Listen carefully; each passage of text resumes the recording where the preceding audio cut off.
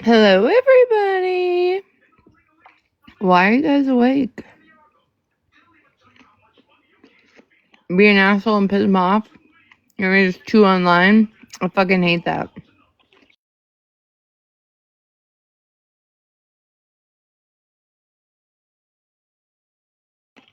I could go find some, like, tortilla chips to eat.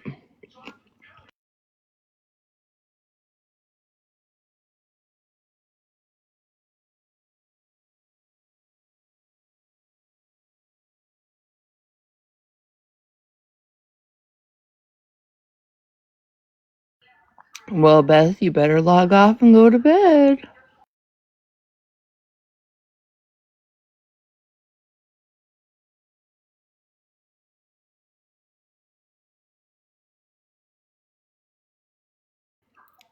Did you guys ever, when Smash was on her, like, eating pickled vegetables out of the jar, and she would have her earbuds in so you could, like, hear the extra crunch right in your earbud?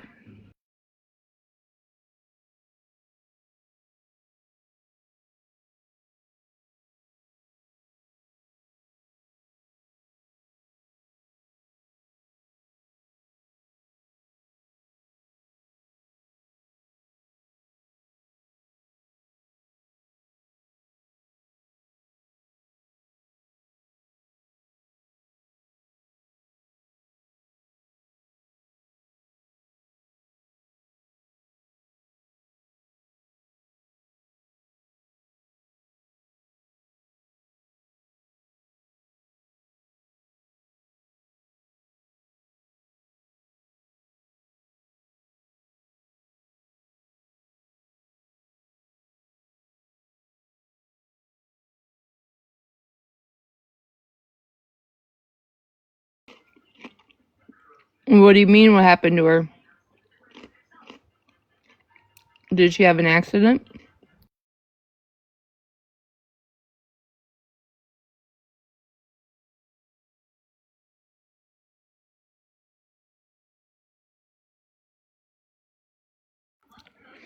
Oh, Jovi, you cannot disrupt her glow up.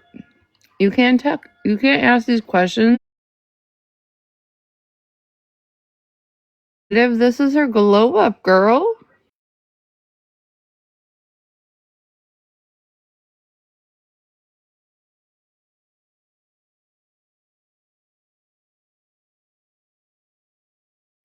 Obviously,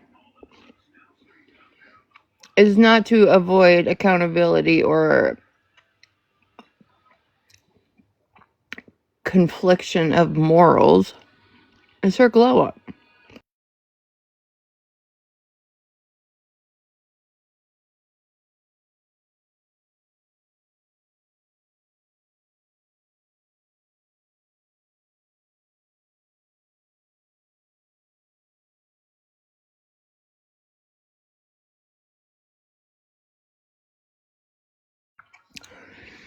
But it was meh. It's just another day. I got this new thing, so that's why I'm on late at night. So y'all gotta deal with me going on late or either super early in the morning, one of the two. But don't worry, you can catch a replay of my live anytime between 9 a.m. and 9 p.m. on some dipshits pages.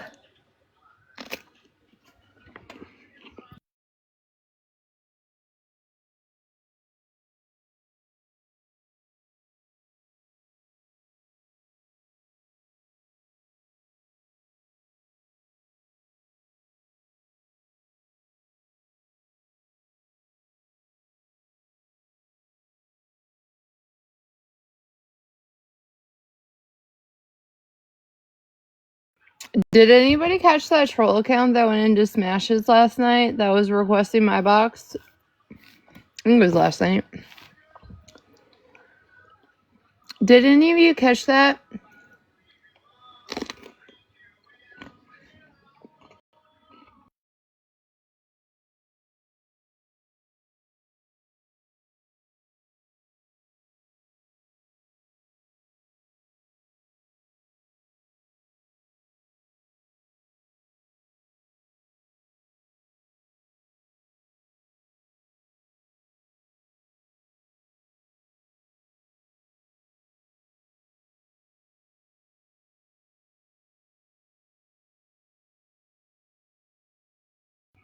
My shopping cart's empty? Fuck. I was gonna go get Snark's lingerie and put in it.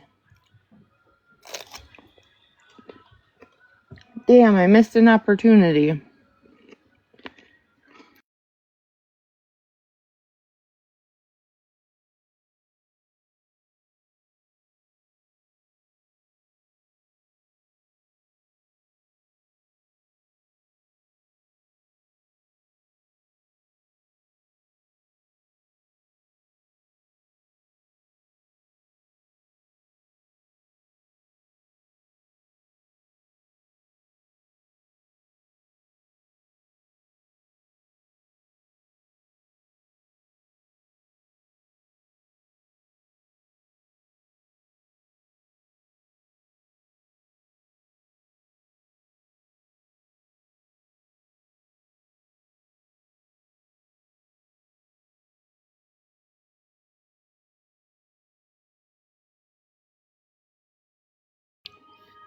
I don't know. I haven't been over to Snark's page to check her out. But I bet somebody will send it to me. I bet. I bet that.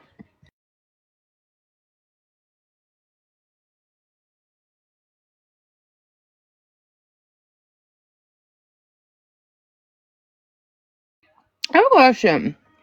So I was watching like the replay of Mikey, a part of it, where like Snark was offering to send Bree a Cash App, and then like Mikey wanted Bree's Cash App, which, hey Mikey, if you want it, let me know. I got you. But she was talking about like her money she was gonna send Bree. When did Snark get a paycheck?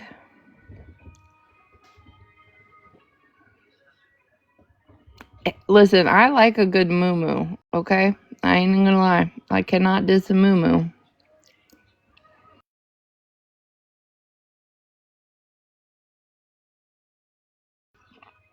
Or she's in like the pay it back era, I guess.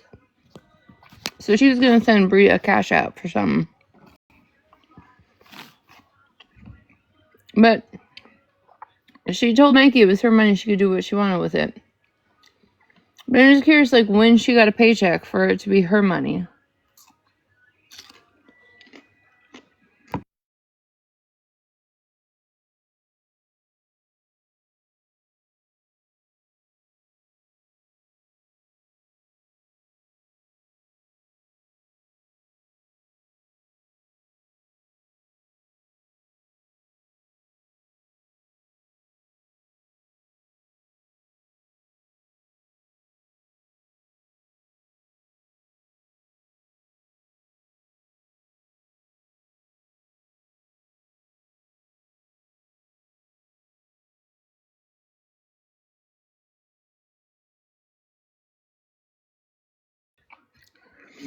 So Mikey probably was on to something when he was talking about like recycled money, right?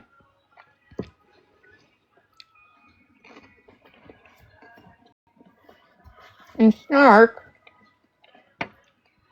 Snarky Poodle, if you're worried about my empty shopping cart over here, for you to continue to get benefits, right? For your granddaughter, you have to claim your income. Now, I know you're abiding by the law, right? And you're letting them know every penny you've made on TikTok and Venmo, even the money that you use Sunshine's identity for. You're claiming that, right?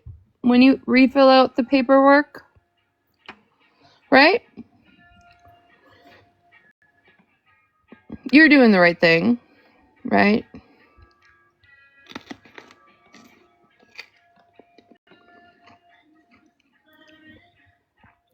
Because I just couldn't imagine an upstanding citizen like yourself doing anything fraudulent or lying.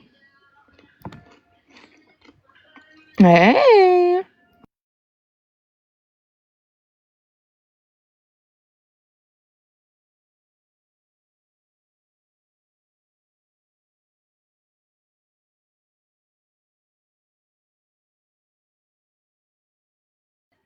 My other question is, we've seen Queenie's laptop that proves she's getting a higher education.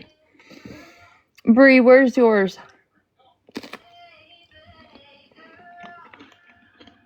We haven't seen yours. And don't say you don't owe the internet anything, because you think the internet owes you everything.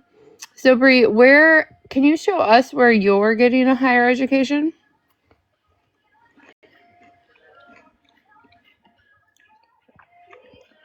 Who's paying for that? One of your sugar daddies? I'm just curious. The internet has questions. I'm asking them.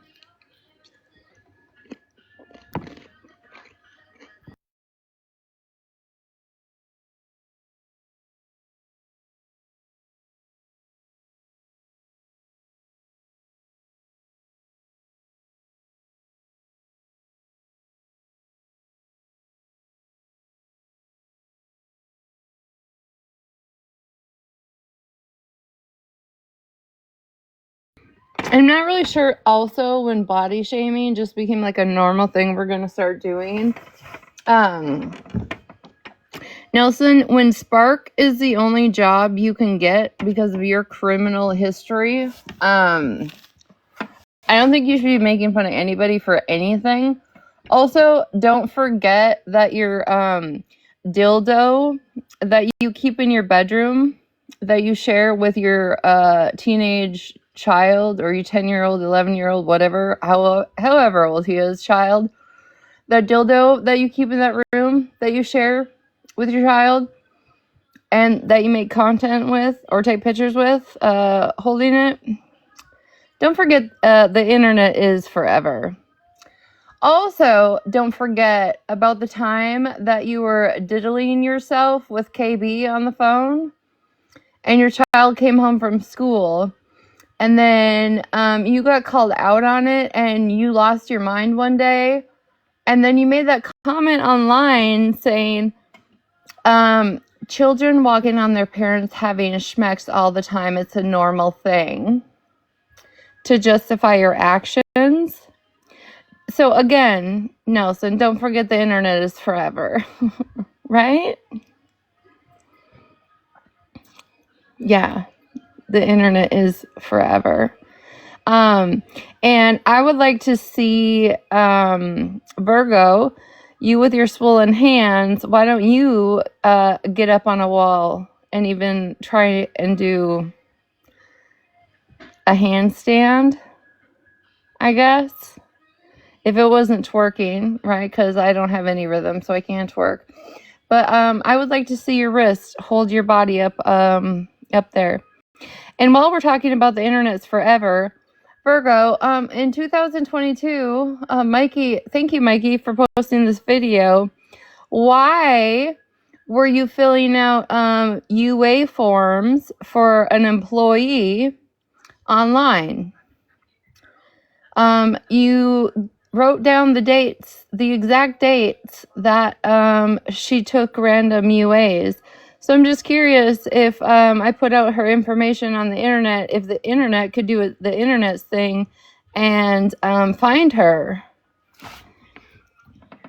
You see how when you guys just come for me for absolutely no reason because I'm really not fucking with you, and then I fuck with you and now you have a reason and now you're going to be upset? I'm just curious. Like, do you see how this works? Because I really haven't done a fuck thing to any of y'all in a long time. But y'all just fucking keep going, right? So, Virgo, do you remember filling out that she randomly took a UA in 22, 23, 24, and they were all negative? Mm-hmm. You didn't cover up her name, though. You were so worried about Blair being written on the pen that you were using to fill this out that you forgot to actually cover your employees' information. Yeah. So, again, the internet's forever, bitches. You guys wanted to go there today, so I guess we're going to go there. How is that working out? How is that going to work out? Because guess what, Virgo? People are not going to call your mother to complain about your actions on the internet, right? They're going to go above and beyond. It's called ethics.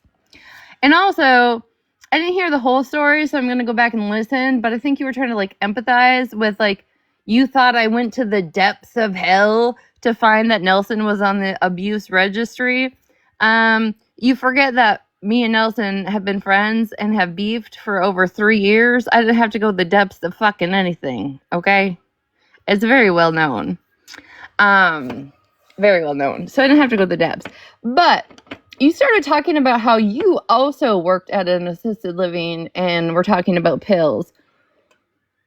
So I'm just curious on also the ethics level, how you're hiring and in charge of UAs for an assisted living if while your addiction interfered with that. Mash, has that been out so fucking for so long? And I don't know if you listened to my voice clip, but I'm sorry, I did possibly post your little semi-crash out last year. But I did. But I was giving history lessons, you know? Context is key. Context is key. But Virgo, also, if you think I'm full of shit and I haven't looked into this in image reversed and did all of the fucking things, okay? Yeah, that's a UA cup right there. Those are levels, right? You just openly did that while you were live because apparently your social media presence is so much more important than the confidentiality of the employees that you have working for you. That is what's fucking wild to me. Okay. So Mikey, when you said, what is this? You should dived a little deeper because right here, Virgo, is when you're filling out the years that she had taken those tests and that they were negative. But I see your hands still look the same, so you clearly haven't got medical help for those either. So when you have the smallest Jimmy Dean fucking fingers, I don't want to hear you talk about my weight whatsoever, because the thing is you can play videos from me from 2000, 2002, even 2003 and 4. The difference is I actually got off my fat ass and lost weight. Okay? So again, when your stomach sticks out further than your tits, don't fucking talk about my weight, Virgo. Okay? Why don't you go spend some time with your kids outside instead of hiding in your closet or the bathroom yelling at them to get the fuck out because you're live? Then maybe you wouldn't actually be a fucking heifer. How about that? If that's what we're doing, if we're body shaming, we can do it. We can do it all day long.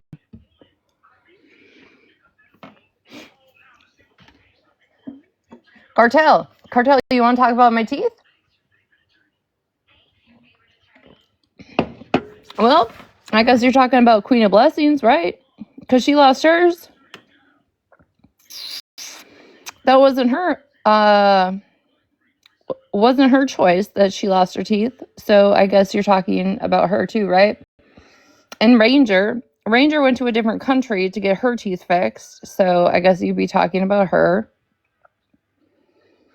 How many other people that you sit next to, Cartel, in those lives have dentures or have lost teeth that aren't their responsibility? So remember, when you make a jab at one person, you might also be affecting other people you're sitting next to. And it's been about 5 days now, Cartel. Have you shown any proof of your inbred racism? Just curious. Have we seen any of that yet? No? Okay, didn't think so. Yeah. And no, we don't have to talk about the Whitakers, okay? We don't. We could talk about Farrell and how she views black women as aggressive, and to the point that black women cause physical violence. We could talk about that too. There's so much I could talk about. Y'all been just yapping for days.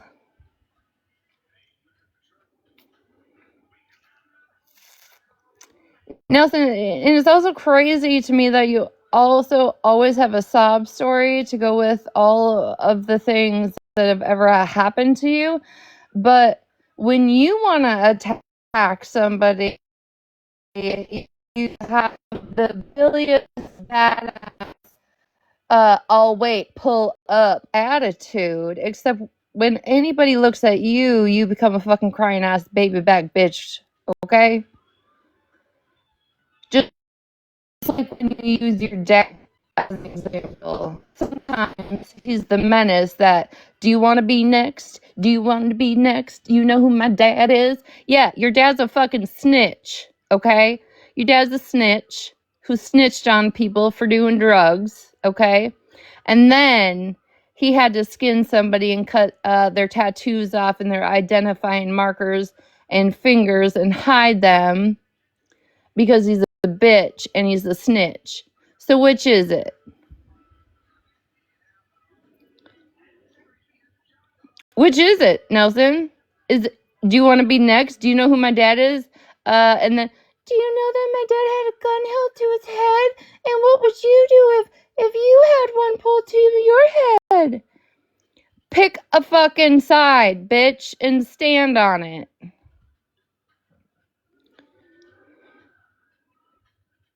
But you really want to talk about the internet forever and Monster? Oh, Monster, you get up there with your threats today.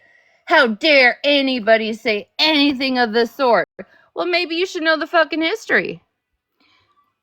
Maybe you should know that Nelson is the one that was diddling herself while her son walked in and she just told her son to shut the fucking door.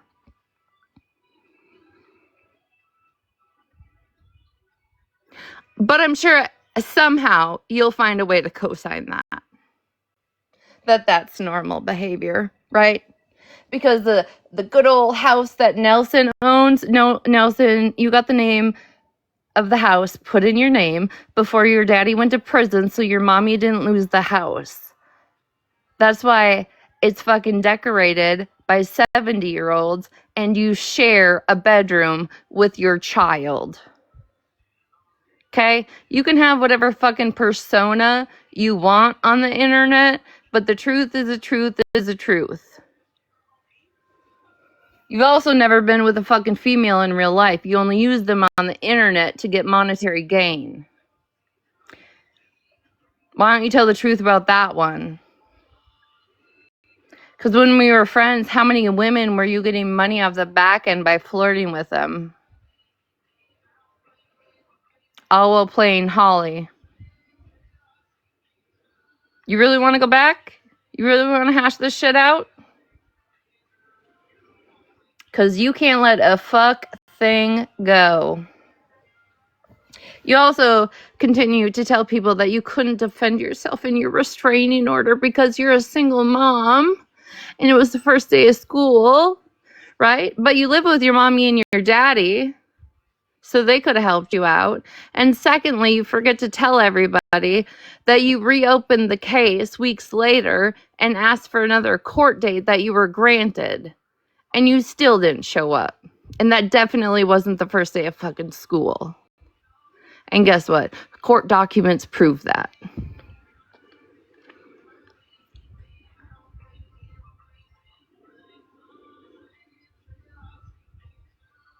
So,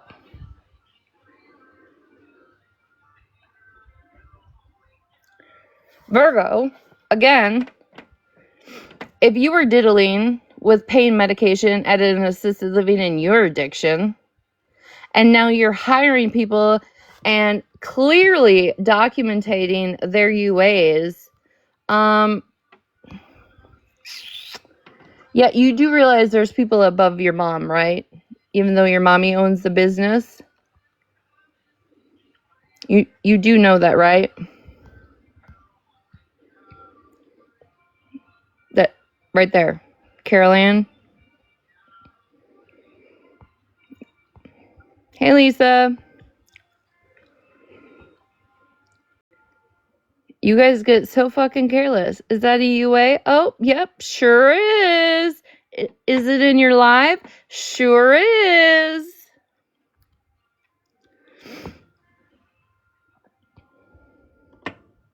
I wonder if I found that person right there while you're just filling that out. And you were just too worried about people seeing the word Blair.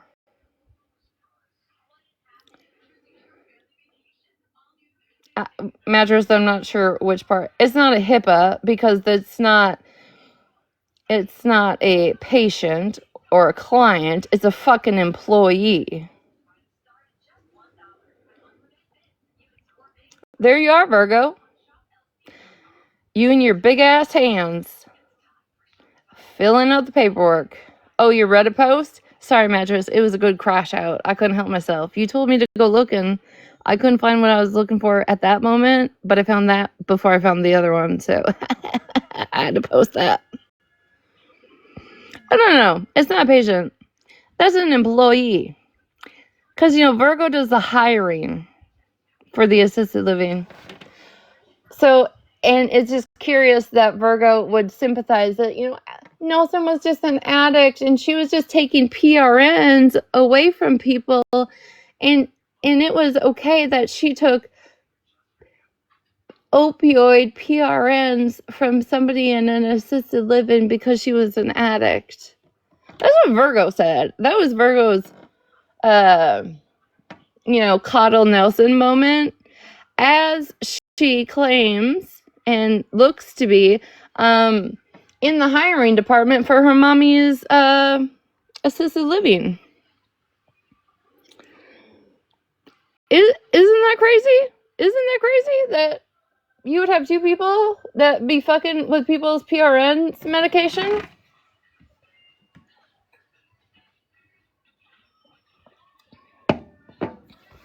Guess what?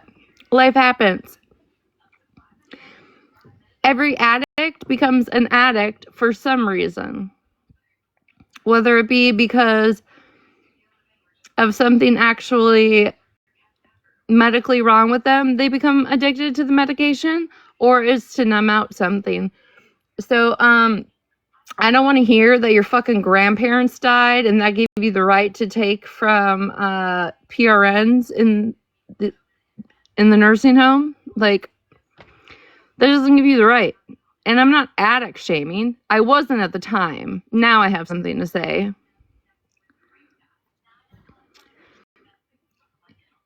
And just because you've never denied it doesn't make it fucking okay. And so, not only does Virgo fill out employees' UA information, she allows Nelson in a box while she's at work. When you have your little moon going, Virgo, and then you want to have like a reaction and you get on screen. But you've made so many videos and been live so many times at work that it's very clear to clip where the fuck you are when you hop on screen, aka your job. So have you got enough paychecks yet to pay OG back yet? Or are you just playing pretend at work? Crazy, huh? You bitches wanted to talk.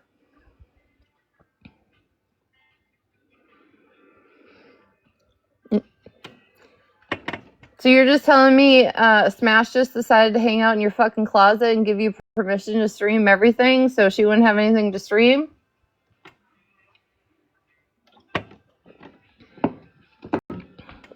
Still weird. Still weird that you're trying to take over Smash's platform. And I don't know if she's too fucking blind or too naive to fucking see it, but Smash been around long fucking enough. She needs to open her fucking eyes. Why are her hands red? Because she was an addict for a long time and she has circulation issues. And according to this document, that was back in, I think, 22, and she still looks that way. So that tells me she still hasn't sought medical treatment for it. You can say I'm addict shaming. You can say whatever the fuck you want, because all you bitches have ever done is fucking talk shit about me, my past, my drinking, and all the things. So don't be fucking upset that I have a fucking opinion to say about you now. Because apparently my silence doesn't even fucking matter. Right? You guys all absolutely know I didn't say a fuck thing about anybody at all, not even a fucking peep for 9 days, and you all continue to keep talking about me. So just like everything you guys approve of Nelson doing, I'm back to when Nelson and I were friends. So there are no rules. When you come from that side of the app, there are no rules, Virgo.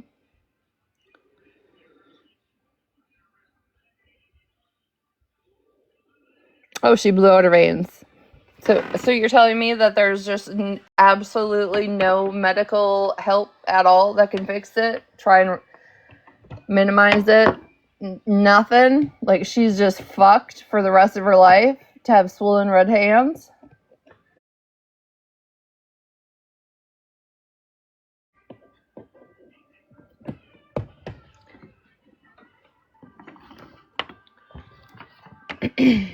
It's okay for y'all, right?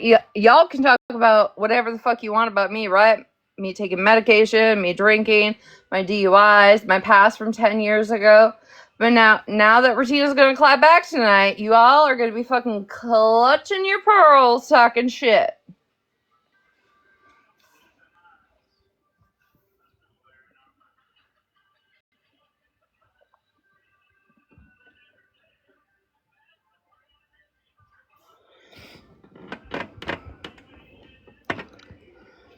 I'm still curious though, Virgo.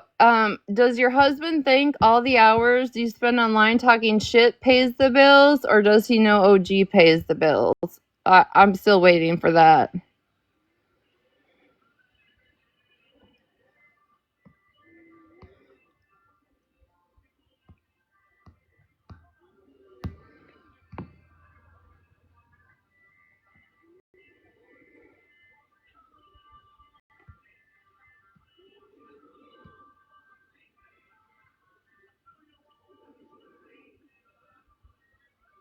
See, Virgo? Mm-hmm.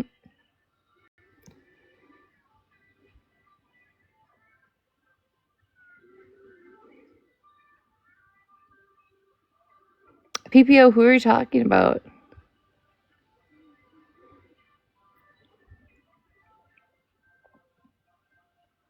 I'm not trying to ignore you. I'm just ranting.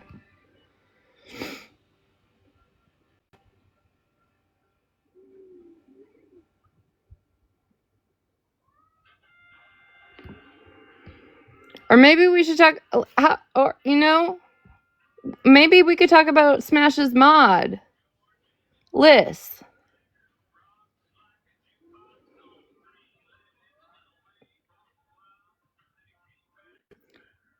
You know when Smash says everybody's welcome in her fucking live and she'll take all the strays? The fact that she has Liz as a fucking also crazy to me that y'all know she is admitted to being a black bisexual, and y'all just run with it. You, Bree.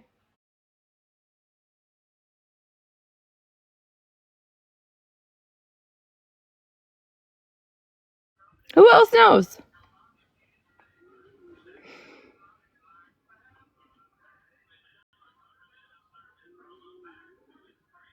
Hi, Sweetbriar.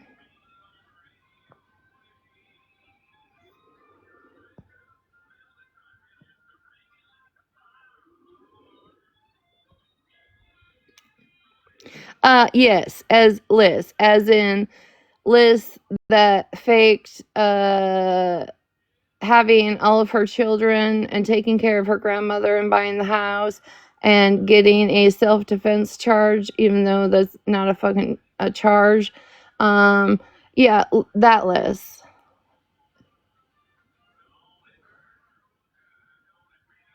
She is a little white girl. Violet, there you go. Now it's Roko's husband or Cozy's husband. Did Forever Grateful come in here? I'm sure she did, because none of her people are on, so she's bored. That's what you call a loser. Okay? But yes, Megan. And I do have pretty good authority of proof that it shall be coming out on a live near you soon.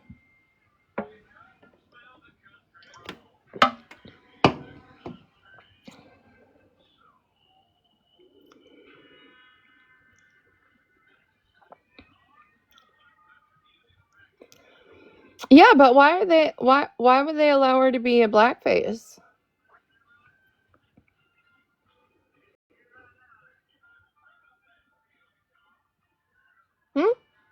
Don't you think that's crazy? And if you really pay attention to the comments, you know how Liz is an expert on everything? Crazy. So is Cozy. Crazy personality. Similarities.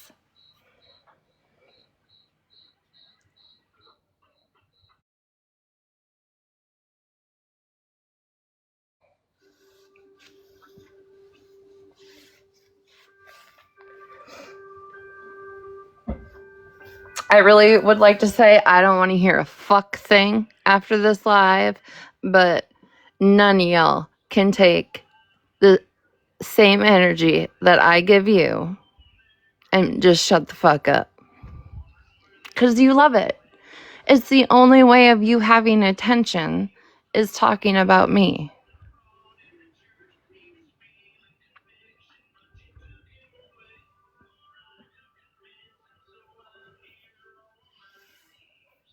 Guess what? I let Stop the BS be in my live last night too. You want to know why? Because I don't give a flying fuck what you motherfuckers have to think about me when it comes to that situation, okay? Because it's not yours to live. It's not yours to go to sleep with. It's mine.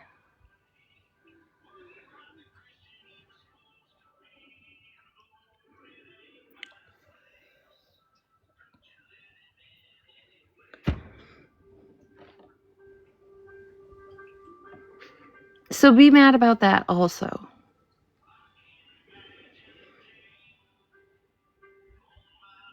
I just want you guys to be pissed off all summer long at me for me living. Just living.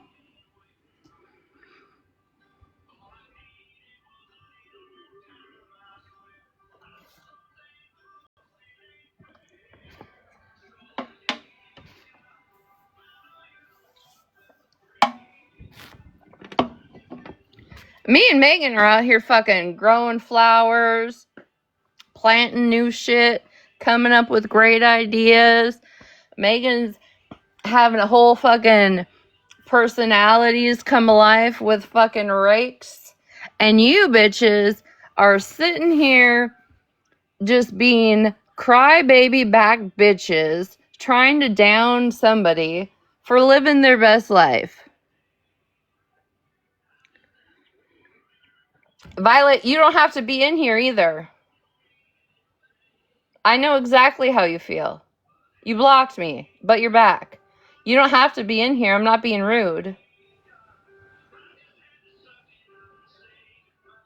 That is for me and me to go to bed with. Not you. I didn't put you in no situation. I didn't put nothing on you. I'm not putting nothing on you. That is me and my situation. That is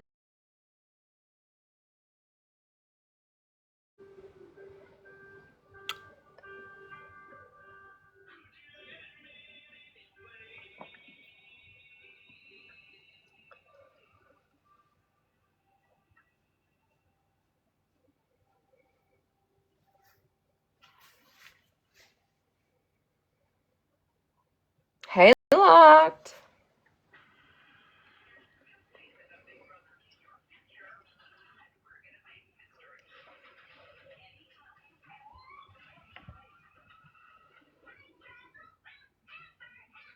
And that's great. And that's for you. And that's for your healing or your understanding or your grief or your anger. That's for you. I can't hold that. You can't put that on me. I can have empathy, but you can't put your feelings upon me, just like I can't put my feelings upon you. I know you're not. I hope you're not taking what I'm saying negatively. I'm just saying. Everybody is always going to have their own feelings when things have personally been done to them. People are going to have their own feelings when things have touched their lives. People are going to have their own feelings when they see things from a different perspective. And that's okay. Sometimes people can coexist and sometimes people cannot. I'm not putting my feelings on you, and I don't expect you to put your feelings on me. I heard you. I heard you loud and clear. And I respected that. And I left it alone.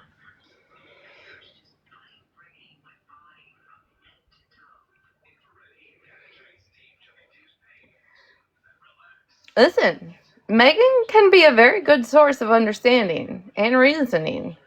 Megan can be funny as fuck. And you know what?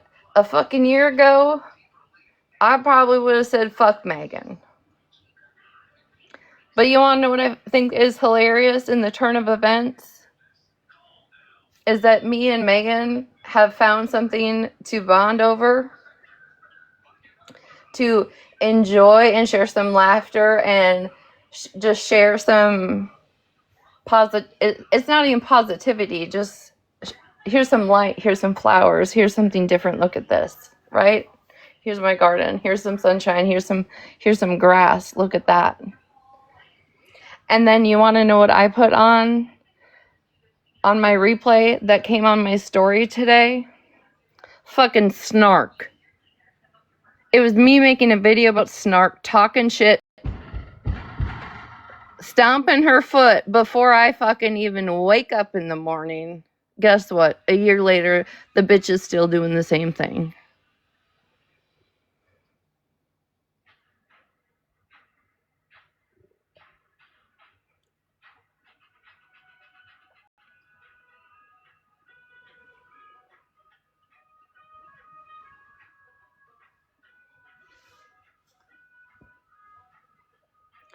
Nelson's counting down the fucking days that she can talk shit about me. What?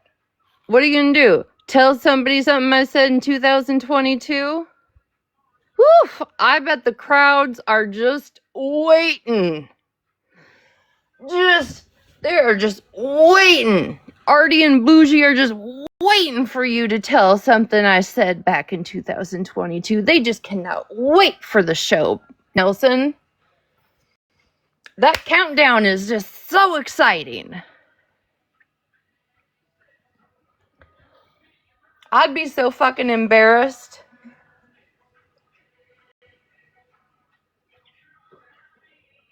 But then I had to sit back and think, Nelson, if you didn't have TikTok, you wouldn't have a fuck thing.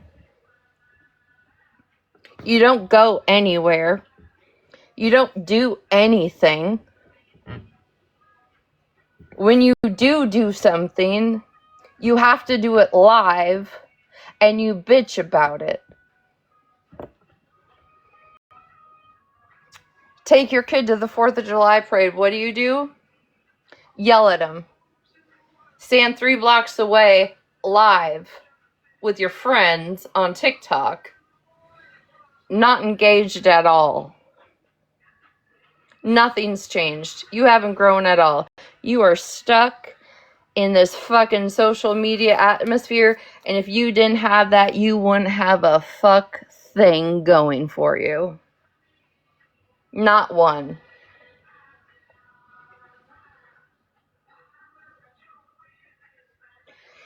And Ranger, you want to talk about my dead dad? You really think talking about somebody's deceased parents is like a fucking dig? I hope when y'all fucking replay this, you don't fucking mute any of this shit. Because really, using a deceased parent as a fucking dig. Guess what? How would your dad feel about how you behave on the internet? Well, let me tell you. Let me break it down for you.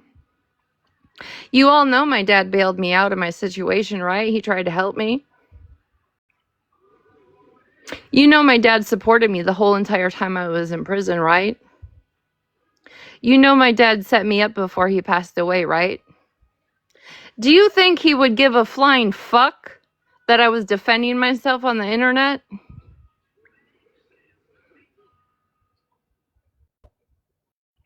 Do you think he would give one fuck that I had something to say to some dirty ass bitch that's sitting on another side of the screen spitting at it? Really? Because guess what? You can literally replay what my dad has done for me. My dad would be fucking proud as fuck as to where I am right now, okay? And me have an opinion or a voice on this internet for a couple hours a week, he wouldn't give one flying fuck about it.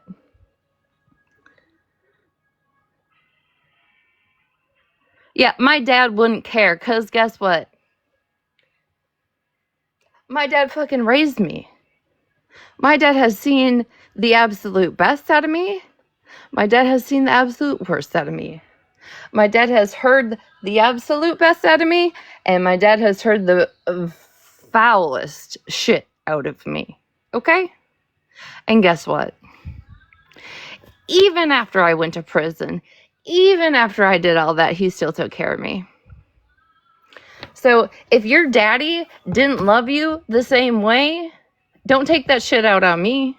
Don't try and project that shit on me. Because guess what? I can go to bed every single fucking night knowing my dad would be proud as fuck as to what I'm doing these days. But go ahead. Try and use my fucking deceased father as a jab, and then think about all the people that sit around you that have a deceased parent.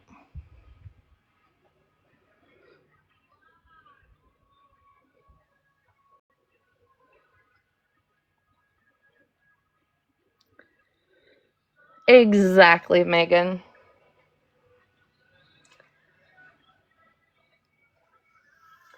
Fucking still a year into my sentence, my dad said, you know what, Retina? I'd pay any amount of money right now if I could get you out of there.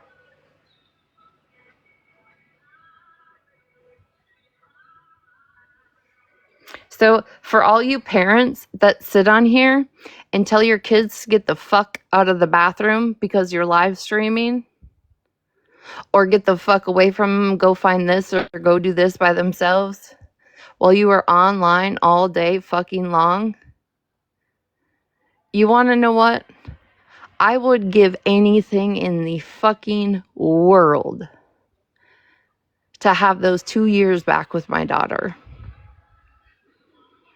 I made the absolute best out of the situation I was in while I was in it, but I guarantee you, I wouldn't be telling her to get the fuck away from me. Do I have to live with that regret? Absolutely. But I do know that while I was in that situation, I made the fucking best out of it. And there wasn't a day that went by that I didn't talk to her unless we were in lockdown. And you bitches sit on live during summer fucking break all day, ignoring your fucking children. You have the choice to ignore your children, okay? That's the difference between me and you. So don't ever try and fucking shame a fuck thing in my past.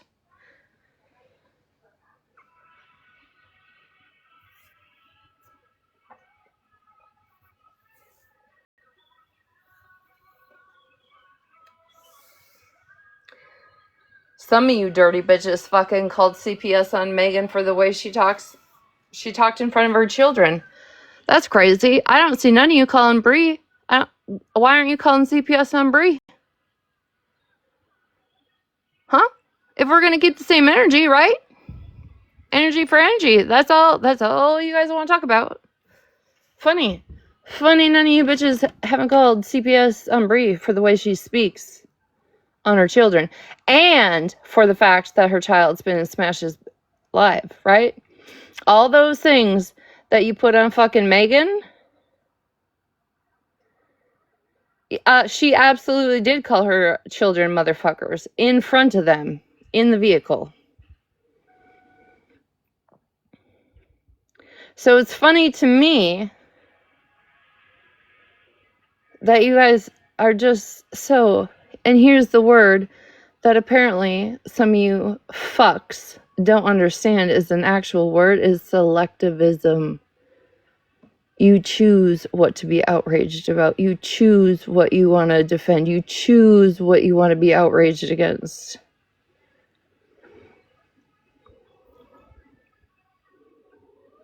And then you guys still sit along with somebody. Listen, explain this to me. Somebody make this fucking make sense to me. Bree, if those weren't your bushes, you looked them up to make sure they weren't your bushes, but you didn't live there, right? And then you got online and you said, well, I told the people that needed to know that wasn't my house. So what, you told a handful of people, your friends, your close friends, that really wasn't your house, while you're on live telling your followers and your supporters that was your house and your children were endangered because I doxed your bushes? So they weren't important enough, even though they support you every day and show up for you? They weren't important enough to know the truth?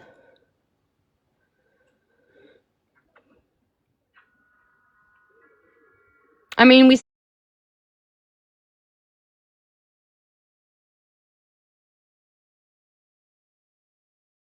and play and now they're in danger. There would have been no playing in that backyard. There was only bushes in that backyard.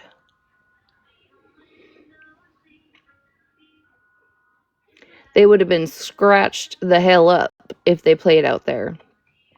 So I'm just curious why you told your close people that those weren't your bushes, but you let all your supporters believe, that I endangered your safety of your children.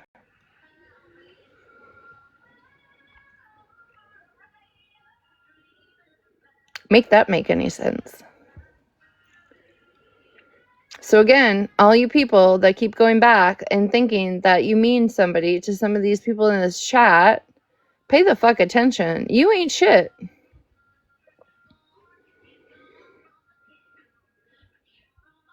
Of course, that's what she wanted. She wanted an outrage, and she wanted people to go against me because, like Queenie said, she's never seen somebody hate somebody so much as Brie hates me. And listen, if I consume you, I'm sorry. I will never apologize for you myself. And Brie, I really have never done a fuck thing to you. Okay? So, the whole thing you did with Isaac and all of that, still super fucking weird to me.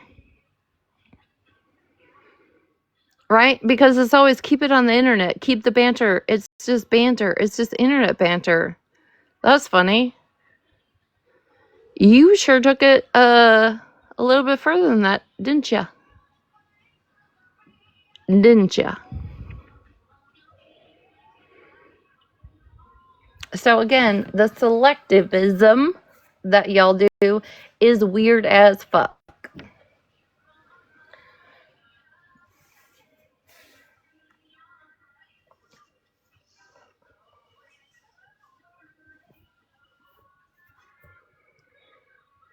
And again, Brie, just in case you missed it the first time, I apologize for calling Queenie a black bitch because she really never has ever said anything to me to the point to deserve that. She also is the only black woman that stood up and said that I wasn't racist while you were trying to go around the sap screaming I was racist. So, again, there's a difference in Queenie with you, just like there's a difference in Unknown and you. That's why me and Unknown can have a conversation and come to a mutual understanding and move forward. And I told you to get fucked. And I will continue to tell you that I can be 6 feet under and I'll ask them to put me on my belly so you can kiss my ass 6 feet under still before I apologize to you for a fuck thing I've ever said about you. I stand and lay on that one.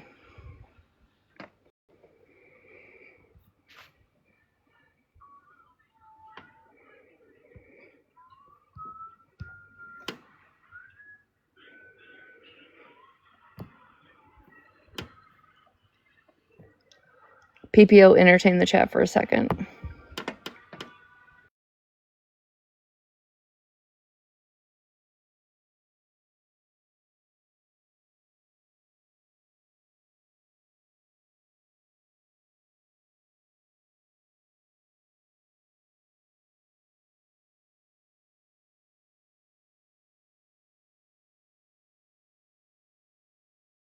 That's right, Megan. 40 days and 40 nights I might be on this bullshit.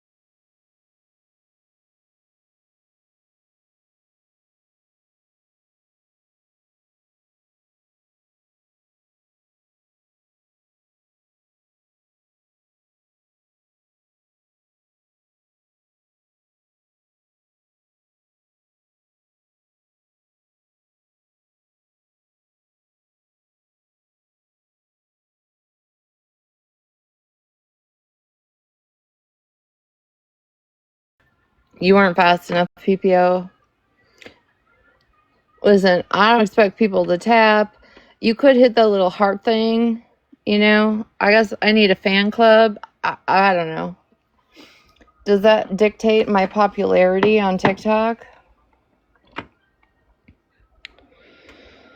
I'm fucked.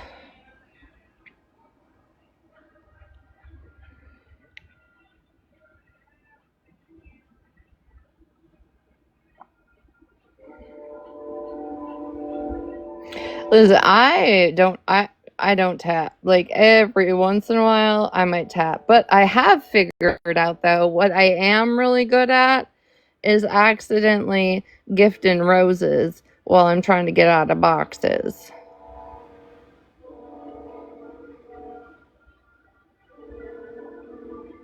You're feeding your dog. Well, are you hand feeding your dogs? Because listen, when I get home, I get harassed. And then I have to open some wet food, throw it in a dish, and call it a day.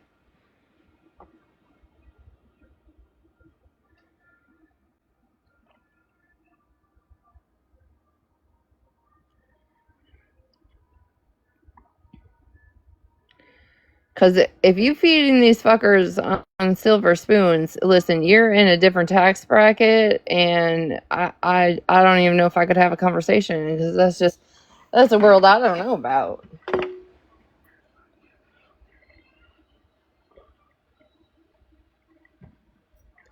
Nah, PPO, don't you be fucking lying in my comment section. PPO.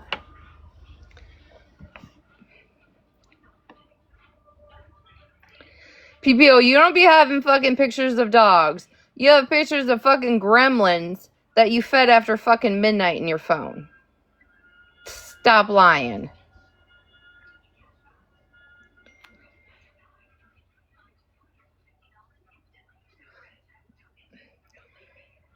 What is that one dog that's now got its own like cap cut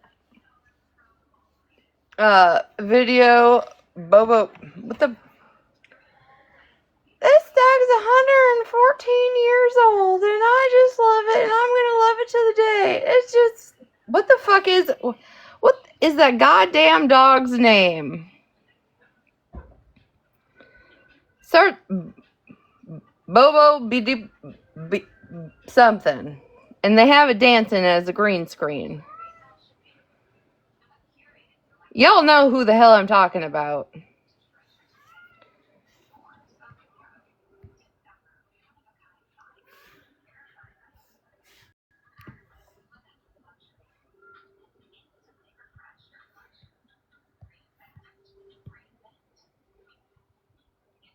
Brittany, you know what I'm talking about? That dog is blind. You can tell it's blind, or it's got cataracts.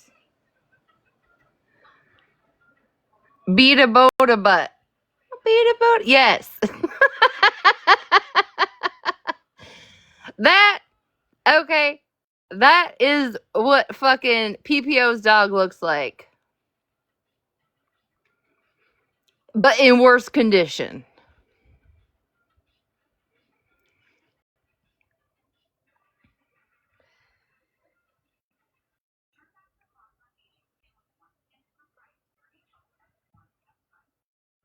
She's gonna give me just the right picture, and I'm gonna make it a whole CapCut fucking video, okay?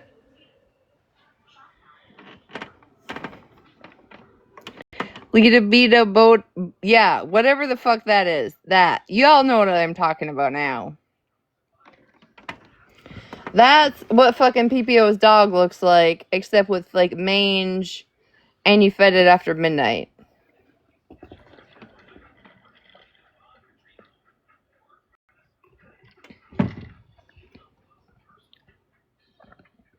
Connie, I am being nice. I'm giving you a very specific, detailed visualization of what the fuck that dog looks like.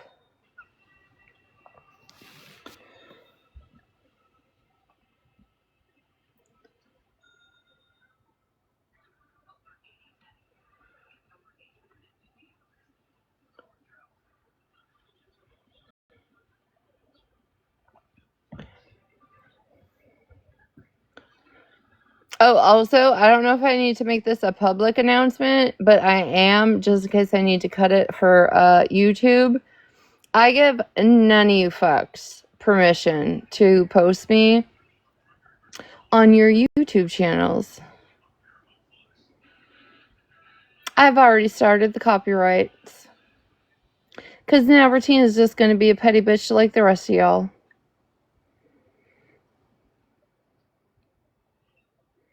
Listen, you can send me 16 pictures and I ain't opening 14 of them.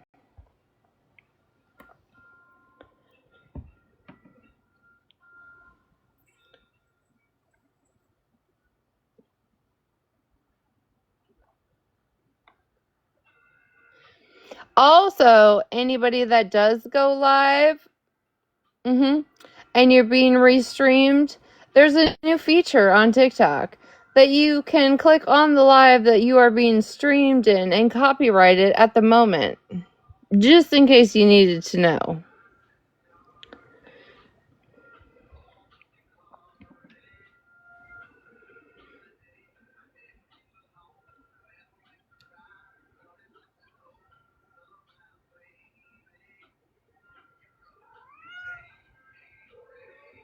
To AK? Like, MJ's mod? AK? Or like the other AK?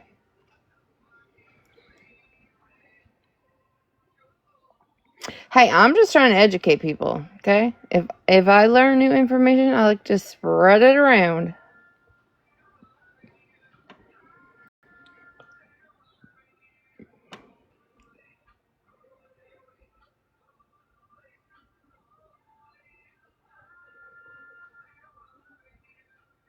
Yeah, Violet, wouldn't that be great?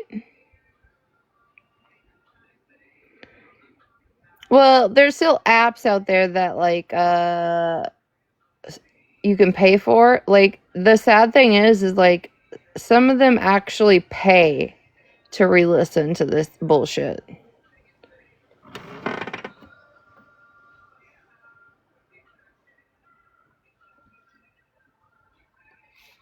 Can't afford your light bill, but you can afford to restream people on the internet.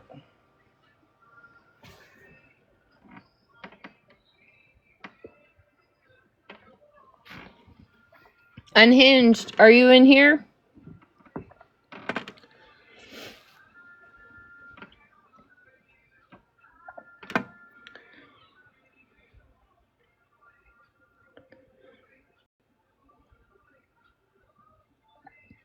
I'm loving you. You know my one drink theory?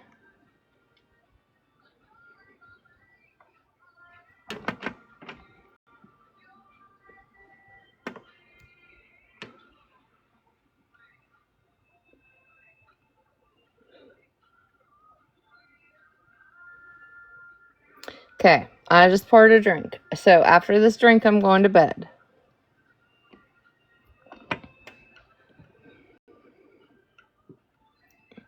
Yes, Violet. Yes, it is. I am loving you.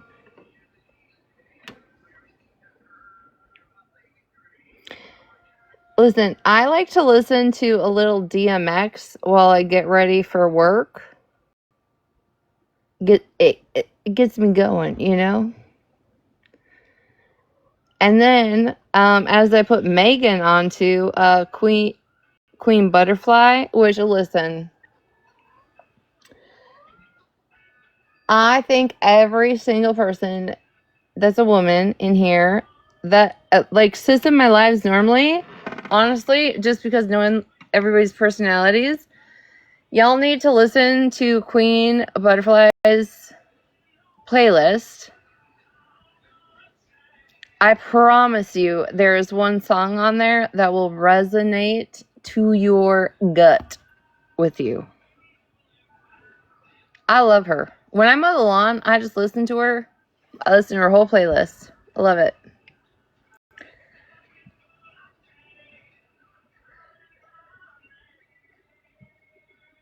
She has a page on TikTok. I know she's on Spotify. I think you can find her on YouTube. But even though, like, Daddy's Girl has nothing to do with, like, my dad's relationship, I can guarantee the people I know, it would hit with some people that sit with me. And I just think every single person should listen to her. She has some phenomenal songs everywhere, from fucking social media to fucking real life, small town, fuck you're a Christian, you know, predators sit at tables, you know, sometimes. Like, they're all of her songs. Y'all need to listen to her. I promise you, something will resonate. I love listening to her. But DMX gets me going for work in the morning. It's probably why I got an attitude when I walk in the door. But, and then I'll be listening to Florida Georgia Line. Ooh, it depends on your daddy issues. But there's a song that's,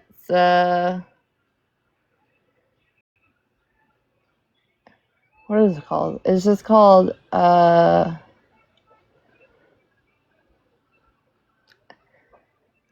I think it's called Daddy's Girl. I love Cody Jinks is a great one. There's a new guy I started listening to. I'd have to find him. He's on my TikTok's save list. But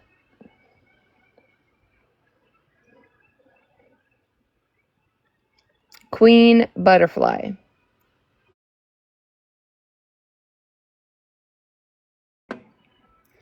If you guys tune in to Megan this morning, she found her. Most people probably know her. I think her like hit song that got her like recognized was "Piss Them Off on Purpose" on TikTok.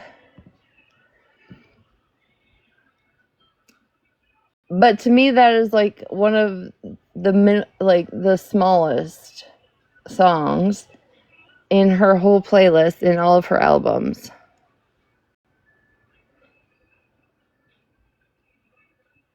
I like Cody Johnson too. But yeah, if you scroll your FYP, I'm sure you've heard the whole haters gonna hate, piss them off on purpose. That song, that's her. But she sings on some like gut wrenching shit. Violet, listen, Violet, there ain't nothing you can trust me on. Nothing.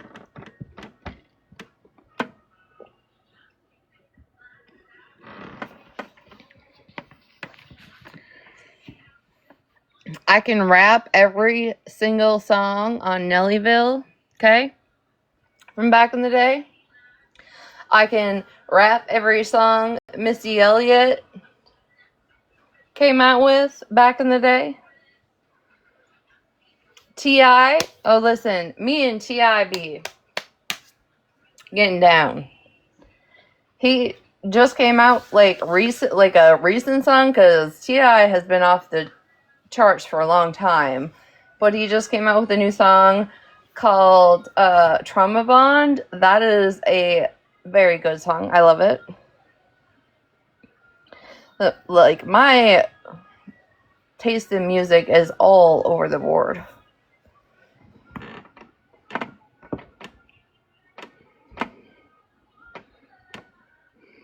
I know, Violet. I probably should have been raised in the South. Could you imagine me with a little country accent?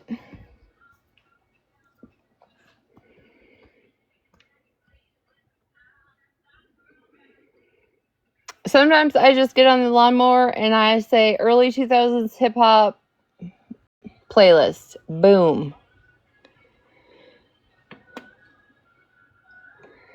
And I just be jamming.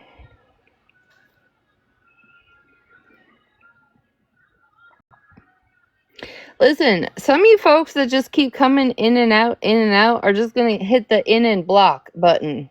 Okay?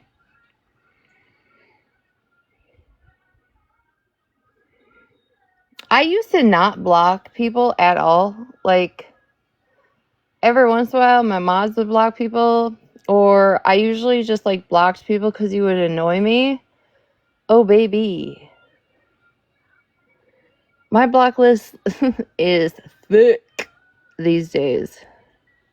Connie, I ain't worried about you.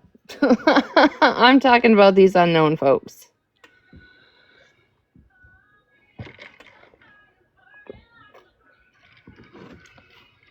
I've seen Eric Church in concert. I've seen Nelly in concert. I've seen Eric Church. I've seen Buck Cherry, Avenged Sevenfold, Seether,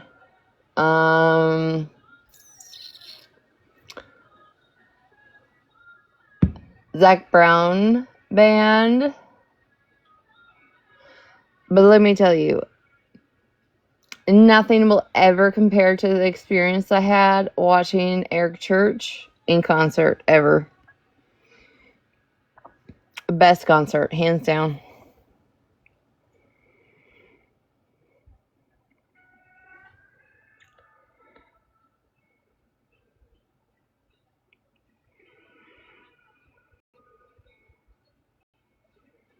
See, yeah, Violet, that makes sense. I can see that. I can see that.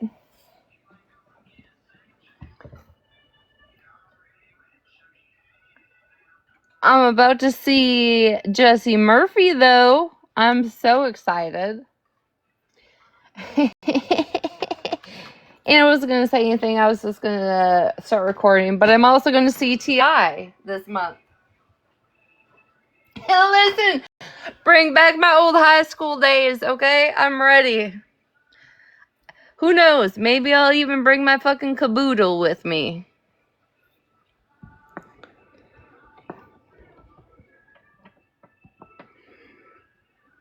Enya is good.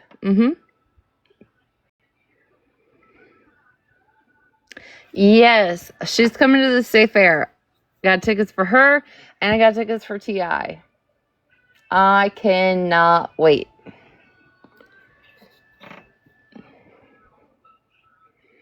Jelly Roll came last year, and I just like I liked him, but like I just wasn't.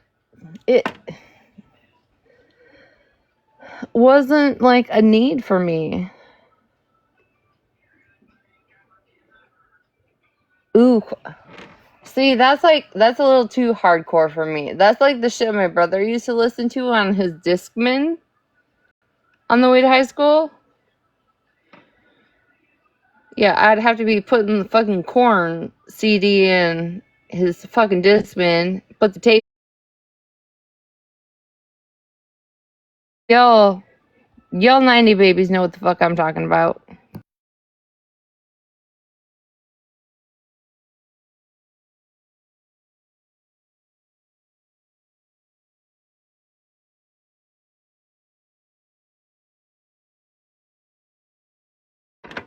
Listen, I went in the ditch one time trying to change my Discman in the middle of the winter ditch. So I had to climb out of this fucking steep ass ditch in the middle of the fucking winter. It was like 20 below. Called my fucking grandpa because he was the closest one to fucking come get me. It was like 5 a.m. It was terrible. About froze to death.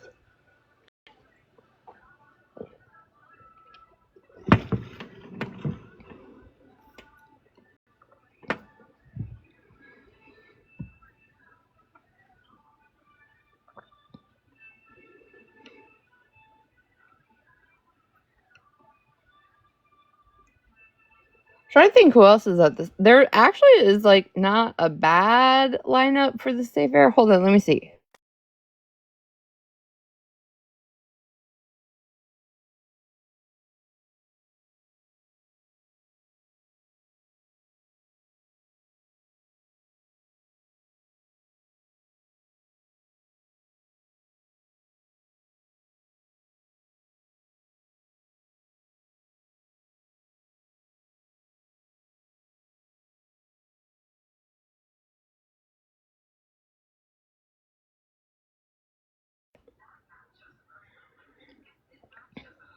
Alex Warner, I was thinking about going to see him, but he to me he only has like two songs that I'm like familiar with.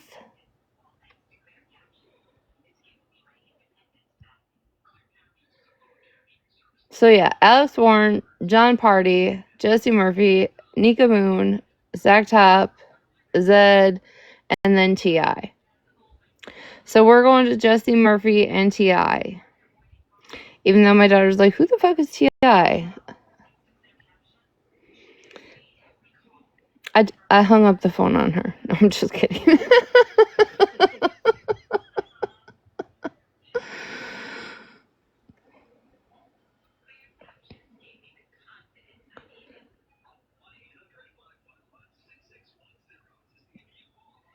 I'm not gonna lie, like the North Dakota State Fair normally has a pretty good like choice of artists. They had what is his name? He's a young kid. I think he's a redhead, usually has long, kind of shaggy-ish hair.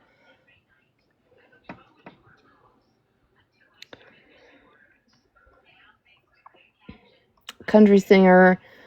I think he was with the fuck is his name? Where is my brain right now? See, this is what happens. I was just talking to somebody about this earlier. My brain just like zaps out, and I can give you all the details. I just can't think of the name.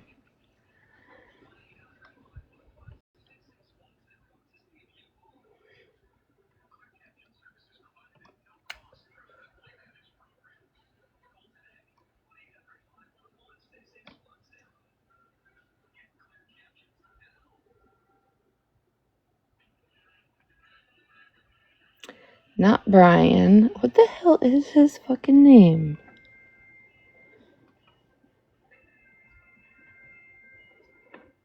I can't even sing one of his lyrics right now. Brain's just shot. It's too late at night.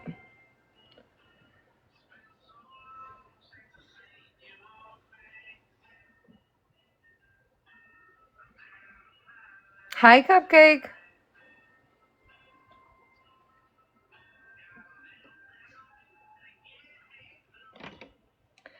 Zach? No, not Zach. What the hell is his fucking name?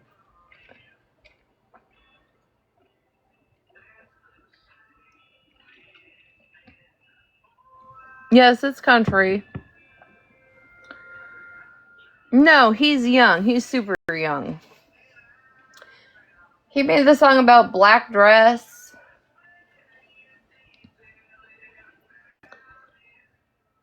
He's more of like a TikTok personality, I feel like, than a country star.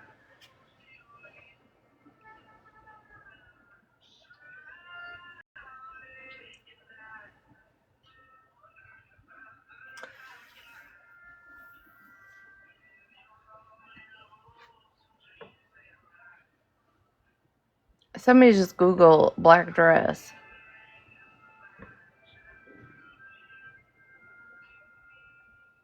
No.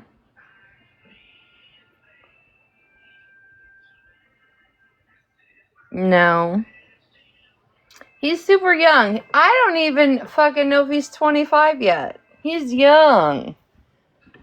I think he was signed with Upchurch for a while. I think they had a falling out. No, but I do be liking me some Cole Ford.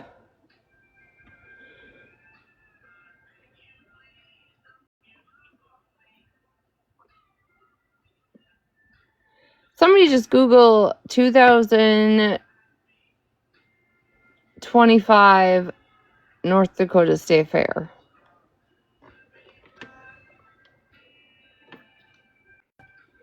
Listen, I love me some Upchurch. Listen, his TikToks, he don't give a fuck about nothing. No, not Chris Young.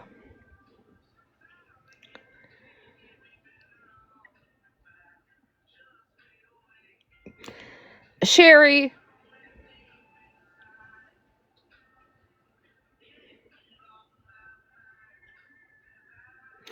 No, not Morgan Wallen. Jesus. Trust me, I would do a lot of things to see him. I love Adam Calhoun. His song, Raise Hell, Violet. Do you know that song? That is my absolute favorite song by him. And if you were on my Snapchat, you would know that because I play it a lot.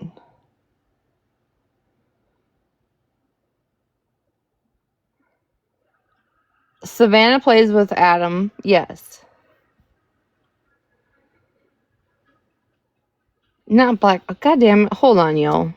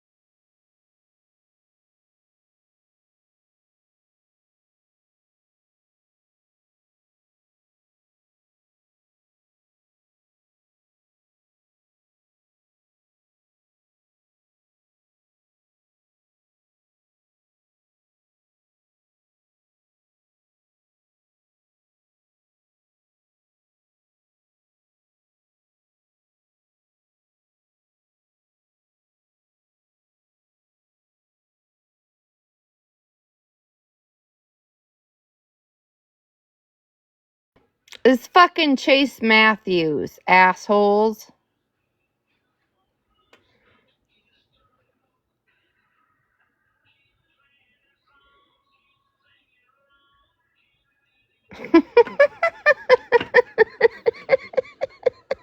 That took so long.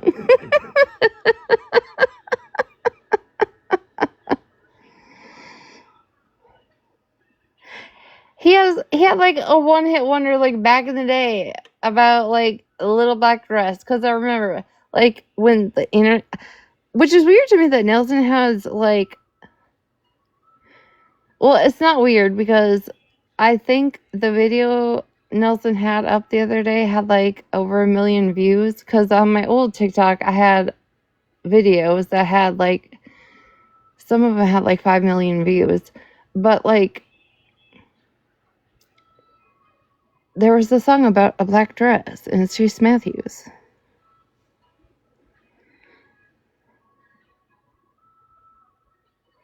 I know I said I didn't, I literally just said I don't even think the dude's 25. He's young as fuck. Well, back in the day was like a few years ago to me. When I talk about back in the day, when I'm talking about TikTok years.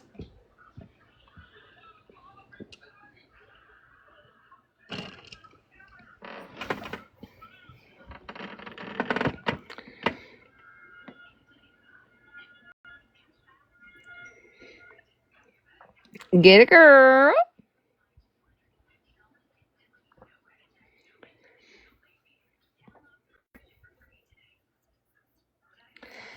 And it was crazy because my most, on like my first main account, my first viral video views, and then like randomly it just started going viral again, and I think it got up to like 7, 8.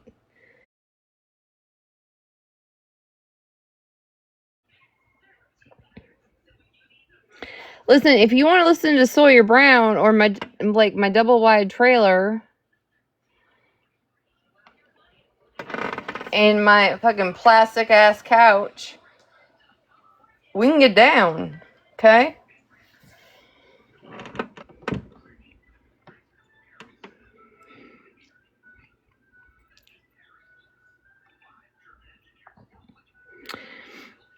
Listen, Krista, when I tell people back in the day, if I still had my main account and my main Reddit page, the way I could cancel people,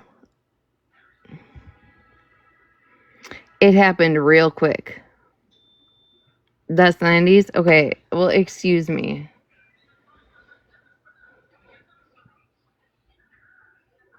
Do we need to listen to Little Jailhouse Rock?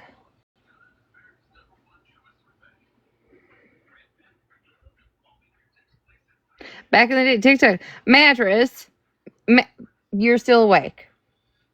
Am I not lying when I say my first main account and my main Reddit page, if Retina decided she had a fucking issue with somebody, it would take less than a day to turn thousands of people against somebody.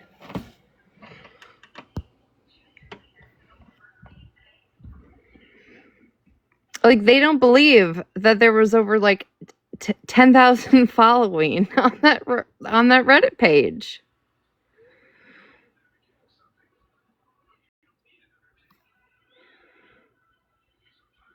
People still are like, what the fuck are you talking about? I was like, listen, you just weren't around. I can't explain it to you. You just weren't around. They could turn on me. They turned on me just as quick, okay?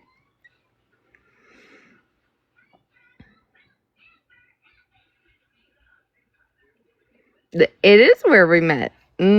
Sure is.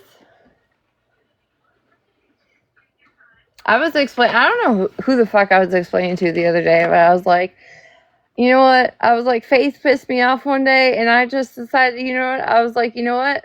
Now that you doxed me, I'm just going to take all my Reddit folks to TikTok. And all these terrible Reddit comments are going to come to TikTok. And I'm going to give all my accounts away.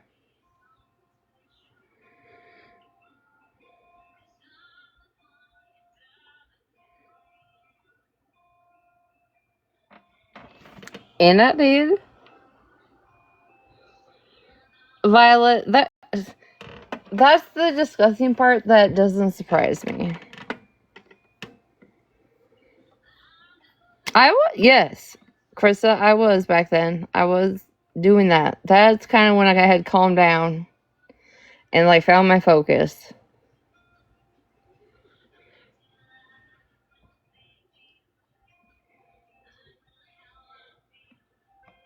Lego lady, I don't know if you're like sleeping. I'm not accepting you into the box because you keep coming in and out, and I'm just not sure. Lego Lady goes into a lot of our spaces, but she doesn't do boxes, so she's Okay. probably I was yeah. like, So, this is like the 15th time she's requested a box. So I'm like, I'm just not going to do that. but no, Mattress, I did. I remember the first live we ever went live with. I think every box but one was my account, and I just given them away to people on Reddit to have a voice. See, I'll always help the underdog. but no, there's been a listen. I've been watching the live replays on YouTube, and there has been so much flip floppy back and forth. Like it's, and am I hypocritical for saying that? Yeah, probably because you know how I felt about what you did, and then I walked away from you and I'm mad at myself. But the difference with me is when it comes to certain topics, I get triggered and I see red. Um, and whenever I calm down, I have time to think logically, and then I reflect not only about what said person did, but how I reacted, and then I can move on from it. But a lot of these people that are upset about people sitting with certain people, they're doing the same shit. And it just, oh my god. The flip flopping on this fucking app is wild to me. Yeah, didn't like Amanda make Bougie cry and tell her like to pretty much get out of her space? Yeah, I remember that live. Amanda was like, I have an announcement. Bougie is no longer welcome here. And then Monster was all up in arms about finding out that Bougie was the one who originally posted her child's picture.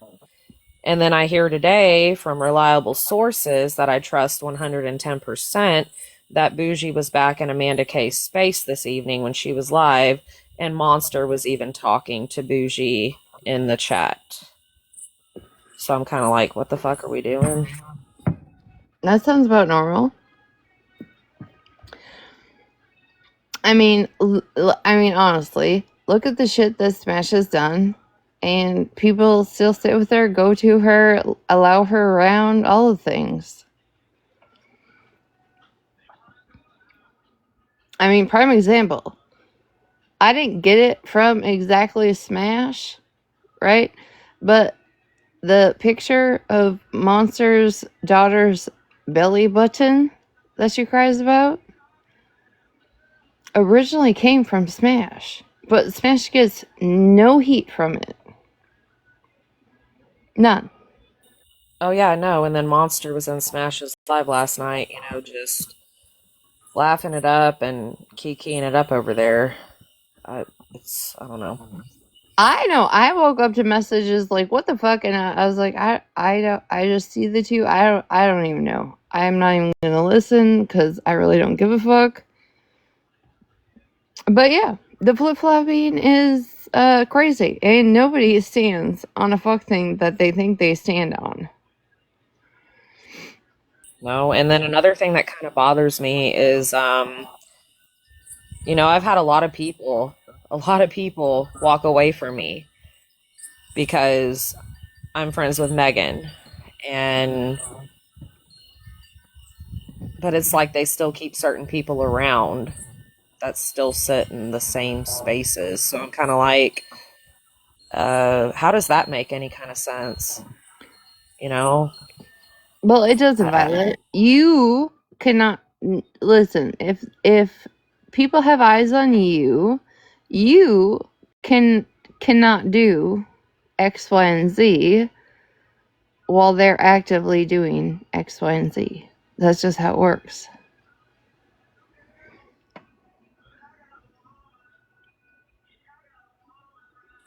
and you know, another thing that's kind of like weird to me is people that are on this app daily talking about get predators off this app, you know, protect the children, protect the children.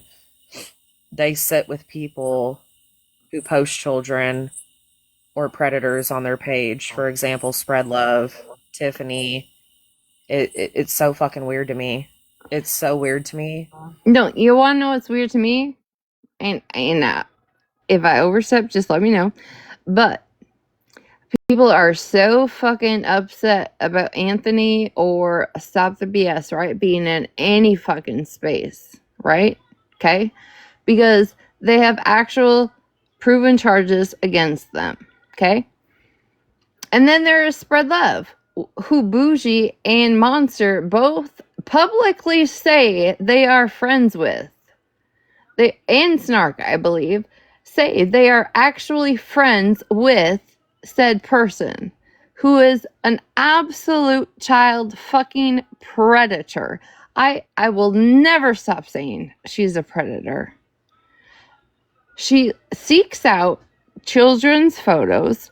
She uses any type of trauma like associated with that child and puts it on her page. You can never, nobody can never, ever, ever, ever, ever, ever tell me that Spread Love is not a fucking predator. I don't care. Oh, I fully believe she is. I fully believe she is because whenever Tiffany was posting my essay abuser, Spread Love joined in on that shit and started posting my essay abuser and like merging pictures of me and him together in videos saying that we were going to get married and she wants to come to the wedding and shit. It was fucking creepy. That is And predatory behavior 110%. and that's the type of person that Monster says, I'm really good friends with. I love Spread. I talk to Spread all the time. Spread's my friend. And that's whenever I posted a video on my TikTok page. It was one screenshot because, listen, I keep screenshots for a short amount of time if I have to take them and keep them in my phone, but then I delete that shit because I don't have the storage space. But Not I think it me. was whenever. Not me. I got screenshots from 2021. Bitch, if I ever have to prove myself, I'm gonna be able to. I mean, we all know that about you.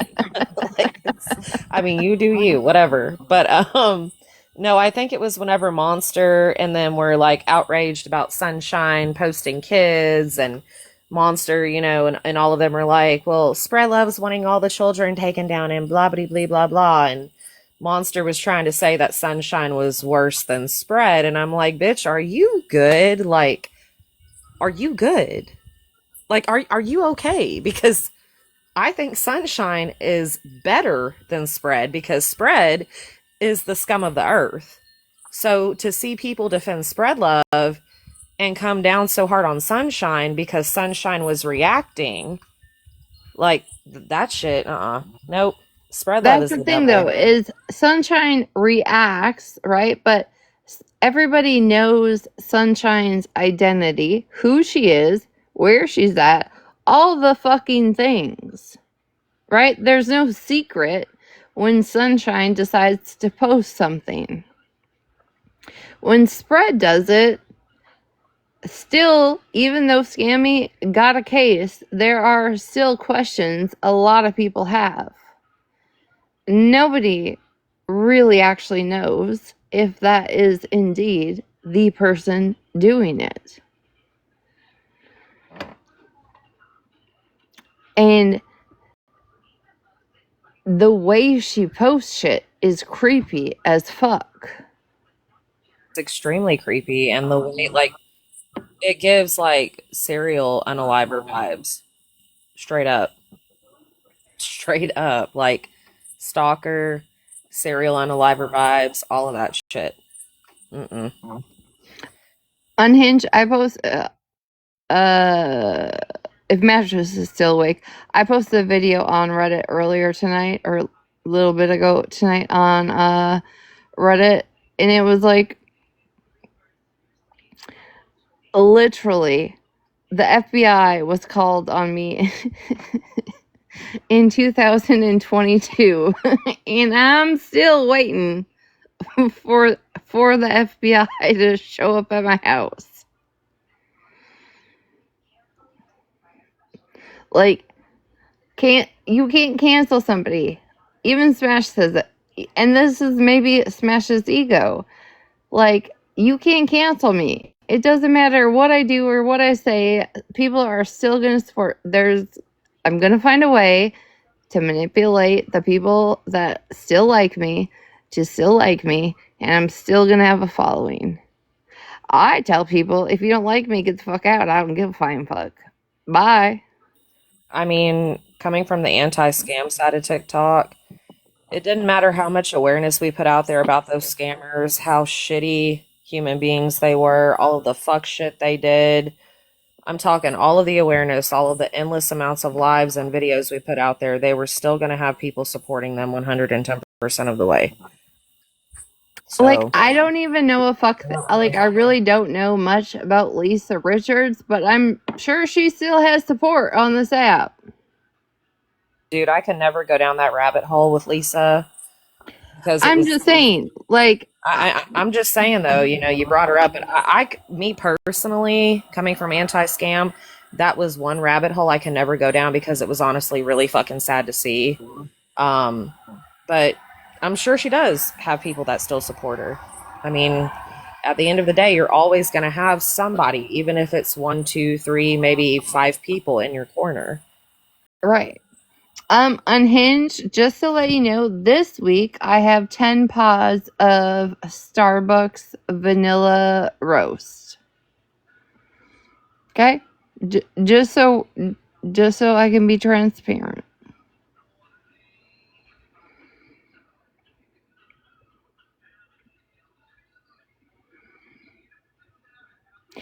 That I don't know. I'm just like earlier, obviously, I popped the fuck off when I came live. I had some shit to say because it doesn't matter. Like I said, it doesn't matter how long I'm quiet. People just keep yapping. And then when I respond, it's a fucking issue. Okay? Because tomorrow is going to be a huge fucking issue. Everything I said tonight. Oh, and you know, this shit's going to get replayed probably tenfold when they see that I was in your box. And I really don't care. Like, I'm at the point, Retina, where I legitimately don't give a flying fuck what people think about me on this app anymore. Um, Well, welcome to the club. You should have came here sooner. and you know what? Yeah, you know, I came to you privately. I didn't go Mhm. public and address it. I came to you, and I was very fucking pissed, and I yelled at you, and you know, it took me a few days, and I had a lot of foul shit to say about you, Retina. I absolutely did. Yeah. Um, and then you know, me and Megan had a phone conversation, and she got me to see things from a different perspective. Do I agree with what Megan did? No, she knows that. Do I agree with what you did? No, I don't. But like you told me earlier, you respected me on my feelings, and you did, and I thank you for that. And you said that's for you to answer to. That's your business. I personally don't like Stop the BS. I think she's an evil, vile, sick fucking woman, and her son should not be walking or breathing on this earth because that's how I feel as a survivor. Anybody that harms children, especially in an SA manner, you do not deserve to live. But me as a survivor, I can say that when I came to my senses, and I've been watching a lot of shit unfold lately with live replays, that I've calmed down. My rage has calmed down. Whenever I was in Sunshine's Live the other night, and we were hanging out right before the 4th, we were all talking and laughing and shit. I was calm then. My emotions get the best of me. I am the first one to admit that, and I lashed the fuck out. But I don't think you're a horrible person, Retina. I don't. Um, Here's and I my don't. question. In all those Okay. messages you sent to me, right? And the snaps and the videos you made, did I respond to you in any derogatory way? No, you didn't. You basically told me, if that's how you feel, that's how you feel. You and I took that kind of like, well, she don't give a fuck in the moment. I was like, she don't give a fuck. But I press it with you any further? No, I didn't. I did what I did. I unmodded. I walked away. I removed you as a mutual. I did not block you. I got you off of my snap, of course. But no, you did not proceed, and you were not rude. You were just like, well, that's how you feel. That's how you feel. That's all you said to me. Right, because there's just, I think, certain things in life, it doesn't matter. You can argue, I can argue my point, you can argue your point, right? Until we're blue in the face. And at the end of the day, how we feel is still going to be how we feel unless there's space to grow or understand or change or anything, right? So to me, I have learned on this app, I don't need to just because you disagree with me, I don't need to attack you. I don't need to tell you, you know what, Violet, get fucked. If you don't like it, go fuck yourself. You know, there's no need for that. Like, if that's how you feel, cool. You did what you had to do. And I'm okay with that. And this is a trauma response, and I've learned it in therapy that I am so comfortable with people just like walking away from me that like I don't need to respond. If somebody wants to walk away from me, they're going to walk away from me. I'm not going to plead, I'm not going to bargain, I'm not going to beg. You know what I mean? And that is a response that I have learned a long time ago. That is just one of my trauma responses from shit that happened a long time ago. And so that's why like, if people don't like me or disagree with me, go ahead, walk away. It's okay. I'll be okay. I'll keep. I'll survive, and you'll survive. You know what I mean? I don't have to degrade somebody that has a difference of opinion, unless you're any of the motherfuckers I addressed at the beginning of this live. Y'all can go get fucked. But talking See, about like this situation, I I didn't need to respond. That's a is a very sensitive subject, and I respect that. and you did respect it. You absolutely did, because I didn't hear you. I mean, you didn't post any videos. You didn't bring me up whenever you were live or anything like that. And honestly, I'm trying to work on that myself, Retina, where if people want to walk away from me, I have to let them the fuck go. And that shit's hard for me to do. Not with everybody that I meet on this app, but if I call you a friend and we talk about some deep personal shit off the app and we get to know each other, when you shut the door on me, it's really hard. And I have a habit of that. Like whenever you set boundaries with me and you walk the fuck away from me, I'm like, wait a fucking minute, no. You're gonna hear my hurt because I don't understand. But at the same time, I'm just like, I don't care anymore. I legitimately don't care anymore. But it's still hard. And to see so many people unfollow me, unfriend me, walk the fuck away from me, but keep certain people around them because of who I sit with and because I don't cut people off at the drop of a dime. Dude, that shit sucks. Like, it fucking sucks. Yeah, I mean,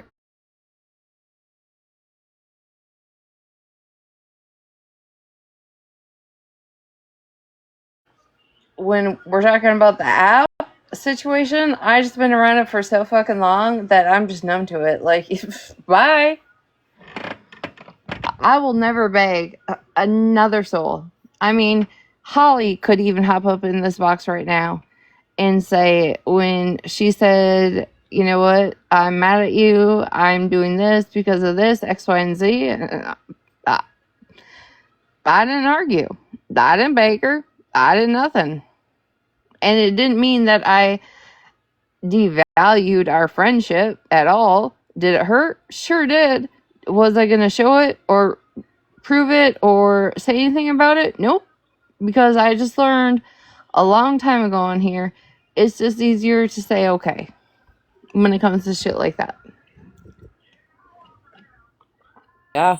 And I honestly I have a lot of respect for you and Holly both with the way y'all went about that break or y'all's friendship, because I think both of y'all went about it the right way, 110%. Y'all didn't, go bash each other, and that's how it should be on this app. Like when you're close to somebody, and you share a deep connection or a friendship with them, and y'all have to take some time apart or walk away from one another.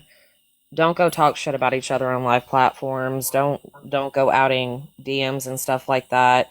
And you and Holly went about it the right way. And then whenever I listened to Holly Mae's live on the 3rd to see both of y'all in there, I was like, hey, get it. I think that you and Holly Mae, honestly, y'all are a force to not be reckoned with. And that's not me kissing your ass or Holly Mae's. I don't even know Holly on a personal level, but I have a lot of respect for Holly Mae, even though I don't know her. And y'all clock shit and y'all respond. The whole time I was listening to her live on the 3rd, I was like, God damn, just clocking shit left and right. So I had a lot of respect for y'all in that live. And I think people, that's the difference, I think, between some friendships on this app and friendships that start on this app is, oh, trust me, I'll show any fucking text Malibu or Smash has ever said or sent about me, right? You're not gonna find me sharing a fuck thing about mine and Holly's friendship, because mine and Holly's friendship was so far off this app that our friendship just on this app, you guys just got to enjoy, if that makes sense. I have a friend like that from my old group here on TikTok where um, back in like 2023, they got entertainment out of how we approach situations. They got to see clippets and snippets of us on the platform, but they don't know the deep rooted connection we had off the platform. And through all the turmoil and all of the bullshit I went through with my old group, I'm still friends with this woman to this fucking day. And she doesn't even come on TikTok. And we talk like we don't talk all the time, but whenever we talk, it's like no time has passed. And she's told me, because she sees me get myself into hot water on this app sometimes, because she does come on here, but she's not on here all the time. And she's like, are you good? Do you need me to do this for you? I mean, I don't give a fuck. I'll get in a box and I'll say this. And I'm like, it's okay. I can handle my own. Right. And I thank God. Like, I mean, honestly, I thank God for meeting some genuinely good people off of here. Like, genuinely good people. Not everybody's loyal to you, and a lot of people are snakes, and they're going to test you, and they're going to push your limits, and they're going to, put all of your shit out there whenever the tables turn because they want to fit in somewhere. But the ones that cling to you, the ones that understand you and forgive you and take the time out to understand you, and they love you, that you meet off of this app, hold those people close. Hold them close. Straight up. I will never forget the one time there was a live where Bree, I think it was Bree. It was either Bree or unknown had said, "Oh, well, Retina has no friends except for Holly, Myrna, Duff, and Spill, right?" Um, none of y'all would have ever known when we have gotten into it off this app at all, ever. And if any of us have ever walked away, came back, whatever, none of that has been shown. Because, again, like I said, there are people you meet on here and become friends with. And then there are people you are just friends with on this app. And there's a huge fucking difference.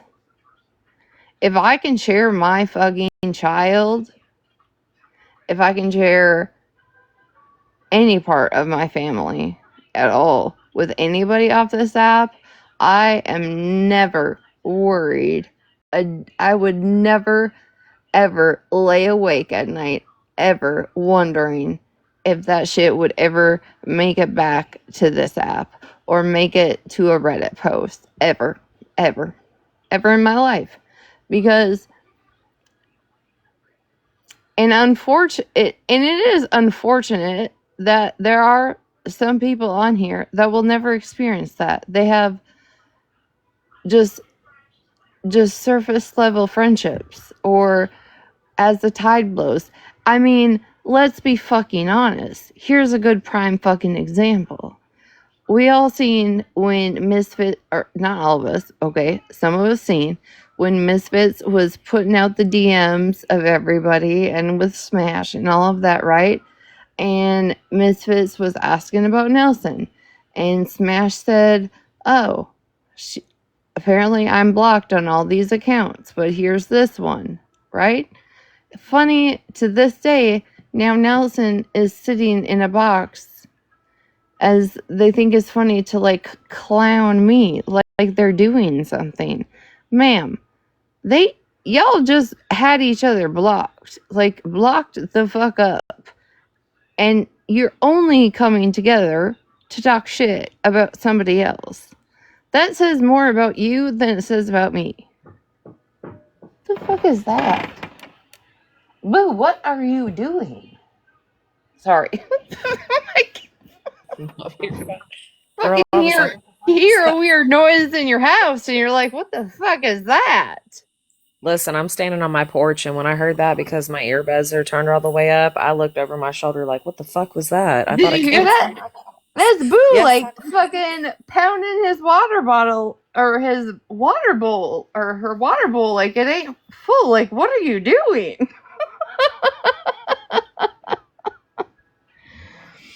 I'm just saying, like, there are people on this app, I don't give a fuck. Because if you a fake fucking bitch, okay? If I know you are fake on the front, absolutely fake on the front, and different on the back, and we have a falling out, I'm gonna prove that shit if you ever fucking question me. And then there are people that I am just friends with, which, there's just shit I just know I have friendships with that are never like that. Okay? The only reason, and people might not, no, it's not her food dish. It's her fucking water bowl. And she has a fucking fountain that runs fresh, cold, metal water. And she takes this fucking ceramic bowl and, like, tips it every once in a while so the water moves so she can drink out of it. I don't know what she's doing. Okay, maybe she's possessed, I'm not sure, but what I'm saying is there are people that are absolutely fake on this app, and I absolutely know it. So if you ever fucking question me, I'm gonna put your whole shit out there. I don't give a flying fuck, and my part included. But there are also people I'm just friends with that I would never disrespect, and they would never disrespect me, no matter how fucking mad I am at them. And if me and Holly want to be in a box together, if me and Holly want to go live for the next fucking 362 fucking days together, it's nobody's fucking business but our own. You can either enjoy it or you can talk shit about it. But it's nobody else's fucking business but our own. They never, no, they don't drink out of the toilet because I got bleach water and all the things. But I started putting like a cold bowl of ceramic water down every night. And she like tries and tips it every once in a while, like taps it so it like moves. Like if you want fresh flowing water, go to the fucking fountain 2 steps away.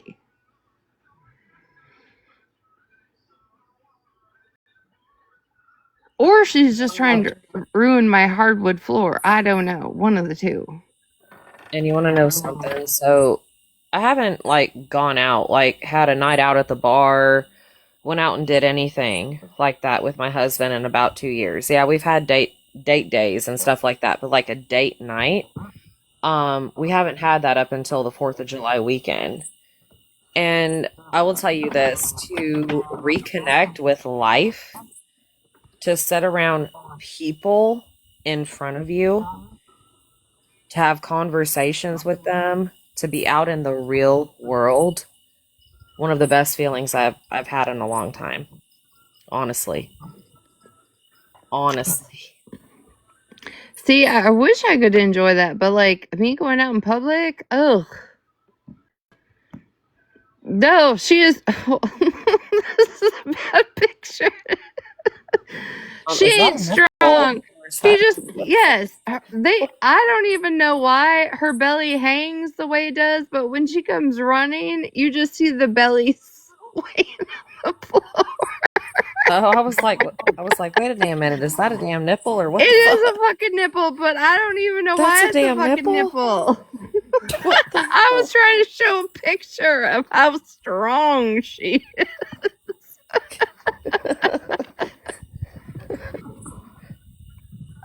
Oh, fuck.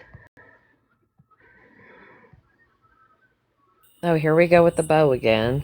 That's so This cute. was Christmas, okay? I know, but it's so cute though. Yeah, she ain't strong. And the crazy thing is like you see her running, right? And her belly just be flowing to and fro, right? But she has like, I swear to God, the tiniest paws. Just like, why are your paws so fucking tiny opposed to your whole entire body? That's a Well, lot of cat. and beg you for food. No, you want to know what this one does? Okay. Okay, I have a 25-pound auto feeder, okay? And every night when I get home, I always feed them wet food. It always has been. It is what it is, okay? And I can be trying to put groceries away, and it's just mainly Chip now that meows, acting like he needs to be fed. But Boo will run to the auto feeder, right? Have like 2 nibbles and look at me. Have a couple more nibbles and then look at me. Like she ain't ate at that thing all fucking day long. She just runs to it the second I get home and acts like the food is new to her. Like, do you see me? I'm hungry. Do you see me nibbling over here? Do you see me? Do you see me? I need to be fed. Every single night. Like two little nibbles and then looks at me. 2 little nibbles, looks at me. I'm like, bitch, I know you've been eating at this motherfucking auto feeder all goddamn day. Listen, that's what my little boy Chihuahua has been doing lately, because my little girl Chihuahua, we put her on wet food, right? Like wet dog food. And my little boy Chihuahua, he's all like, "What the fuck are you doing, mom?" Like he thinks that she's getting special treatment. And I'm like, "Dude, you're like you're included." So I try to get him onto the wet food just like her. So she eats wet food, he eats dry food, and he literally starts pouting. He's like, "Mom, I'm over here starving." And I'm like, "No, you got a whole bowl full of dry food, but you won't eat this wet dog food." And then, oh my god, animals are so extra. For fuck's sakes. Okay, but does yours have a self portrait? remember you showed this in Sunshine's Live the other night. That's fucking funny. When my daughter brought this to me, I said, "Get the fuck out of here," That's funny. because the accuracy is wild.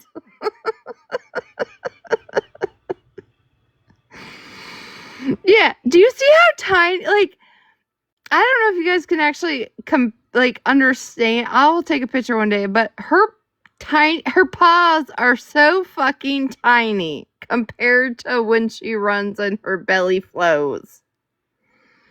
Retina, can Ahmad or you big box me? So, this was the other day.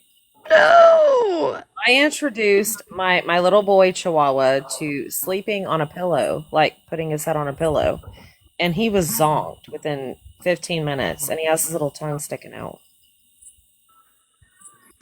And now you will never be able to let him sleep any other way. Bored, like God dang, like having animals is like dealing with two little toddlers. They're crazy and so spoiled. I mean, look at that face with his little dinosaur blanket. Come on now.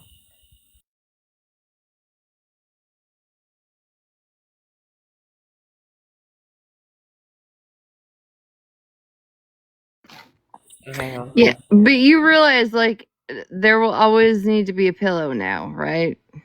That's just how it works.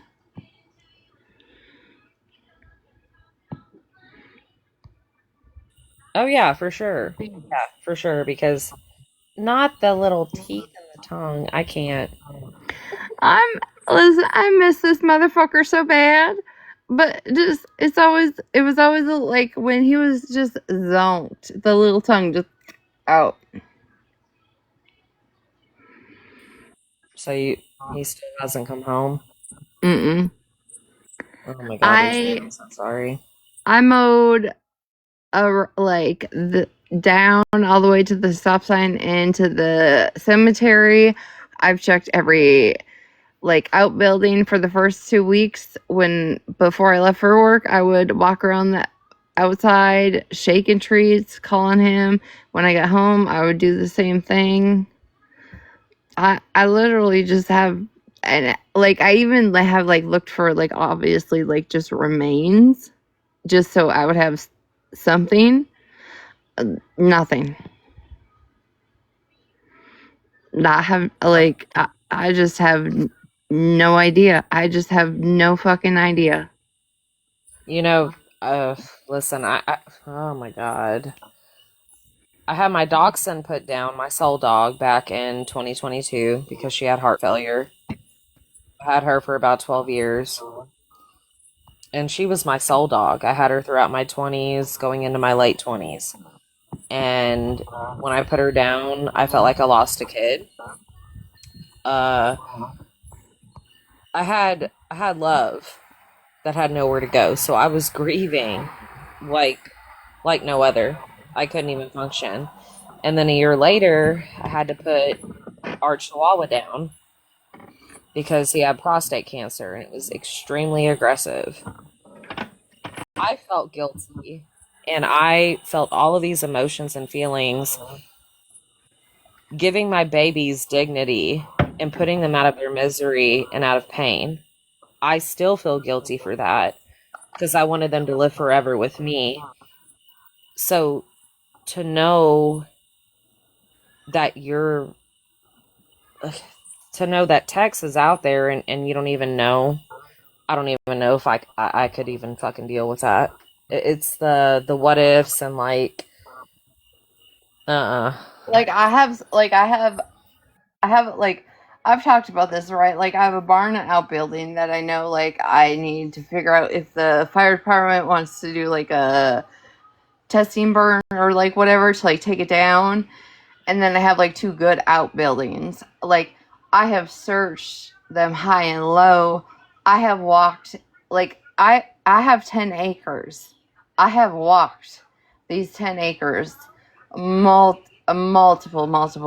times looking for at least remains. I've looked in the ditch to see if there was remains. I've walked out by the fucking train tracks to see if a coyote got him, which would be crazy, but you know, I don't know. And it's the fact that he was just gone one day. Just fucking gone. And y'all know how, like, obviously seeing my content, right, is enough to know, like, the relationship I had with him. And it is crazy because he was like was my first cat. And yeah, I have no fucking idea. And for all the dumb bitches that are gonna talk shit about this tomorrow, like,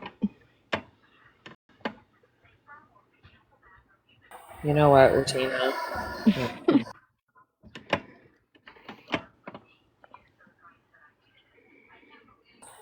You know what? For anybody to make make fun of somebody, you know, going through grief or having a missing fur baby, like for them to make light of that. It's even having a fur baby put down.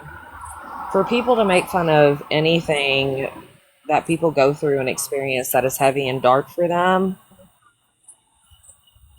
that speaks a lot of volumes about that person. It honestly does. And it's not your fault that he got out, Retina, and I pray to God he comes back home to you. Because it's not impossible. It's not impossible. But don't blame yourself, and easier said than done because I've never had a missing pet, but oh my God. Uh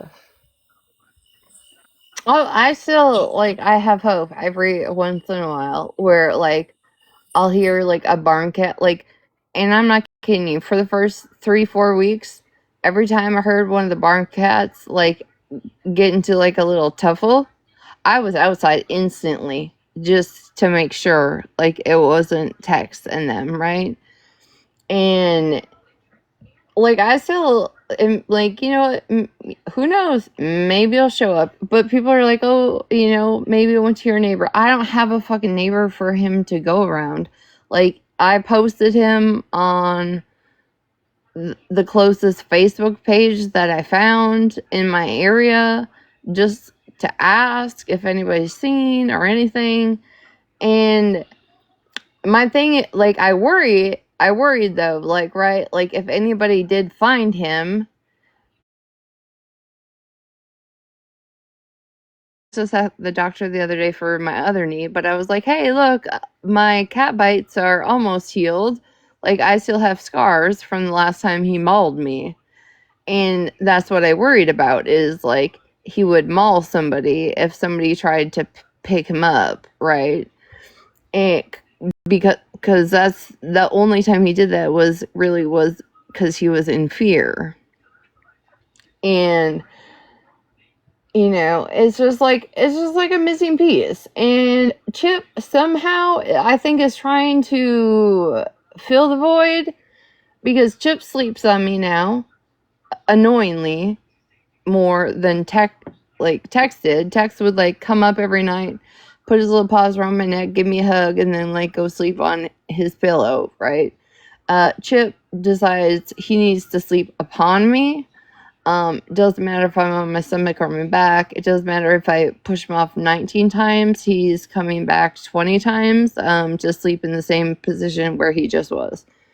So I think he's trying to maybe fill that void, but it'll just never be the same. And I have thought about the other day, I was like, you know what, maybe I'll take Chip to Tractor Supply and, you know, in the backpack and see how that goes. And I think it'll be okay, but it's just not the same. Like, I'm sorry.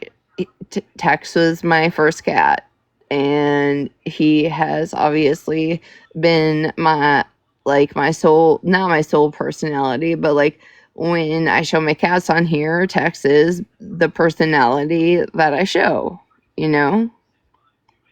I don't care what you say, Tex was your soul cat.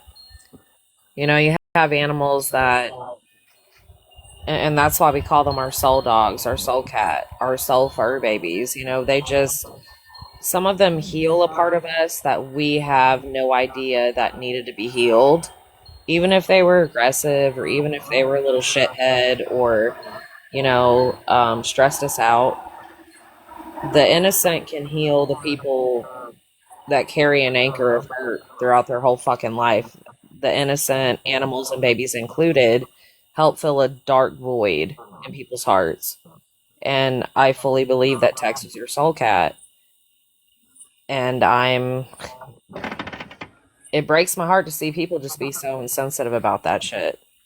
Because I give a shit more about animals than I do humans. Like, period. And to see people make fun of, people losing their fur babies or animals, or to be cruel to animals or neglect them, abuse them, etc., it fucking infuriates me. Oh yeah, it was like Cartel's fucking one comment the one day. Oh, Tex ran away because cats don't like to be dressed up. As I made the motherfucker wear the t-shirts all the time. You know what I mean? Like, or when she was like, "Run, Tex, run, Tex, run." Like, I just like don't understand that, because I never thought I would be so connected to pets the way I have been. And like, you're right, maybe it healed something in me. They do heal. Animals heal. Just like Because babies heal. when when I came home and Mex was sick, I had Tex and Mex first. Like, I got Tex, and then I realized I couldn't just have Tex. I thought he needed a playmate, so I went and got Mex. But when Mex got sick, and I called my parents, and I called all the vets that night, and nobody called me back, I brought him over to my parents' house with a bed and a blanket. And I was like, I can't do this, right?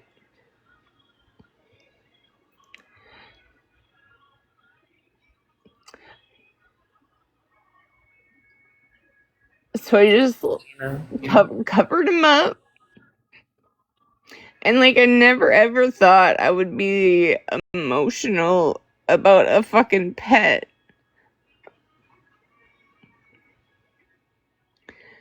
And then my mom called me the next morning and was like, "Yep, he passed." And obviously they took care of it, because that is something that I couldn't fucking do. But it's just like,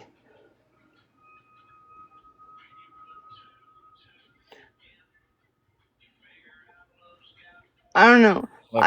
I've just realized, like, I can say some fucked up shit on this app, but like, there's also just cruelty for absolutely no reason on this app. Yeah, there is. There's a lot of cruelty on this app, Retina. There's a lot. A lot. A lot of insensitive fucking people on here. Oh my god, you got me tearing up.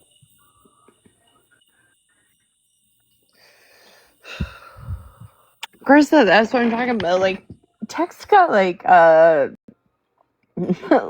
seasonal outfits.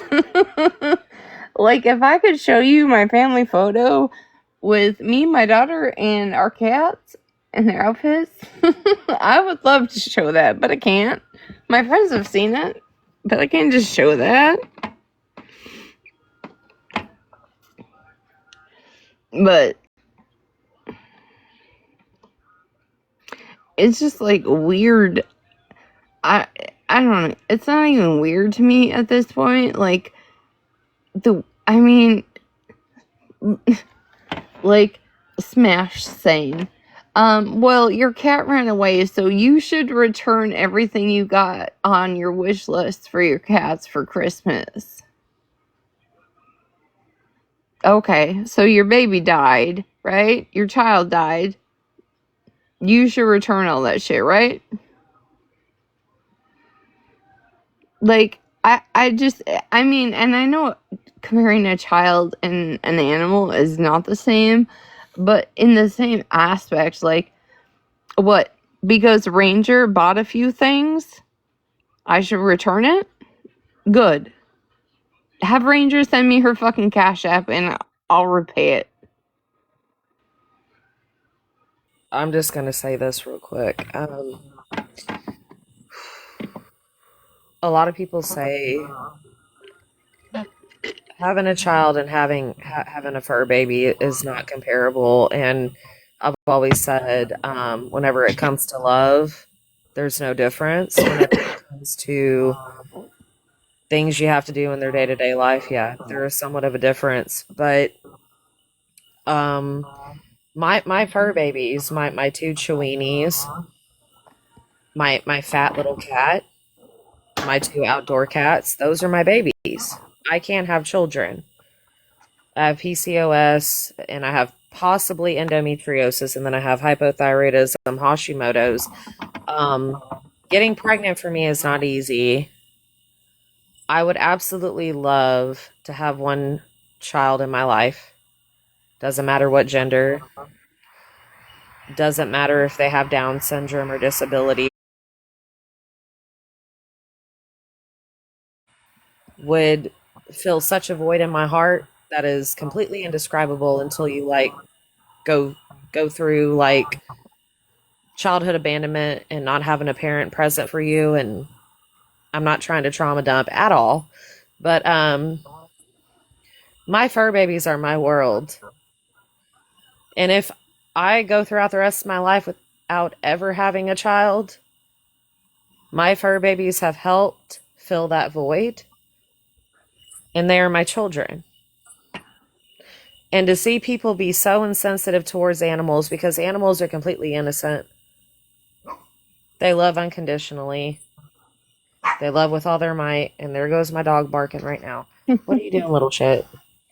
What, you You want to know come that you outside? say that, Violet, is crazy because I had thought about this, but like I just missed it. Like my mind is fucked up, right? Is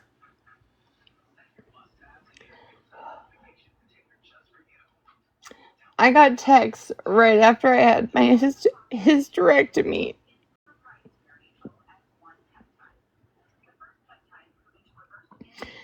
And that was like such an emotional ride for me to decide to either live in pain and right maybe give somebody a child another day, or live without pain and have a hysterectomy and never be able to have a child again. And I dismissed that for a long time when I like compared the two because of like that's just bullshit, right?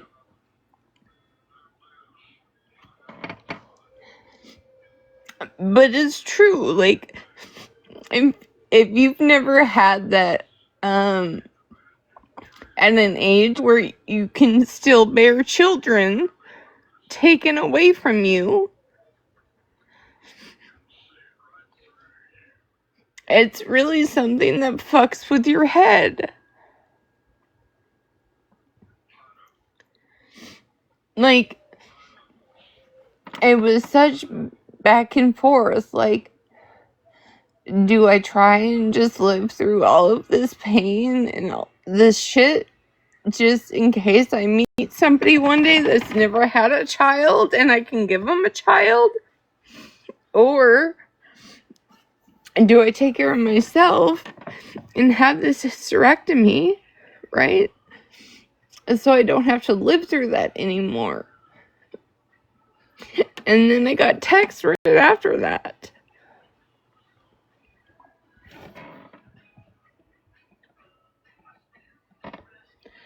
And I always I've thought about it recently. I've it's came across my mind a few times, and I just really just dismissed it. Like, no, that's not, it's not comparable. It's that's just, it's just me in my head kind of situation.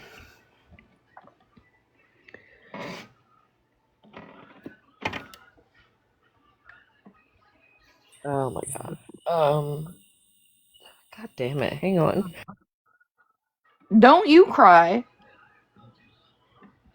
Bitch, I cry about everything. You don't like cry about everything. Just give me a second.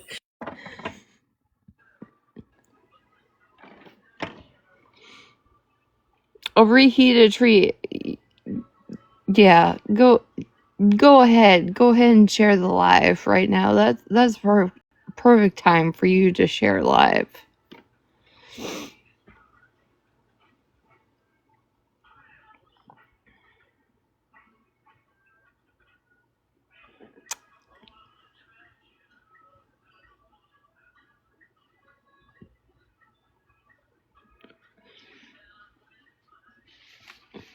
Well, thank you, Krista. Zeta, you're not crying. You were supposed to be sleeping a long time ago.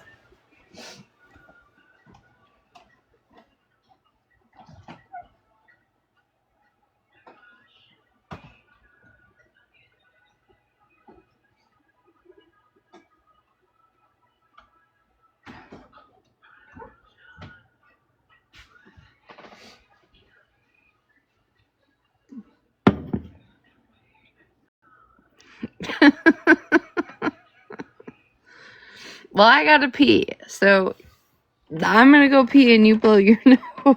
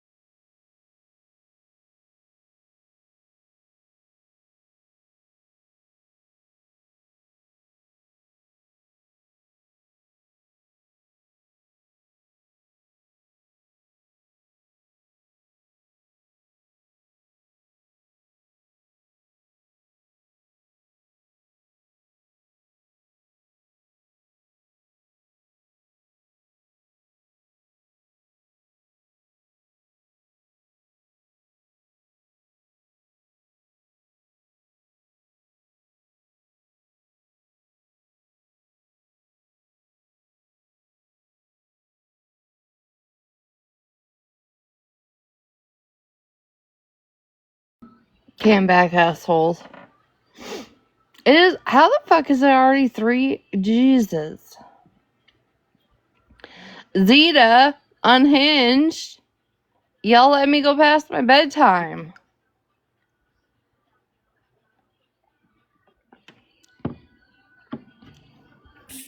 Okay, I'm here. I had to collect myself because, oh my fucking god, Retina, you had me bawling. I'm sorry. No, girl, listen, I cry about everything. I'm not bullshitting you. This is why I can't get into like Netflix and like TV series because I just like get all emotionally involved and start crying. Well, I'm just gonna say, don't ever watch House of the Dragon because I've when heard seeing about that. no, listen, seeing CGI made up fake fucking dragons get unalived in that show, oh, I will be screaming on my knees. I'm not kidding. I get so wrapped up into TV shows, it's crazy. I'm just like, just start crying. Listen, Wentworth had me going for like a year and a half. Like, ugh. And the What Wentworth, worth? yes. And the I've never finale, seen it. ugh. The finale made me Should I watch hate. it? You should. Okay, I'm going to. But I'm telling you, like, That fucking finale, oof, I wanted to punch some people. How the fuck did you end it like that? Okay, well, did anybody here or you, Retina, ever watch Orange is the New Black? Yes, of course I Oh did. my God. That show had me in my fucking feels. Yeah, I cried a few times there too. Listen, I started with Orange is the New Black, and then I went to Wentworth. And Wentworth is more realistic and a lot more,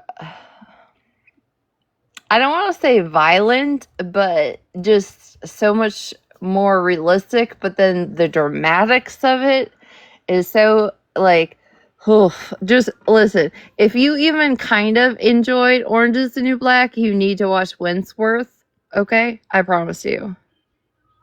So listen, I loved Orange is the New Black. I think it came out back in like 2012 or 2013, like right after I graduated from high school, and I got into it big time. Um, Then like I promise you, some Wentworth is your new go-to. and a lot of my friends that were also into Orange is the New Black, they were like, "Oh, we just started watching, Wentworth," and I'm like, "Well, uh, I can't watch it because I don't have Netflix, you know." But then they gave me their Netflix accounts, and I was able to finish like Orange is the New Black, and they were like, "Start Wentworth," and I'm like, I don't know, but a lot of people said that Orange is the New Black makes prison seem not fun, but the expectations are not realistic. Like it's It's almost really not. I'm not gonna lie. When she died in, in the chow hall, that about killed me. But the reality, like from somebody being in prison, the reality of like Orange is the New Black is like meh. But when you watch Wentworth, it's a whole new fuck. I think it's based out of New Zealand, I believe, if I am accurate. Um, but the dramatics of it makes it so much it's better than Orange is the New Black. Wentworth is a lot more darker. It's more based on what prison is actually like Correct. versus Orange is the New Black. So now that you said that, listen. I need a show to watch because Dutton Ranch is done. All I have is House of the Dragon on Sunday nights, so I'm gonna start binging. I'm gonna start binging Wentworth tomorrow night. I'm not bullshitting you. I'm gonna start binging it. But whenever I start bawling my eyes out, Tina, You I'm can gonna come to send me. you like 50 voice notes, bitch. I'm You not know what kidding. other show got to me? What is it? All American All Star. I don't know why, but that was another show that I got so into, and I was like crying all the time. Like that's what happens when I get into actual like like shows with episodes of like Netflix. I just be crying. Like people think I'm just such a cold-hearted bitch, but I just be like watching TV shows crying all the time. Same. I'm not listen.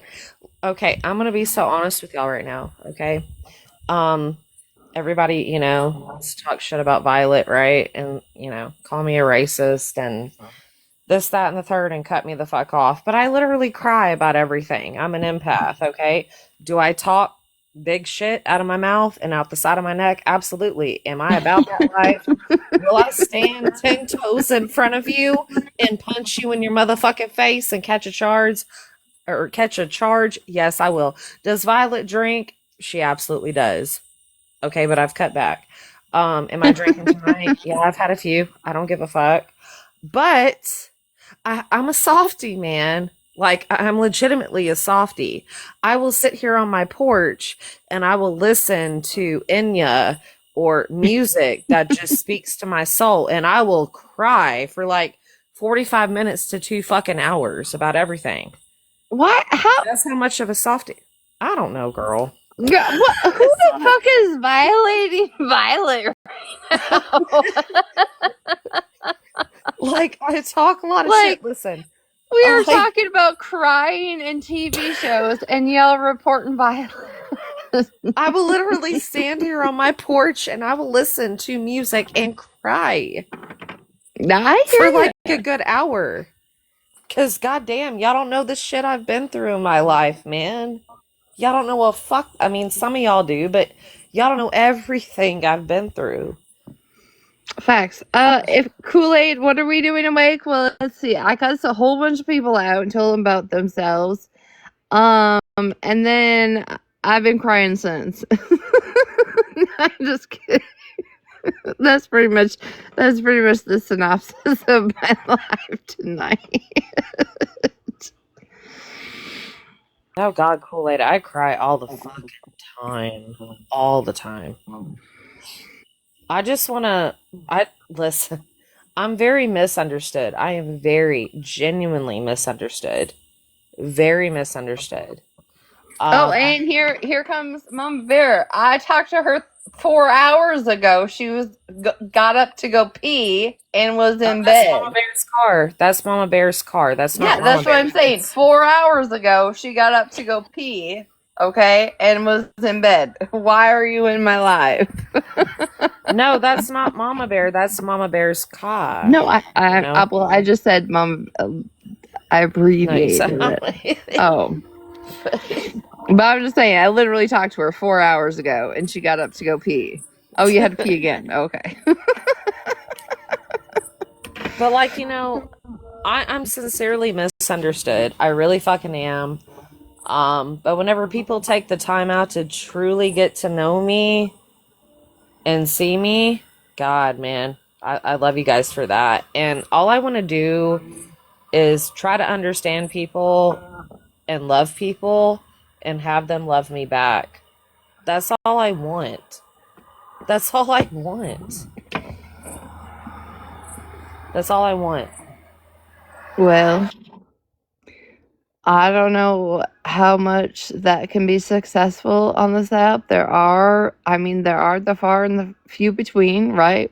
You've met them, I've met them, but that's more of a tangible in life. Who's Violet? Shelby, don't fucking worry about who's Violet. Hey. Rutina. Oh, Shelby.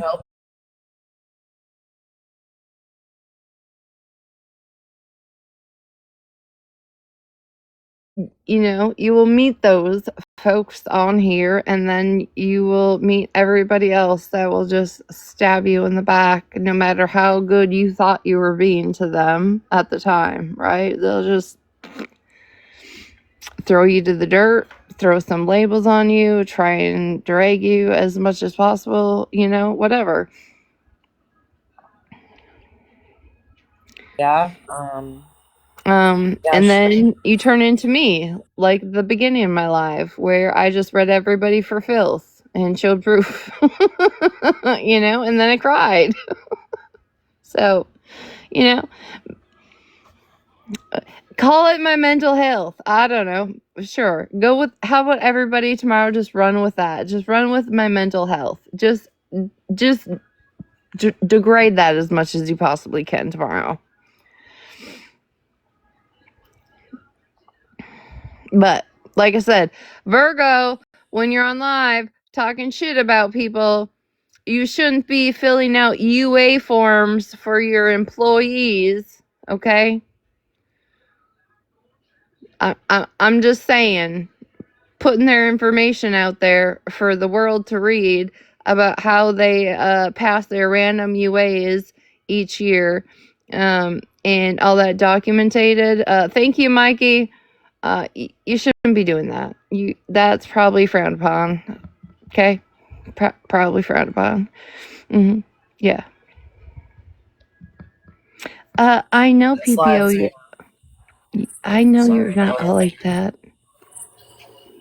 Girl, listen, this live's going to be replayed probably 50 plus times tomorrow. They're going to be like, hey, Retina was crying and Violet's crying. They're racist. Blah, blah, blah. Listen. Hey, you know what I never did?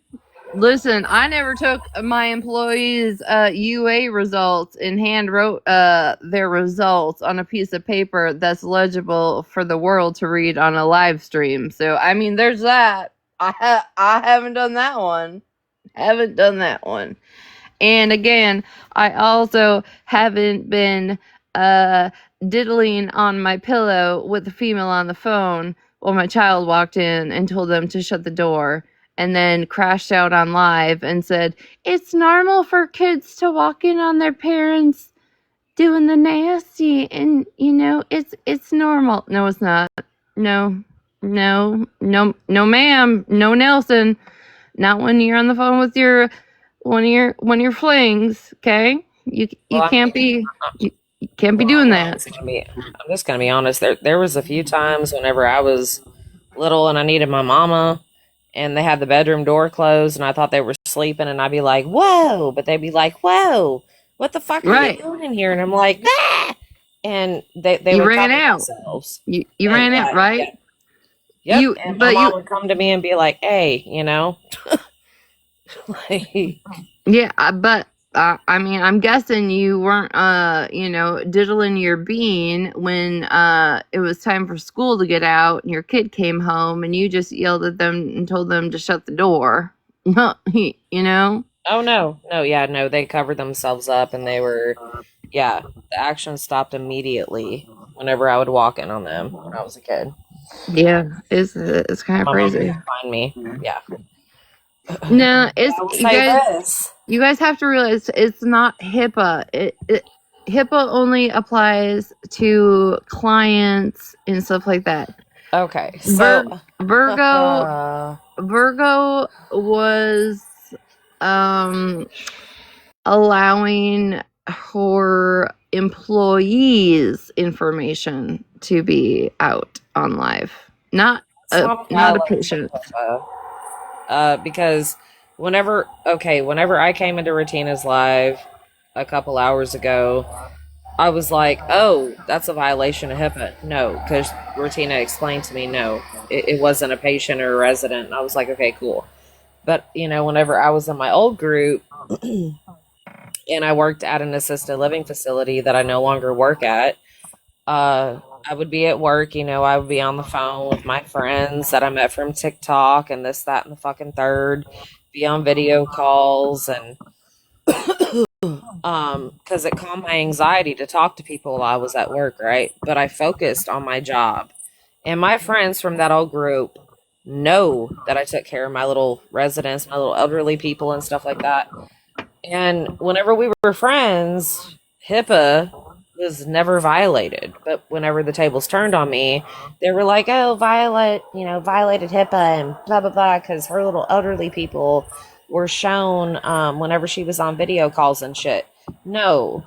Does HIPAA sometimes apply when residents or patients protected under HIPAA are seen on video or camera? Absolutely. But the assisted living facility that I worked at, all of the families signed waivers for their loved ones, aka the residents, to be put out in the public eye. So whenever the tables turned on me, my old group was like, "Oh, let's go for Violet's job. We're gonna get her for violating HIPAA." And so many lies were thrown out there about me that I showed naked residents on video calls, and that I showed naked residents in pictures. No, never fucking happened. Jesus. And again, this. Oh yeah, they were coming for my job, Retina. They were gonna come for my fucking job, and I was like, "The fuck?" And I was only making $15 an hour as a CNA, and I'm like, "Bro, I people that know me know that I put my heart and my soul into healthcare work, and I absolutely fucking do." Uh, but I also had people from my old group say, "Well, no, I've worked in healthcare and Violet never showed documentation." Where HIPAA really okay, so what it comes down to, where HIPAA really fucking takes authority is resident documentation, Right. paperwork, diagnosis, shit like that. Shit like that. So there's a lot of gray lines with HIPAA, and before people want to come on here and be like, "Oh, it's HIPAA, it's HIPAA," No, please do your research. There's a lot of loopholes and there's a lot of gray lines with HIPAA. Oh, Kelly, isn't that Kelly? Isn't that's exactly actually what I was just waiting to say? It is super funny. She was worried that the pen she had her name Blair on it as she signed her name signature Blair on the document saying that the employee had passed her uh anonymous UAs, right? She was worried Blair was written on the pen, but she wasn't worried about the actual documents she was showing. Well, she wasn't worried, right, about the UA results there. And Virgo, if you you better watch this live back closer than I did, so you know exactly what I know. Because Miss Ma'am, when you flip images and you clear that shit up, like I said, your mama ain't gonna save you in this one, bitch. And that's what happens when you just keep talking shit for fucking no reason. None. And listen, I don't condone real life whatsoever because it happened to me. I don't go real life with people. But, Virgo, I'm going to give you a piece of advice here. These little buddies that you have here on TikTok and social media, don't let them know where the fuck you work. Don't let them know what the fuck you do. Don't go live at your job. Don't get on video calls or audio calls with people from social media while you are at your place of employment because it is going to fuck you in your ass. Oh, you mean Carol Ann's caregiving healthcare where she works for her mama? I mean, I don't condone it, but listen, Retina, you're teaching a lesson. Retina, you're teaching a lesson. You're teaching a lesson. No, you were teaching a lesson. Virgo, this is the kind of shit that happens. Like, no. Whenever I get a job, because I am actively looking as a phlebotomist, whenever I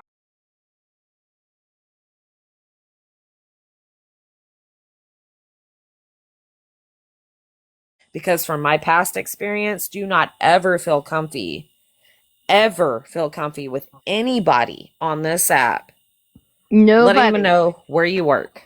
Do you know that not even my closest friends knew where I worked, right? The only way people found out how I worked is when they FOIA'd me getting pulled over. And I was in the cop car, right? Having a conversation because my mom worked for the sheriff's department, right? So I was talking to the state patrol officer, just like having a conversation. And like legitimately just a convo, right? Like, how's your mom? This, that, and the other. Where are you going? Told him where I was going. Asked me where I worked. Told him where I worked. That is the only way people found out where I worked. Is because they FOIA'd that body footage. But you want to know something? Like, all they're fixated on about that body footage is how fat I am. Yep, that's all they're fixated on. Look at her getting in and out of the car or vice versa. That's all they're fixated on is body shaming. And like I said, Nelson, you can show a body of me climbing up a wall in 2001. Virgo, why don't you get your swollen hands up in your ass on a wall and do the same thing? Show me how you twerk it, girl. Show me up. How about that's your weekend agenda? Try and show me up. Get your ass up on that wall like I did and show me up, right?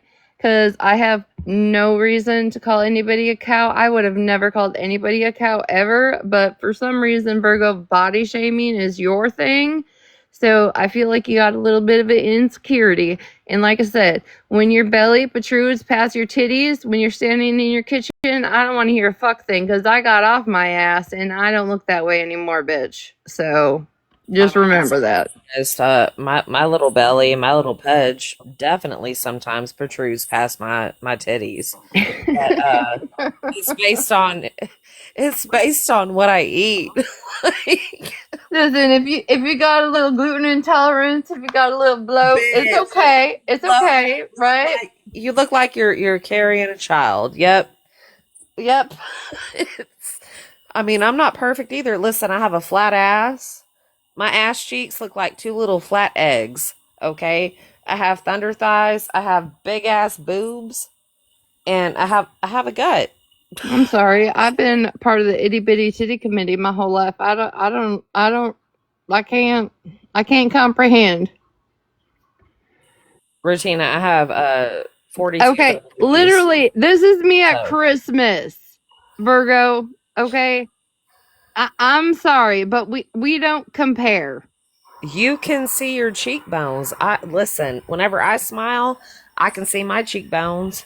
Can I see my collarbone? Fuck no. Excuse me. I'll She get was there trying with to one use thing. listen. She was trying to make digs at me while just using her face today. Everybody can look skinny in the face. Okay, like show me where you rock it, girl.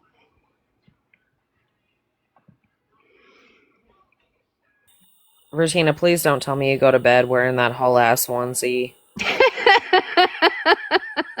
I'm No, serious. no. Thank God.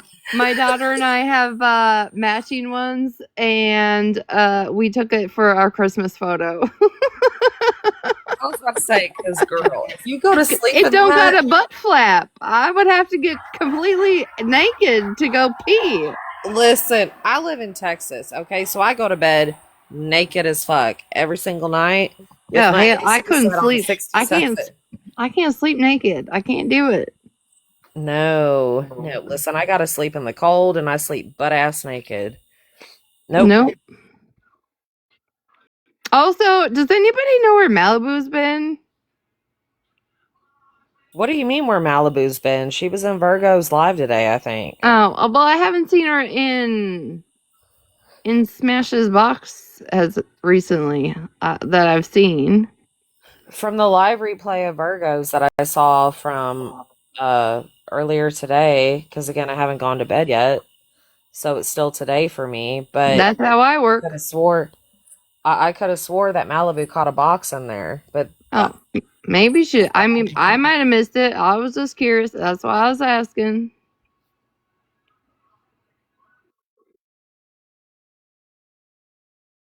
Taylor butt ass naked.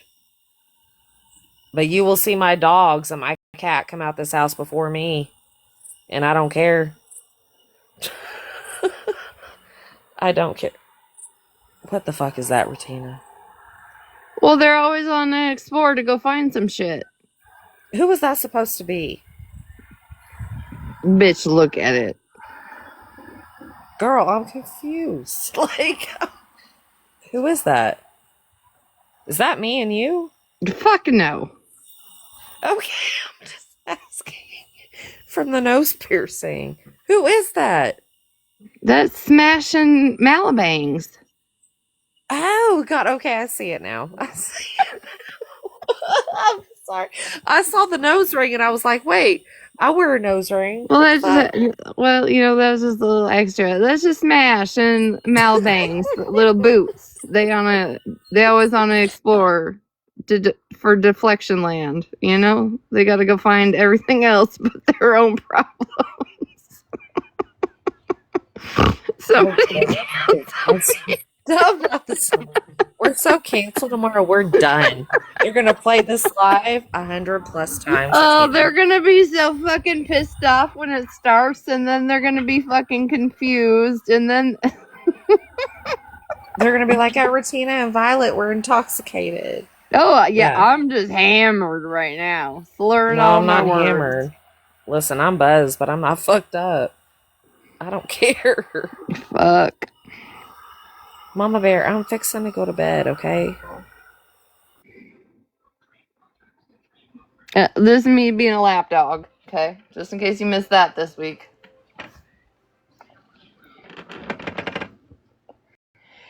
Hey, at least Snark, whoever's making your AIs for you, I appreciate them getting my eyebrows. I do appreciate that. Hold on.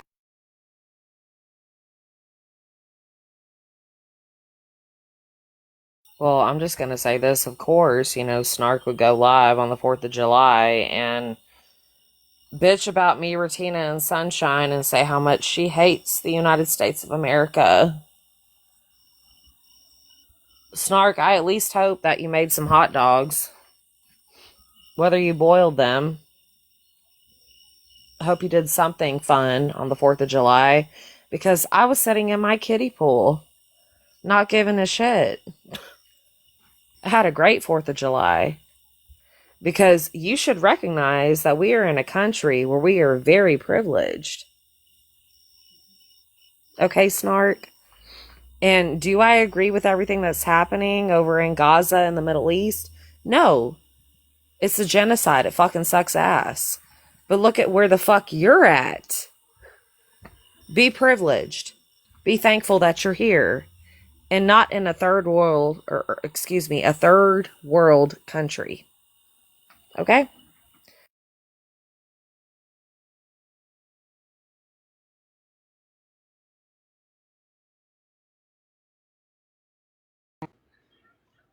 I just want to know how do you go from being in a genocide and like having to like run to a fence to get food to living into a really nice house with landscape flowers and birds in a cage outside your house? Like what happened to the genocide? That's where I'm confused, and Snark hasn't cleared that up for me. You know, Bilal, Blue, whatever the fuck his name is, It's like Bilal. yeah, he What in is this going on? genocide and in the trenches and all of that, and now he's just in a landscaped house with birds. And also, oh, oh god, I have a screenshot that will hold on before I really piss everyone off. Let me piss Snark off right before I go to bed. Hold on, I gotta find this one.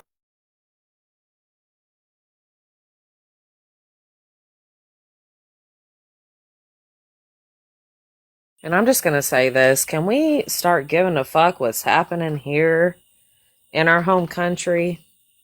We have veterans, and I'm just going to say we have veterans, servicemen and women that give the ultimate sacrifice, Snark, to protect our country from foreign enemies that go overseas. And a lot of our veterans and our servicemen and women are children. They are babies, 17, 18, fresh out of high school. They want to protect and serve this fucking country. And they go overseas into the Middle East, a war that has been going on since Desert Storm, if not longer, Snark, that lose their lives. It's a never ending battle, a never ending story, a never ending war. Can we at least thank our servicemen and women? Can we start fixating and focusing on shit that's happening here in our own home country, on our own home soil? And yeah, I'm drunk. I don't give a shit. Don't So judge me. you can't. You just said you had a couple drinks, and I can't say you're drunk. I don't have the screenshot. I'm not But it drunk. does. Everybody's gonna be like, she's wasted. It does exist. I'm just curious why all of Snark's friends go into Snark's enemies' places because, well, Megan and I and everybody else were jamming out to Queen Butterfly. Why did Bilal go into Megan's live? I'm just curious, Snark. Like, you literally went into Sunshine's live telling Sunshine to block him, like Sunshine of all people would listen to you. But he also just appeared in Megan's live this morning. It was this morning. We were listening to Queen Butterfly, right? Or yesterday morning? Whatever morning it was. Yesterday. He appeared in there. And the screenshot does exist. Okay? So like, why is he going into all the places of all the people that you can't stand? That's my question. Oh, poor Snarkadoodle. Snark, I hope you hear this. There's a movie from the 90s or the early 2000s called Not Without My Daughter. Watch it. It's called Not With.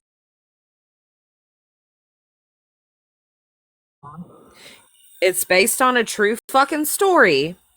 And then come back and tell me how you feel about that shit.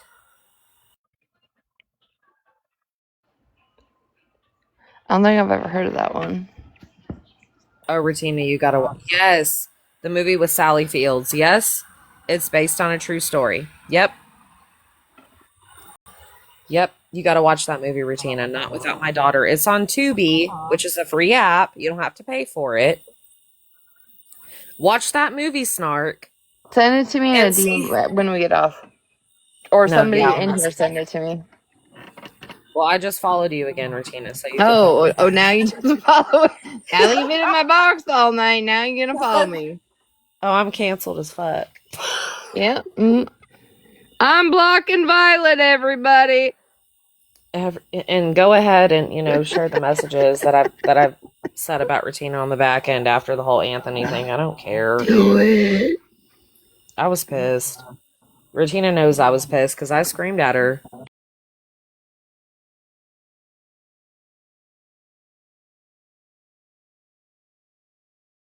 Messages at a time, okay? She was mad. I was fucking pissed. Yep. And to be I was very fair, pissed. listen, don't offend Holly Mae when I say this because she knows how I feel. And a lot of people know this. If your message is over 2 minutes, I listen to about 30 seconds and that's about enough for me. And I move on. And that's why I get yelled at in group chats because I don't listen. That's why Smash and Malibu and Holly would be like, we talked about it. And I was like, well, did I engage? No. Okay, then I didn't listen. I did listen to your messages. I did. I listened to them thoroughly. I heard your point. And you know what, Retina? If you told people how you felt about my response on the back end, if you even shared that, it's fine. Because I came in hot. I was pissed. I was fucking infuriated with you. But I I think talked I to told Megan. one person. I It's was fine like, if you did. no, Fine if and you guess did. what? I would love that person to even show him because I guess what? I didn't even talk shit. Well, I talked quite a bit of shit, but It's okay. because whenever You'll guess what, Violet? You're not the first. You ain't gonna be the last. I promise. listen, I think it's been a very productive, talk. Even if we're both under the influence, I don't give a shit. Like, I'm not I under the don't think, influence, asshole. bitch. Yeah, you are, and so am I. It's okay. Shh. I had one Mike's Hard Lemonade tonight. I can't get down with Mike's Hard Lemonade. I can't do all that. Well, It it gives me was the heartburn. extreme. It was 8%, but that was like 3 hours ago. So I think I'm good. No, but I don't think you're a bad person. Well, thanks. I'm glad that since you spent all this time in this box tonight, now you decided I'm not a bad No, I person. said it earlier, bitch. Go back and rewatch your live. Like, no. We talked about a lot. I think it was actually I think it was quite healing. I really See? do. And you know what? I'm always open for conversations. Always. Like there are not that many people I will deny a box because if I know you're just gonna get up here and holler and spit at your phone, I'll have a conversation with anybody. I always feel like there can either come to a mutual understanding or you know what, I hear you, okay, you hear me, and we just move our ways, right? But I'm not this asshole unless you make me an asshole. Like the beginning of my life, okay?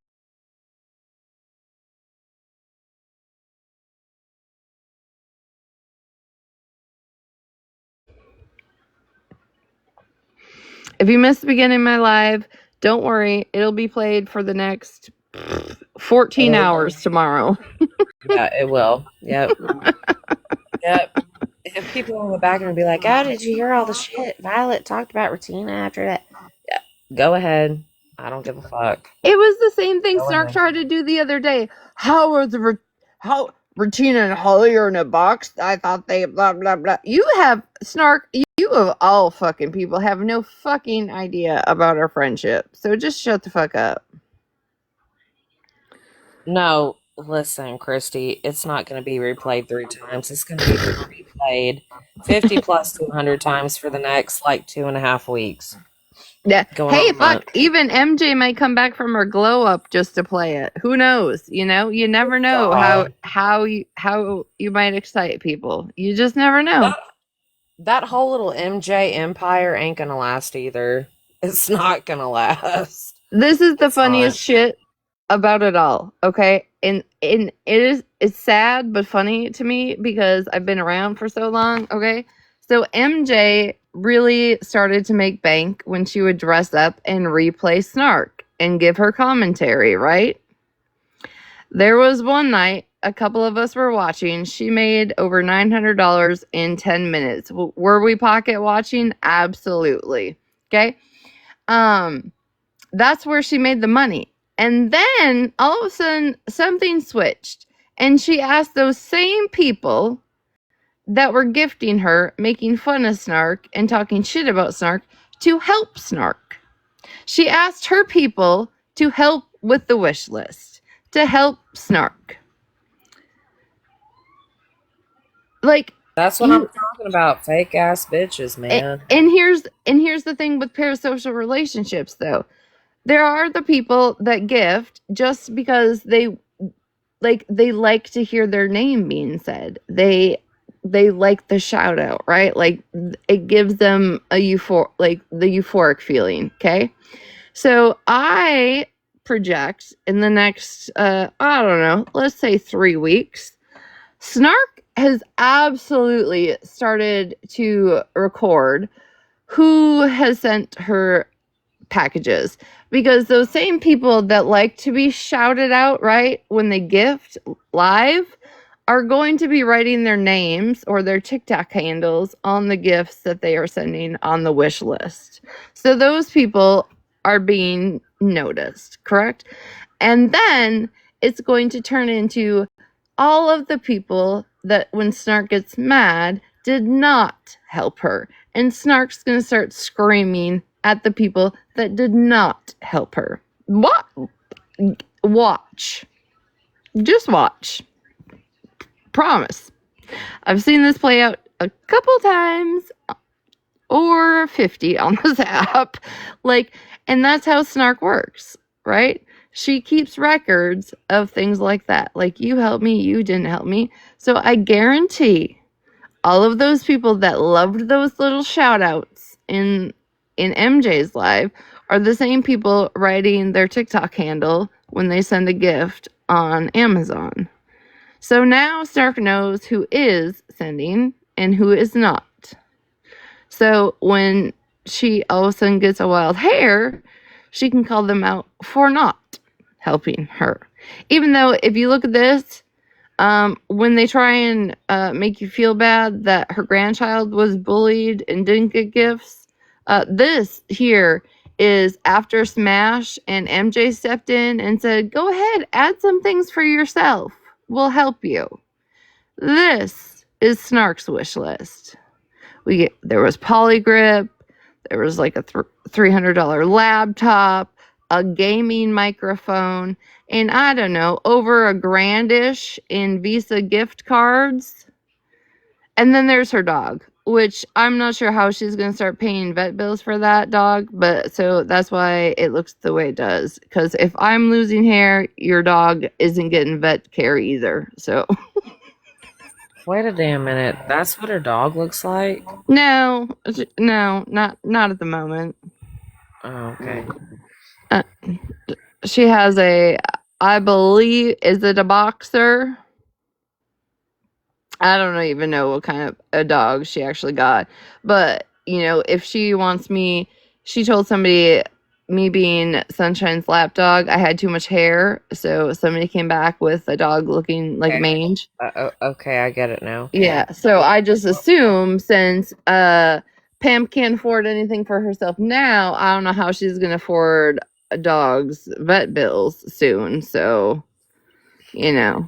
It's a tit for tat on the AIs.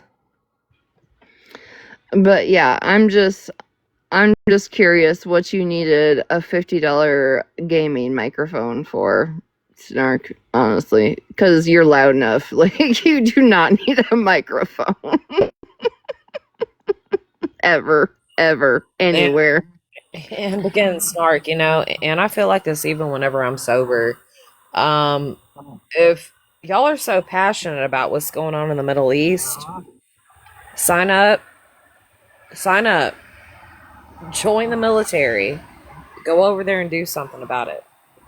Or go move to that country and do something about it. That's I how I mean, feel about it. she was ready to move over there in the middle of a genocide. While she was actively telling people they were running to the fence to get food, Snark wanted to move over there with her grandchild. I mean, make that make any fucking sense. Never would I fucking ever, because again, the war in the Middle East It's has been never going ending. on for years. It's never going to end. And it's all based on oil. Oil.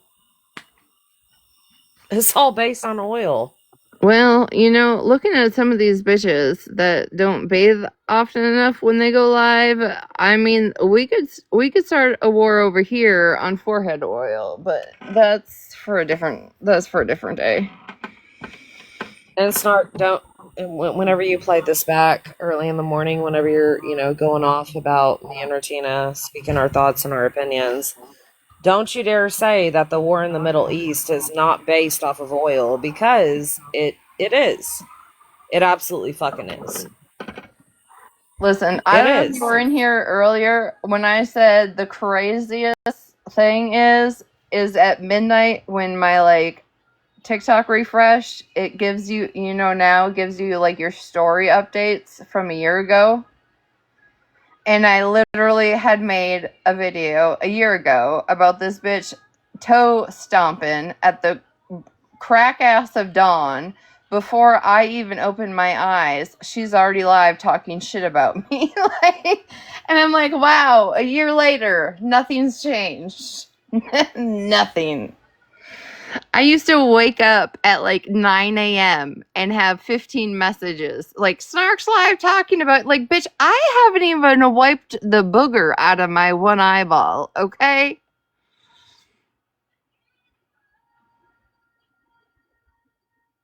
She wouldn't last 15. Could you imagine her having to be submissive and quiet?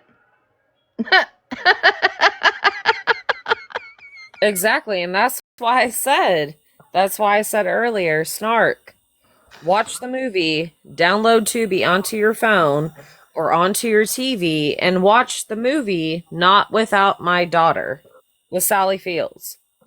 Because that's what it's actually like over there in the Middle East. Women can't show their hair, women can't be free. Even children, little girls have to hide their hair. I would never, as an American citizen, ever want to go to a foreign fucking country that doesn't give a shit about the country I live in, that also made terroristic attacks on this fucking country, 9/11 and a few other times.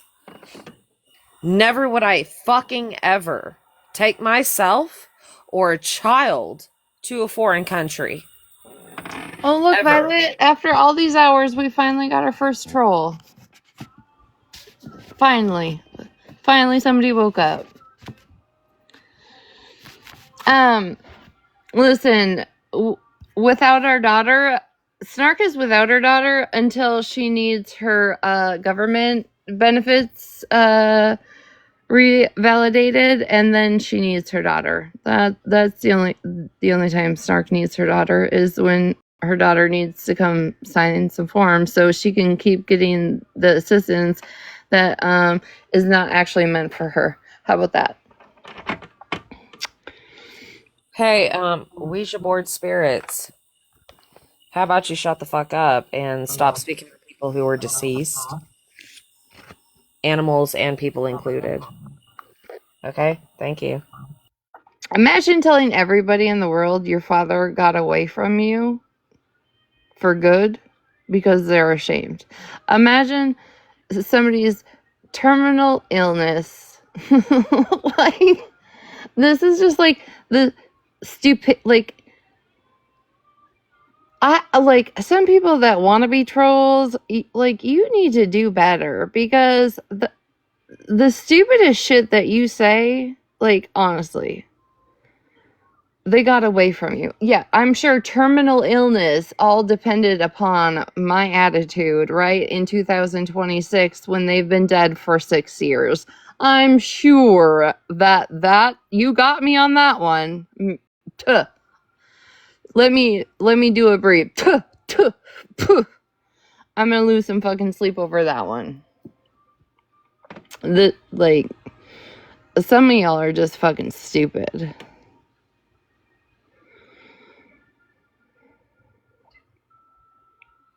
Shit, that's probably Snark on a fucking sneaky.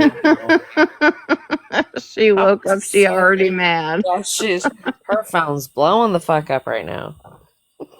It is about that time. She about to hit that, like, it's. Oh yeah, Look girl, at. listen, I can see the sun. I can see the sun trying to peek up, which means Snark's about to go live. Snark's about to go live. Yep, absolutely, absolutely.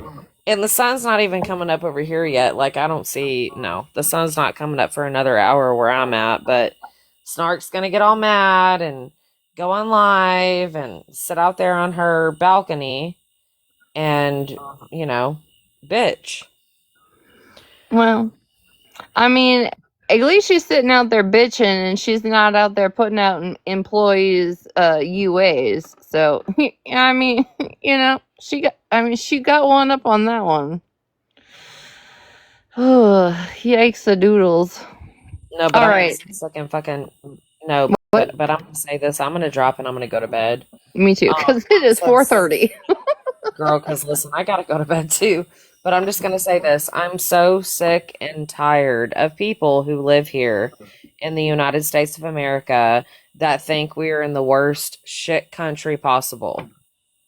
Do I agree with everything that's happening in the country? No, the fuck I don't. I think that a lot of shit could be changed because a lot of people are fucking struggling. But if you think we have it bad here, when we have freedom, go move to a third world country. Go move to a foreign country and see how limited you are with freedom of speech and freedom in general. You ain't gonna be able to do shit in those foreign countries that you can do here in the United States of America. You won't be able to do that. People need to start realizing how privileged you are to live in this country. If you don't Do like they, it, fucking leave. do they have like SSI and disability in third world countries? You know what pisses me off, Retina? Like, that's a legitimate question because I honestly have No, they fucking absolutely zero. don't. Oh, okay. No, they fucking don't. It's no, no. But what pisses me off is people in this country. Yes, a lot of people deserve disability. Absolutely. A lot of people in this country deserve disability. But our veterans fight with the VA on a day-to-day fucking basis to get disability because they have PTSD so fucking bad, dude. Do you want to This is know not. when you call, from my experience, if you call the VA with a mental to seek help, a psychiatrist or a therapist, do you want to know how long my dad had to wait before he could get help? Um, 4 I'm just gonna take weeks. a guess. Four Yeah. 4 weeks before anybody could see him. And in those 4 weeks, I had to call the sheriff's department and ask them if they could go remove my dad's pew-pews from his house. So your dad was a vet. Yes. He was in the Vietnam War. He had night terrors. I didn't know what that was growing up. I would just wake up to my dad freaking the fuck out in the middle of the night. But when I was older and after his dad or his brother committed suicide, my dad wanted to also. And 4 weeks for the VA to see him. And yes, twice I had to call the sheriff's department to come out and have a conversation with my dad. And once they had to remove his all of his hunting gear. Yep, that's how fucked up it is. It is very fucked up. And listen, my father-in-law, he was a Desert Storm vet, and he suffered with PTSD for years whenever he came back from Saudi. And I've heard horror stories from my husband and his mother. Um, and I remember one night I was hanging out with my mother-in-law and my father-in-law when he was still alive. And we were, drinking a few beers and hanging the fuck out. And my father-in-law, he heard coyotes off in the distance. Coyotes yipping, right? Doing their usual thing. And then he heard neighbors start firing off guns.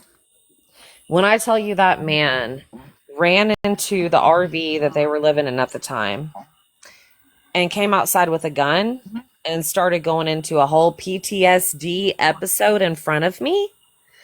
And my husband wasn't there, but he warned me about his dad's PTSD episodes. I had never seen one. I saw one full-fledged. And my father-in-law was sweating. He looked like he was on the front line in active duty, running around the yard with an AR-15.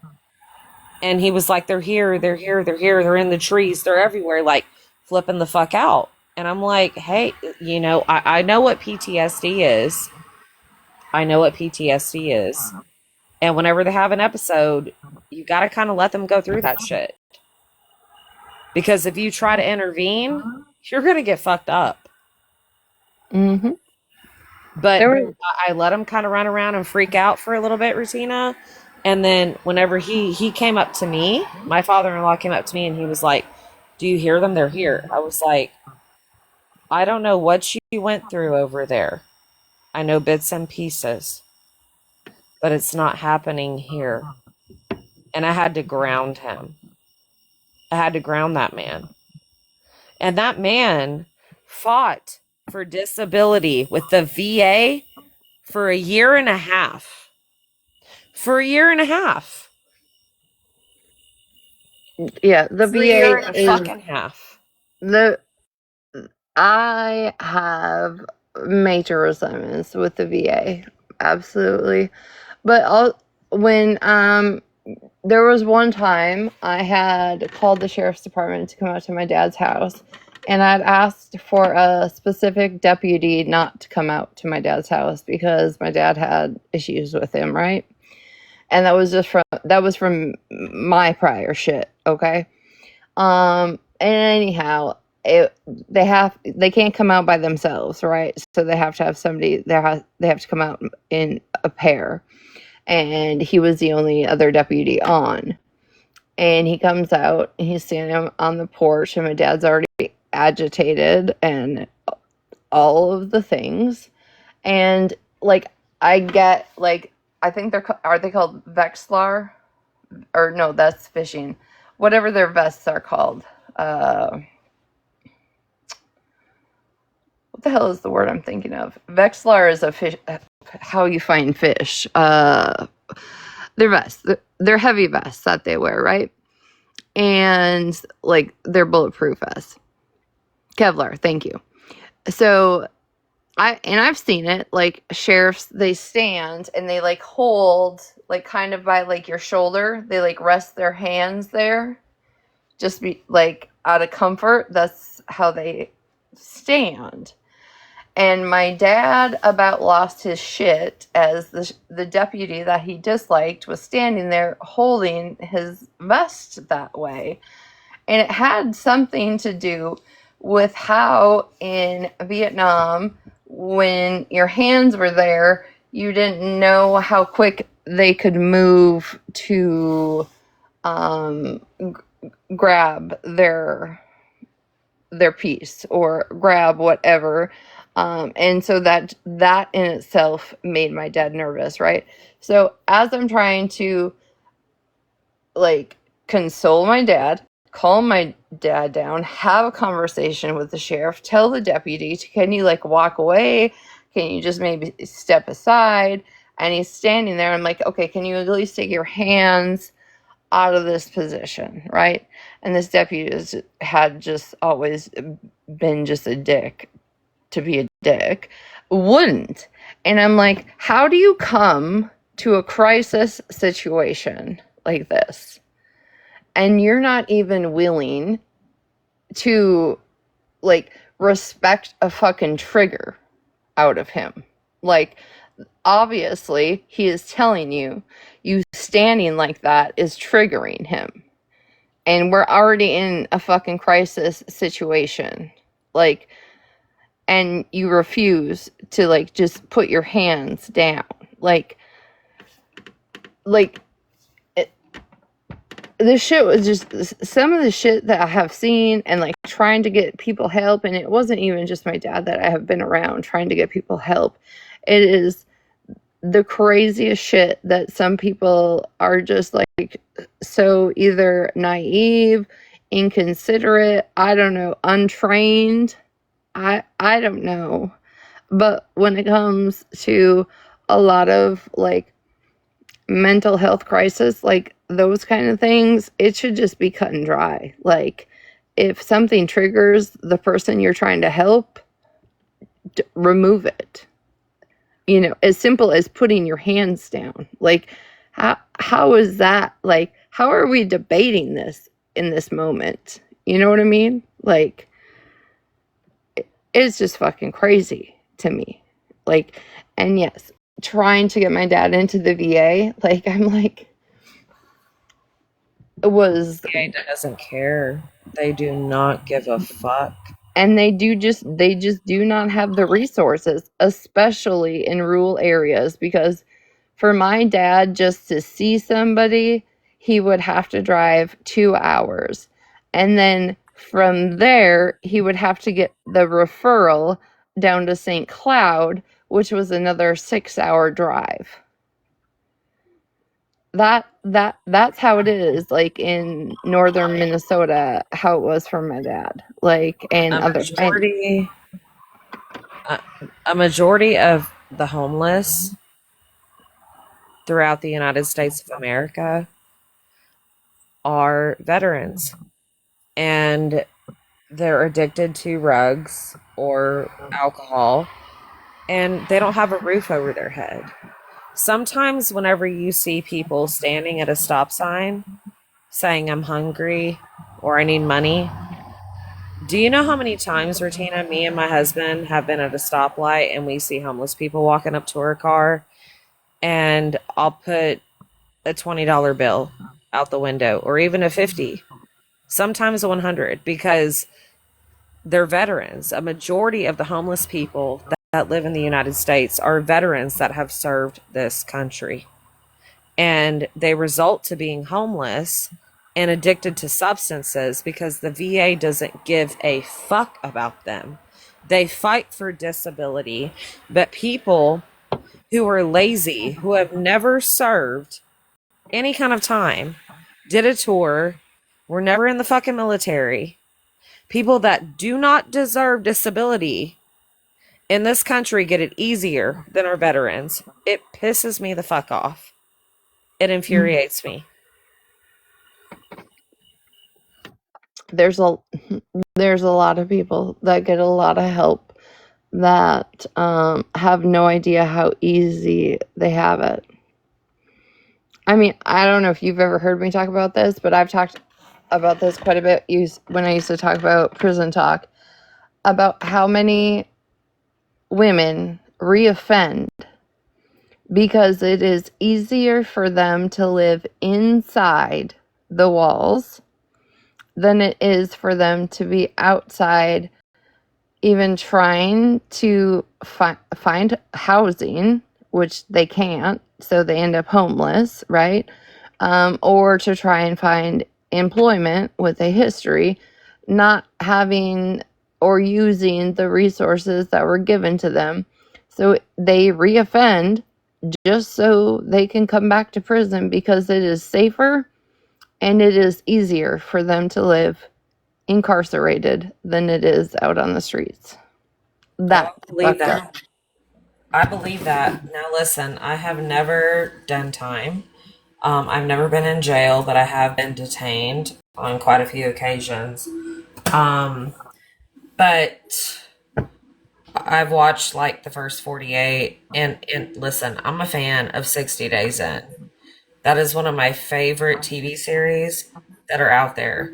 60 Days In. You see people go in there to come back to the DA or et cetera, and tell them what's going on in the prison system, the judicial system. And you see a lot of people that are in prison that get out and they're scared shitless. They're like, dude, I don't want to leave beyond these walls because I don't know how to function in society and I'm terrified of doing so. So yeah, you're absolutely right about that shit. I mean, and everybody is given some type of resource, even to the minimalist, like resource, right? When you get out, but that doesn't secure your housing. It doesn't secure your employment. It doesn't secure you. And so for them, it's either easier to commit a new crime or um, fuck off with their parole officer so they get violated to get sent back to finish their time because mentally it's easier for them to know that their door is locked when they go to sleep at night.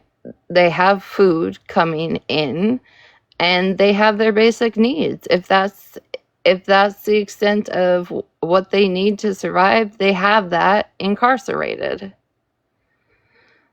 And it was like the first time I ever seen it, I said, you're joking. Like, you're joking, right? And then I started having conversations with some people, and it is the saddest thing to think that it is legitimately easier for somebody to live incarcerated than it is for them to be on the streets. But if you grew up in the streets and you only know the street life, right? And maybe you did some foul shit. Maybe you have people, maybe you have people looking for you. Whatever it may be, the fact that prison is safer and more secure to you than living your own life on the outside is extremely sad to me.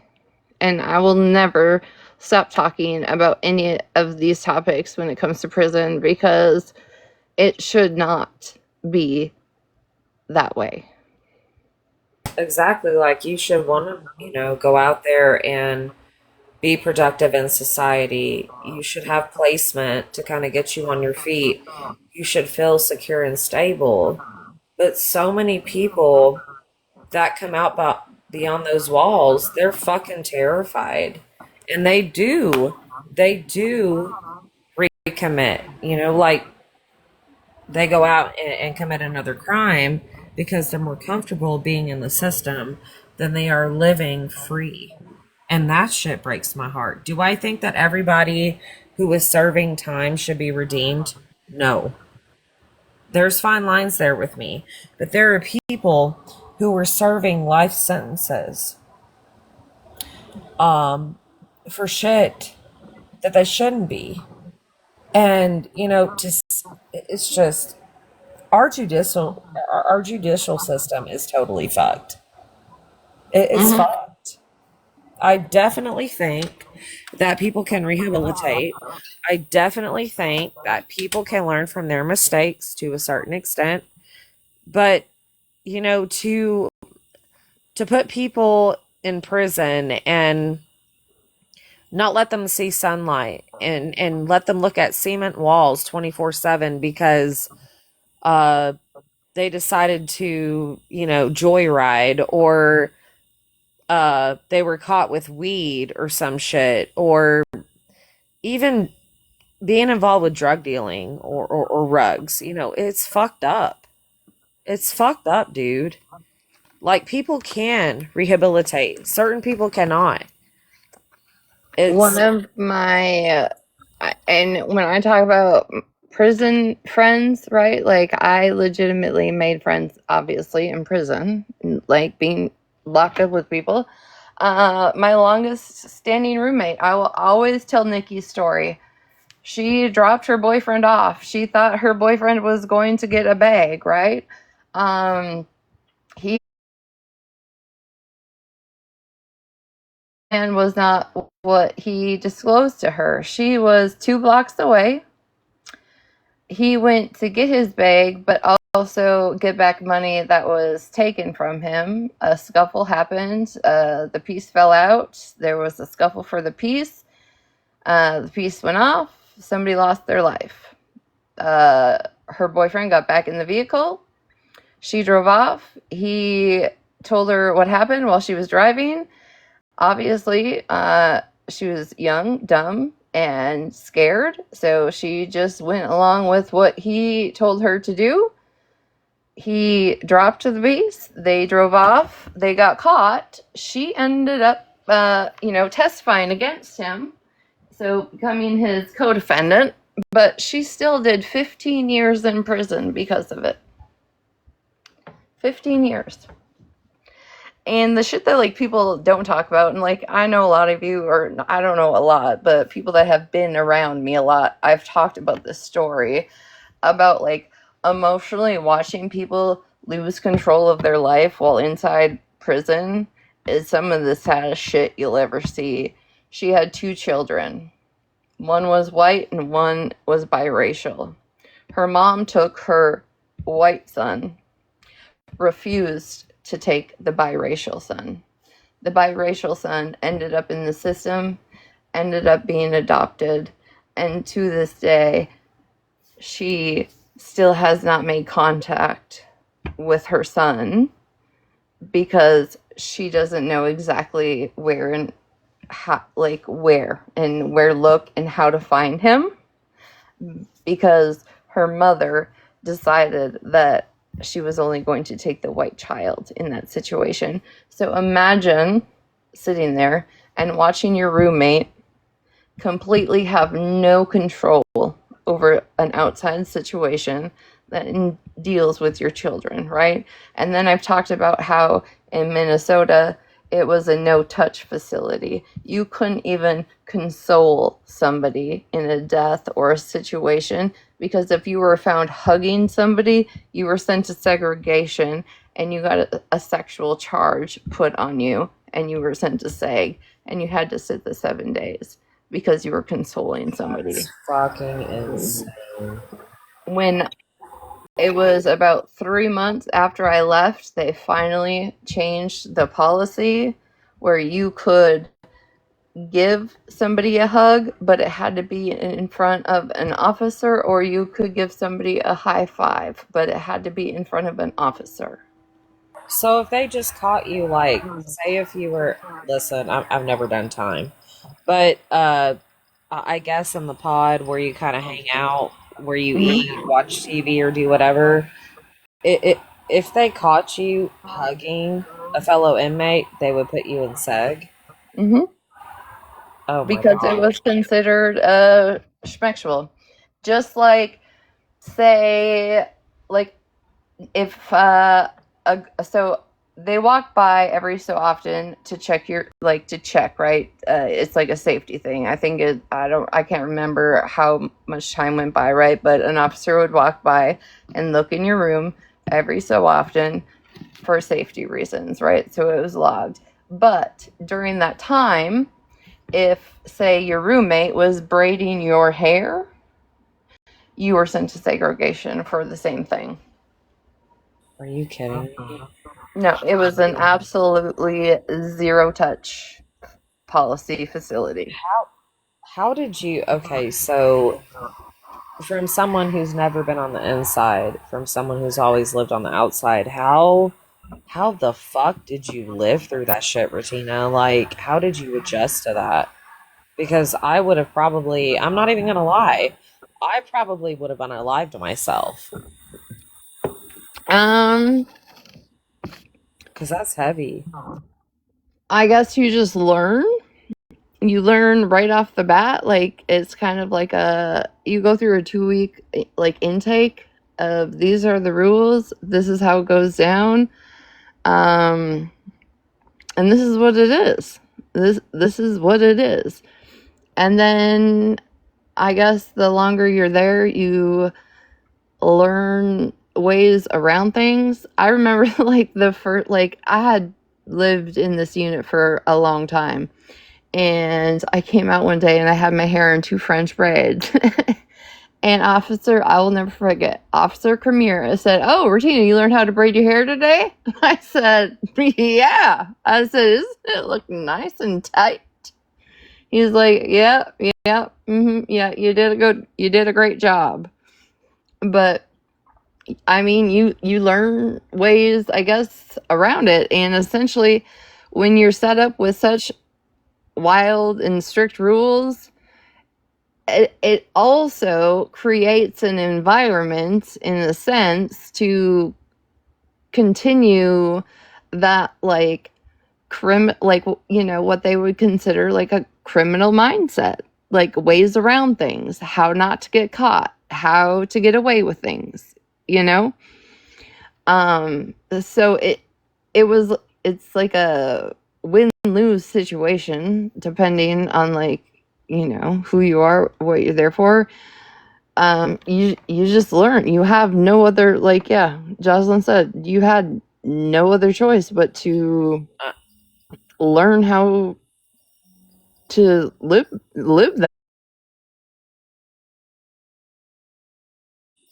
Sobbing on the phone, and I mean, people you had relationships with, like friendships with, like knew their life, how they were there, what happened, and you couldn't even like walk by and just like rub them on the shoulder, like, to like make them know, like you're seen. You couldn't do that. It You just learned that it was a no. I mean, I know that you have to adapt and stuff like that. Like, listen, if I ever did get put in a cell, it would be for something that I'm like, very, very passionate about, like, protecting my family or protecting children or animals, this, that, and the third. But uh, god damn, like That's I why kind of want I to ask you. I used to tell people, like, if you ever have seen on Oxygen the show Snapped, most of the women, most of the women that I conversated with and like became like, kosher with, that were doing life sentence, were essentially there because they finally snapped. And when I say they finally snapped, I mean it was either from postpartum or it was from DV that they finally snapped. And then they themselves ended up sitting life sentences, finally having enough. The first woman I ever lived with, um, I don't even know. I never got out and like researched her story. Um but Was she that the woman, was that the woman that unalived her two kids? no. Okay. The first woman I ever lived with, she pew-pewed him after he had got home from the bar one night, and put his hands on her again, and she had purchased that I used to work with in textiles, and I have no idea how the hell she did it because she is the tiniest little Laotian lady I've ever seen. But she with a bar of soap and a sock. There's a thing in prison or in jail called a lock in a sock. That is pretty much how you hurt somebody without leaving quite as many marks. But apparently, she did it with a bar of soap. And you can do that. I'm not trying to be funny or anything, No, but I mean, if she anybody in literally here, if she anybody li- in here has ever watched the Nickelodeon show iCarly, uh, whenever Sam used to pull out the butter sock, like she would put a whole fucking block of butter in a sock and beat people over the head with it. Yeah, that can do some damage. You put something heavy in a sock, yeah, you can do some fucking damage. I couldn't by the time I met this lady, she was almost at the end of her sentence. Like she had almost done her 30 years, right? But standing next to me, she didn't even come up to my armpit. Okay. So I can't even imagine that she weighed more than 130 pounds, you know? And it was always crazy to me to see the different like family dynamics after a situation like that. Like she had 6 kids. They all came and seen her. She had the best relationship with her children, you know? And then there's other people that their children never once came seen her, wouldn't even fill out the paperwork to be a visitor, you know? So it's always, there's just so many just different dynamics in situations like that.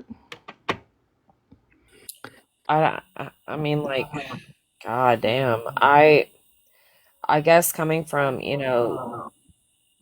listen, I couldn't even fucking imagine that. Like, if I had to do time, I would do time. But it's God, like, you can't be comfortable. You can't do anything that you used to do on the outside while you're in there. And whenever you have like anxiety or panic attacks, like, fuck that shit, dude. And plus, I'm really, really, really claustrophobic. Like, I don't like being in tiny little spaces. I'm just, I'm telling everybody right now, even if I went to prison, over an action that I decided to take over something that I was passionate about, I'm gonna be a little bitch while I'm sitting in there. Honest to God. Like, I could never. And you know what? I would want a cellie that would braid my hair and brush my hair and be nice to me and like talk to me because goddamn, I Listen, could I not. I I lived could with not. one once that was schizophrenic, and let me tell you, that was the wildest ride. That was when you know they talk about living in flight or flight mode, right? And before I had my incident, and I actually went to the psych ward, and I actually got evaluated, and it wasn't just my primary doctor giving me Prozac for years. Um, and I learned about like flight and flight and all of that. Um, I can tell you that living with her completely reactivated that because some days we were on the best of terms.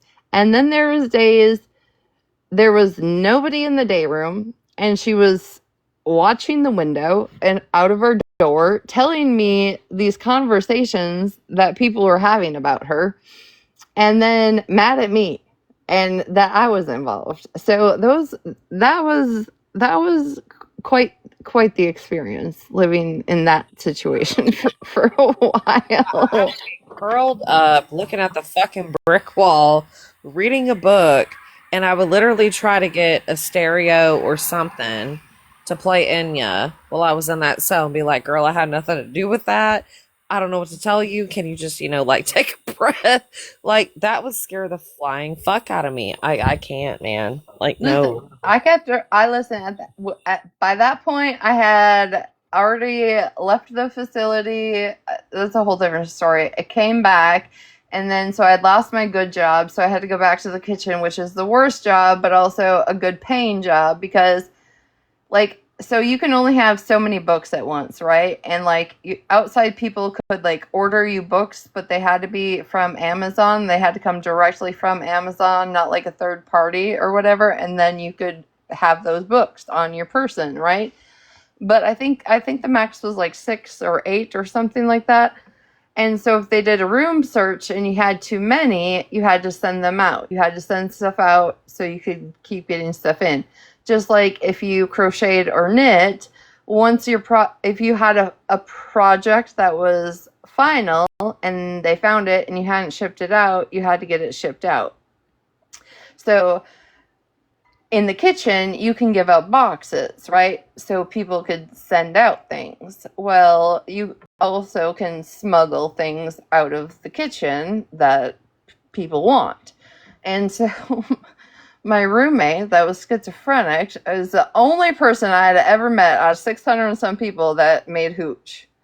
And she did it, but she either wanted apples, potatoes, or sugar. And listen, I gave that box a bitch every time. There was never an officer standing at the door to check. Like, you can have it all you want. Now, here's 2 potatoes. Go do whatever the fuck you gotta do. Like, you just try and make them happy. Good morning, Casey. Girl, I would have done the same shit because absolutely the fuck not. Like, nope. There was for a good 6 months, mine and Nikki's room, we had an outside wall. So like my bed was directly against a wall that went to the outside, right? So it's cold in Minnesota in the middle of winter. And it's cold sleeping next to a cement wall. And all you get is one blanket and one pillow. Well, unless you learn a way around that. And so I crocheted a blanket, but I always kept a ball of yarn and I never finished it off. I just kept that one line open, so I always had a heavy duty blanket to cover myself with to keep myself warm, but I never had a finished product, so they couldn't technically make me send it out because it was never finished as long as I had yarn connected to it. And yeah, you get one pillow. Well, then I had just went to medical enough times and complained about my knee that's fucked up now. And so I got like 3 pillows to elevate it, but I just used that because otherwise, like, the pillows are plastic and I don't even know what they're filled with, but you might get lucky and get an okay one, or you get a deflated piece of shit. And I mean, it just depends on you. Come in, they hand it out. It's like a conveyor belt. There's no pick and choosing nothing. So, but yeah, like I said, part of it like they teach you. I mean, technically, right? Like people that are prime and proper listen to this and are like, nope, that's your mind of thinking. I would never do something like that. You're in there to change your mindset. You should never keep the criminal mindset, right? Like, fuck no. If I need 2 pillows to sleep or 3 because I have none, there's nothing in my pillow, I'm going to find a way to get another goddamn pillow, you know? And you had to have like a medical slip that said, hey, you can have your like allowed 2 pillows. Like medical gave me this extra pillow. So when they would do room flips or searches, like they would check that to make sure. But yeah, like it was terrible. Like the first time I ever had to sleep on a fucking bed like that, it's like, it ain't no air mattress. It ain't no mattress. It's a plastic piece of...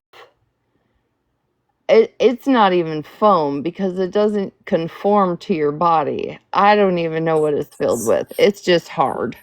So basically, it's like sleeping on a mat that we used to take to kindergarten. Mm-hmm. on, yeah. But harder. No, But no, harder. listen. No, listen. I have a fucked up spine and neck issues from being a CNA for 11 years.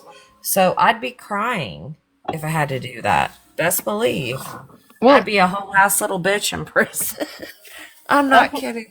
that's why you got to go to medical, and you got to be like, oh, well, I need this, you need this. Unhinged, yeah, there's been a few people that have requested, but had just been in there and never ever said anything in my life, so I just assume they're sleeping.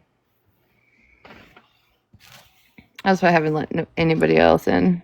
But Regina, we gotta go to bed because we're gonna I be know. canceled later Now it's today. fucking 5 a.m. and I got to wake up at 9 to be canceled. Girl, the sun's coming up, and listen, I'm gonna sleep in later today, and I got real life shit going on. So if people want to cancel me again, go ahead. I don't give a fuck. Like I really don't care. Listen, I know. I legit. I gotta it.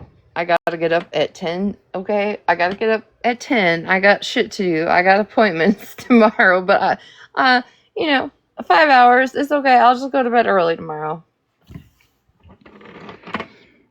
Well, I will say this: it was nice having a conversation with you, and I'm glad I came up and we talked. Well, Um, I am too. I'm glad we cleared the air, so I didn't have to feel like there was an elephant in any room we oh coexisted man. in. No, listen, like I'm telling you, Routine, I get mad about shit and like I get in my feels about stuff, but And you have whenever that I right too. That situation is not like a light internet beef. You know, no, I no, it's understood. heavy. I understood that was a very real life situation to you, and that's why I would have never went back and forth with you about it. That's why I would have never went live and been like, "Fuck Violet," you know. It's Well, real. yeah, I know it is, and you know what? Yeah, again, I talk mad shit about you, It's okay. to my friends, but it is what it is. Like, dude, I just whenever I get triggered about shit, I'm telling you right now, whenever I get triggered, and I know how to maintain my triggers, but sometimes I don't. Um, Whenever I get triggered, I legitimately see fucking red. And I will say some out of pocket shit or I will just rant and rave. But people that know me off this app, that talk to me every single day through the good, the bad, and the ugly, they know my heart. They know where I come from. They know how I move. Right. And I'm a complicated fucking person. You know, sometimes I can be contradicting myself. I'm like, oh, I'm not going to do this, or oh, I'm not going to do that, or oh, I'm not going to go into this live, or oh, I'm not going on TikTok, and I do it anyway. Like, to sum me up, I'm a beautiful mess. Honest to God, I'm a beautiful fucking mess. I think And most people are. yeah, a lot of us are. A lot of us are. And one thing that I really hate about this app is grace isn't given on this app, dude. Grace is not given on this fucking app. But in real life, grace is given from my own personal experience. But I'm gonna drop her, Tina.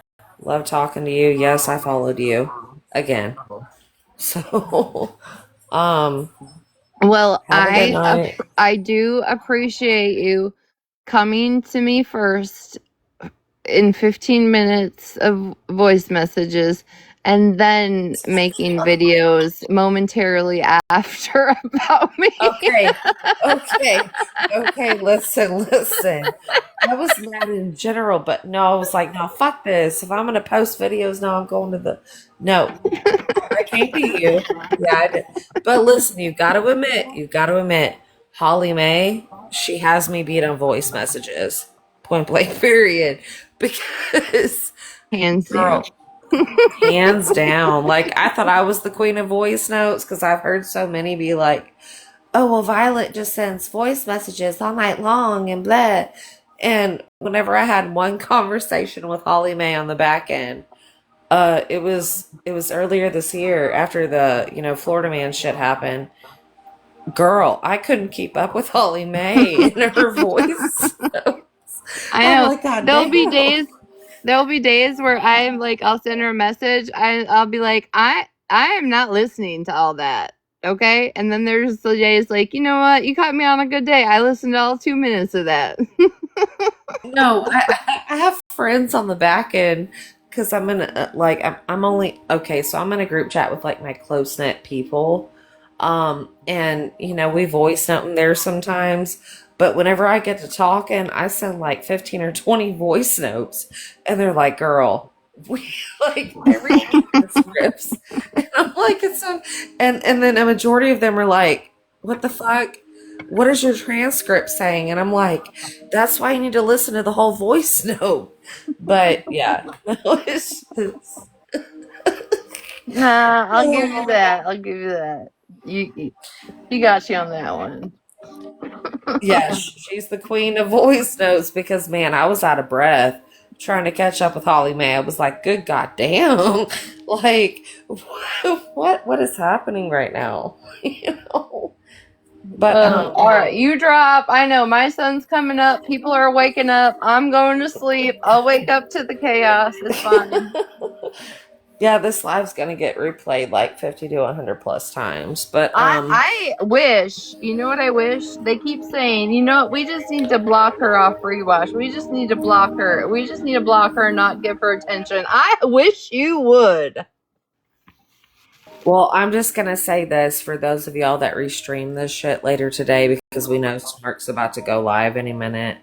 Um, for those of y'all that restream this, can you listen to the positive throughout this live instead of the negative and actually try to hear people out? Because whenever there isn't yelling or cussing, y'all try to skim past that shit and fast forward. And you don't legitimately want to hear where people are coming from. But I think it was a good live.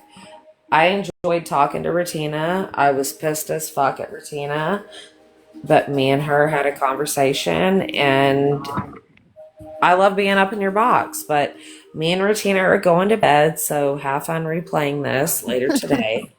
We don't give an ounce of a fuck. Sweet dreams. Good night.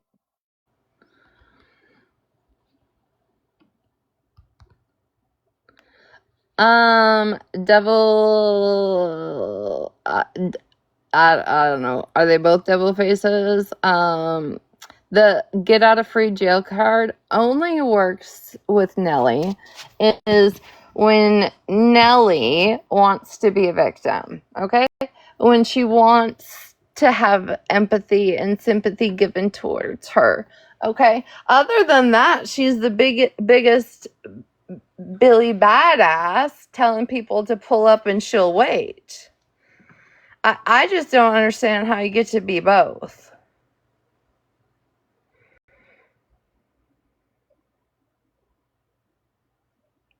Zeta, what do you mean it's about fucking time? That we go to bed or you wake up? I was gonna go to bed at 1. Okay? So now I'm blaming, now that Violet's gone, I can blame her.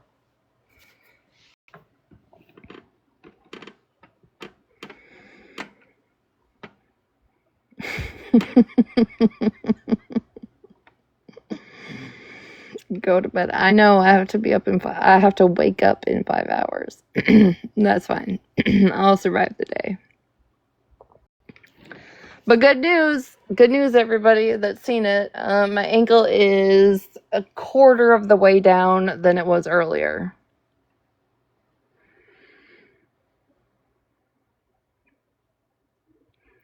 Kind of. If you've been around, clearly you have. It's just like when she asks if, when you're referring to her poppy, if you want to be next, right? If you know my dad and his charges, do you want to be next? Keep talking. And then there's the, he was a victim. What would you do if there was a pew pew held to your head? You know? It just depends. It depends on what she needs it to be used for at the time. Well, I'm sorry, Unhinged. I told you. One Stanley, and I was going to bed. And you fell asleep. I'm still talking. Yeah, I think she's conflicted in more ways than one, but that's another subject I touched on earlier. Sorry.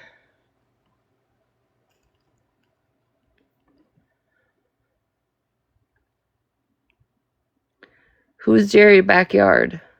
Well, I know who that is, but what about them?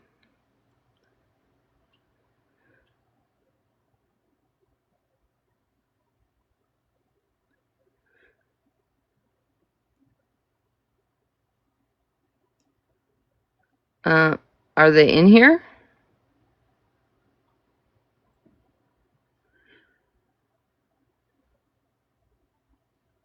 Oh.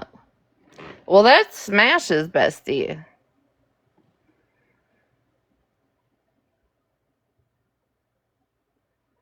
That's the guy that always wants to be in Smash's life and have combos with Smash, not me.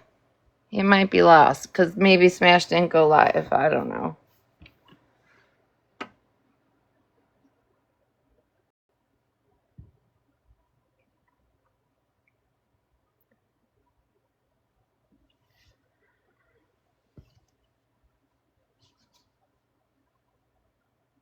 Jerry?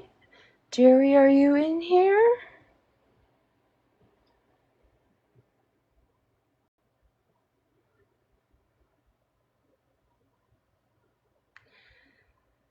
Maybe you're just you got a little lost on the detour. Smash will be live in about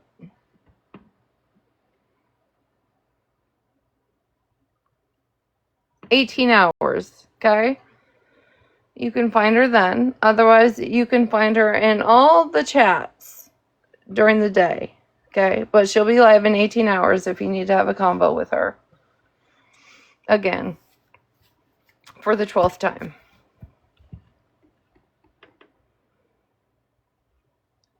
But she really doesn't have a problem with you, so don't let her tell you otherwise, okay? She just does it on the forefront, save face as much as she can.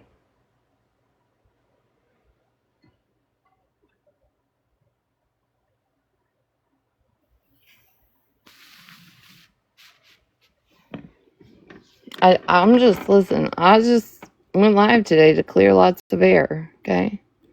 But Virgo, make sure you get up and call your mama and tell her that you fucked up, okay? You fucked up and you were writing somebody's UA results on live and now it's recorded.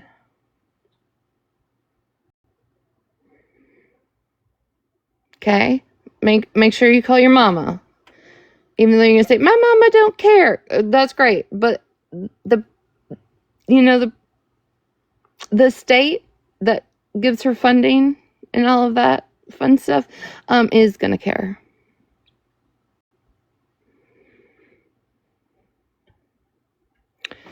Sears. Oh, did you miss that part, Jocelyn? That was the first part of my live. Well, the first 45 minutes that was covered in it.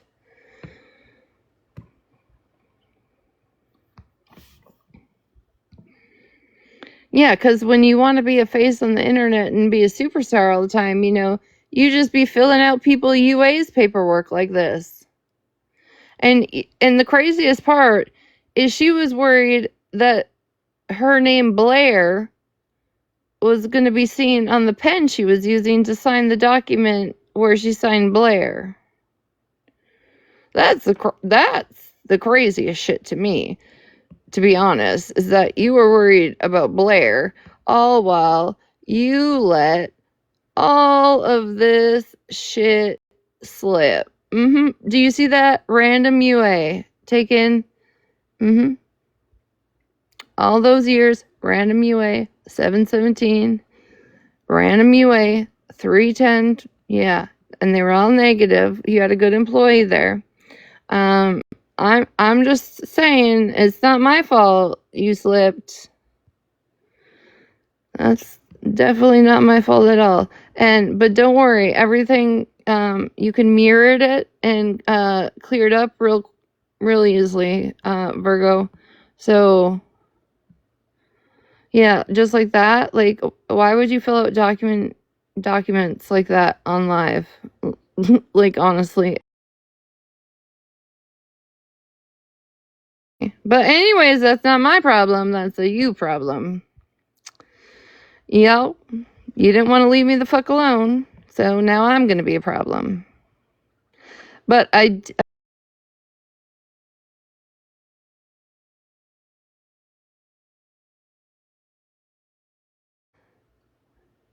because I thought it was funny, because the search.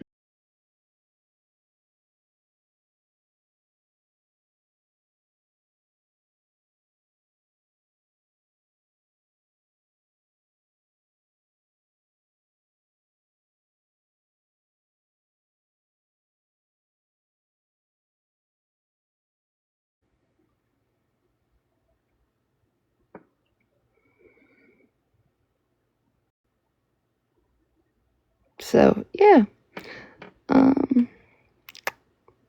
Anyhoozles. I hope you all have a wonderful, wonderful Wednesday.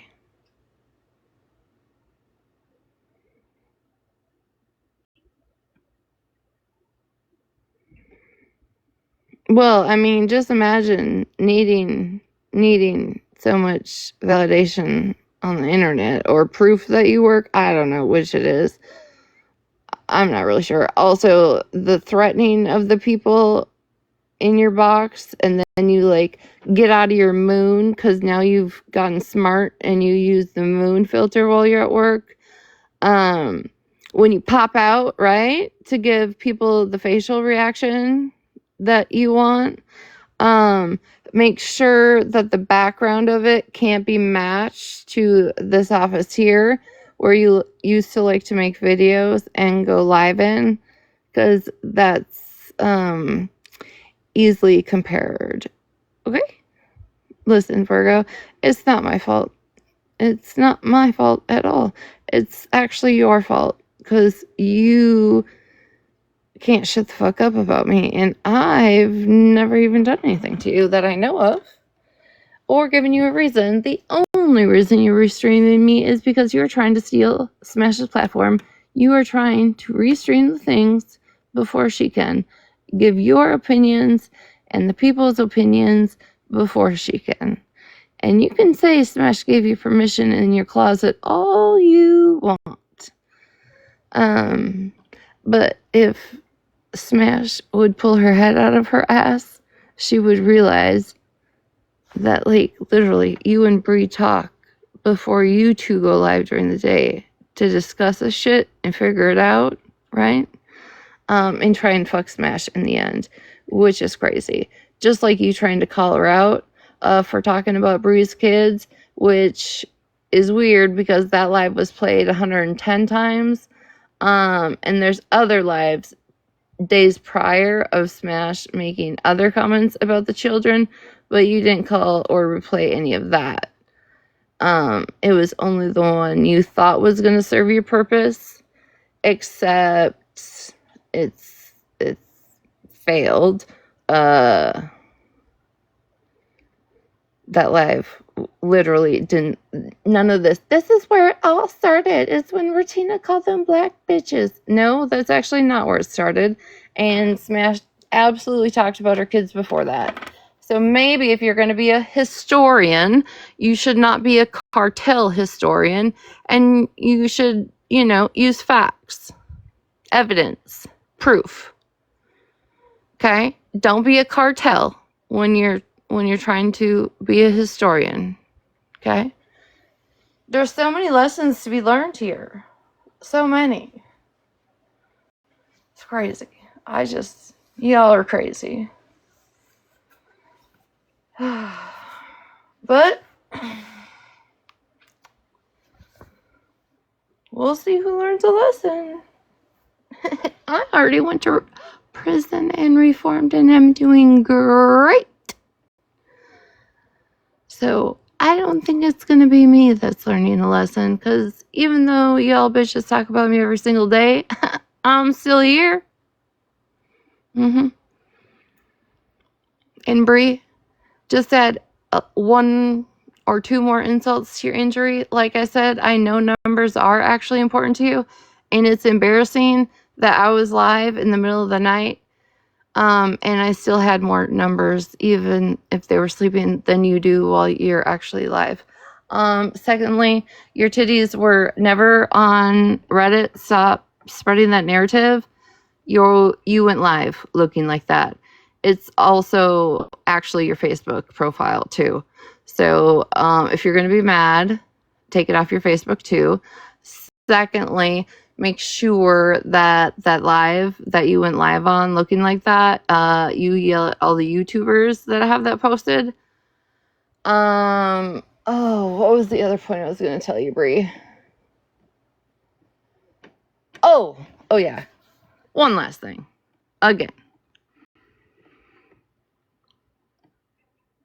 I will apologize every day to Queenie for calling her a black bitch, because she didn't deserve that. She didn't. No, she did not. Okay? Kind of just like how I can apologize to Unknown when I'm in the wrong, right? And I have apologized to Queenie. I don't know if she's heard it or not. This isn't the first time of me saying that. Actually, I do apologize. I'm just saying she didn't deserve it. You, on the other hand, I will request that I am buried on my stomach so you can still kiss my ass 6 feet under before I'd ever apologize to you. Yeah, because, Queenie is actually a woman of her word that I've seen. We might have gotten into it a few times, but, at least she was the only black woman that actually stood up for me and said that I wasn't racist. Just like I'm not. You're just trying to push some fucking weird ass narrative that still isn't working for you that well.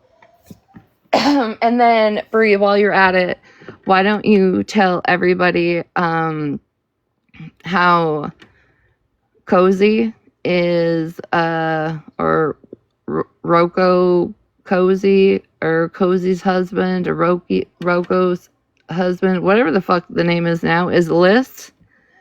And you allowed her to say that she was a black bisexual woman, and you went along with it.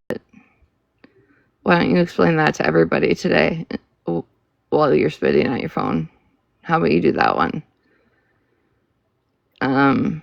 Because the proof is coming. You actually know that there's going to be a live about that. So you should probably just own that one first. That would probably be a great idea. But, what the fuck do I know? Clearly nothing about not a fuck thing. Oh, and they're also Smash's mod. Funny.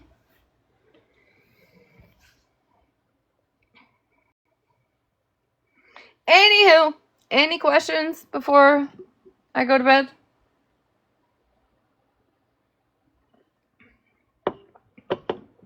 Jocelyn, you up? Coffee brewing? Getting your shit going for the day?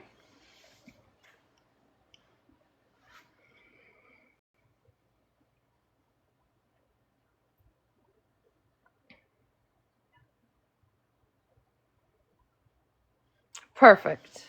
I'll have coffee with you in about 5 hours.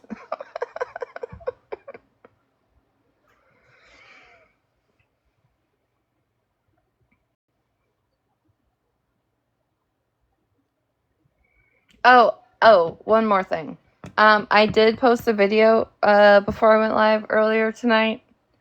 Nelson left a really great inspirational quote a long time ago.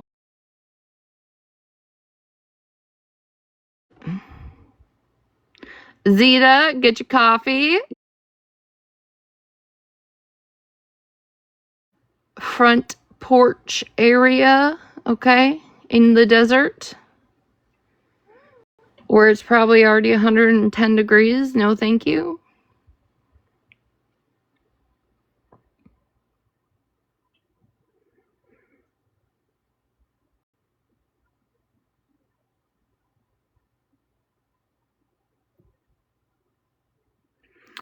Jocelyn, it is, you know what? It is so accurate. It is obviously not wrote by her, because there's no real errors, and it's well written and has punctuation, so I'm sure it was a cut and paste from somewhere. But I mean, I'll give her credit for it. Her name's next to it. And your beautiful kitchen. That doesn't have dog hair and paper plates on the floor where you apparently feed those animals, while you're also making cake pops with your fingernail polish falling off into it. But you know what? Just go have some coffee in your beautiful kitchen. It is definitely nowhere near a one fish, two fish. That's how I know it was not actually wrote by her. Oh, and just to retouch, right? Monsters outrage today. In the defense of Nelson. When Nelson wants to talk about the internet being forever, Virgo, we're all taking bets on if your wrist can hold you up on a wall like mine did in the early 2000s. So we want to see that on live, preferably. And then,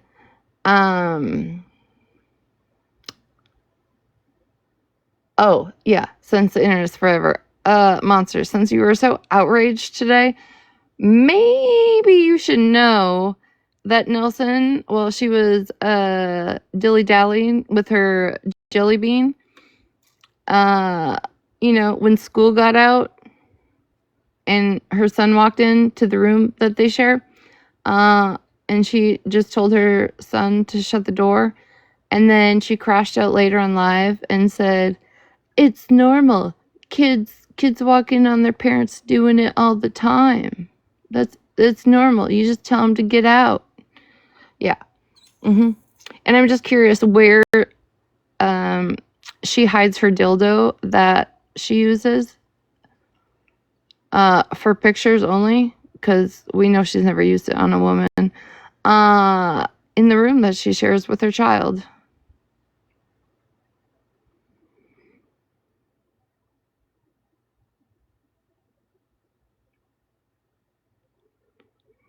Yeah. Nelson, do you keep it like in a box? Is it like locked away somewhere? Is it just thrown in like, I don't know, a toy box? Like, where do you keep your peace in the room that you share with your son? Asking for all of the internet that didn't know that you do and have the things. We're just curious. I mean, if you just tell your kid to walk out when your hands are down your pants, we're just curious where you keep the dildo also. Yeah. So remember, when y'all want to bring up stuff about me, about the internet's forever. Yeah, it sure is.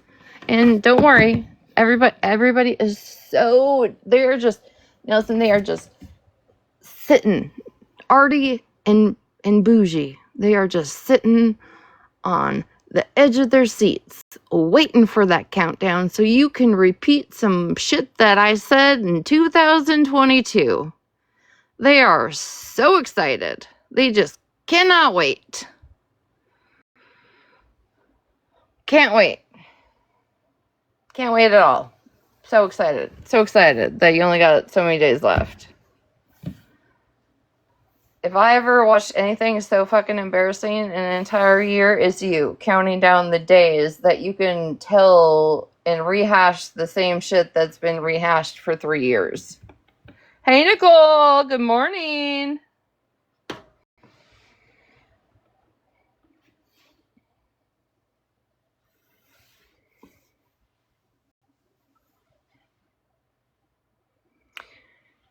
But I hope when Artie's feeding you all of this wonderful information, I hope she also showed you where she is the one that actually gave me every single solitary member of your family and looked them up, and it wasn't me. Mm-hmm. Especially about Max. Max Rooney.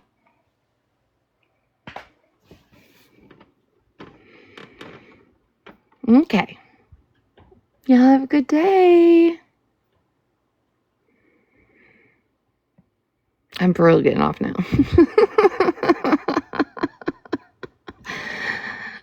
Jocelyn, I'll see you in a little bit.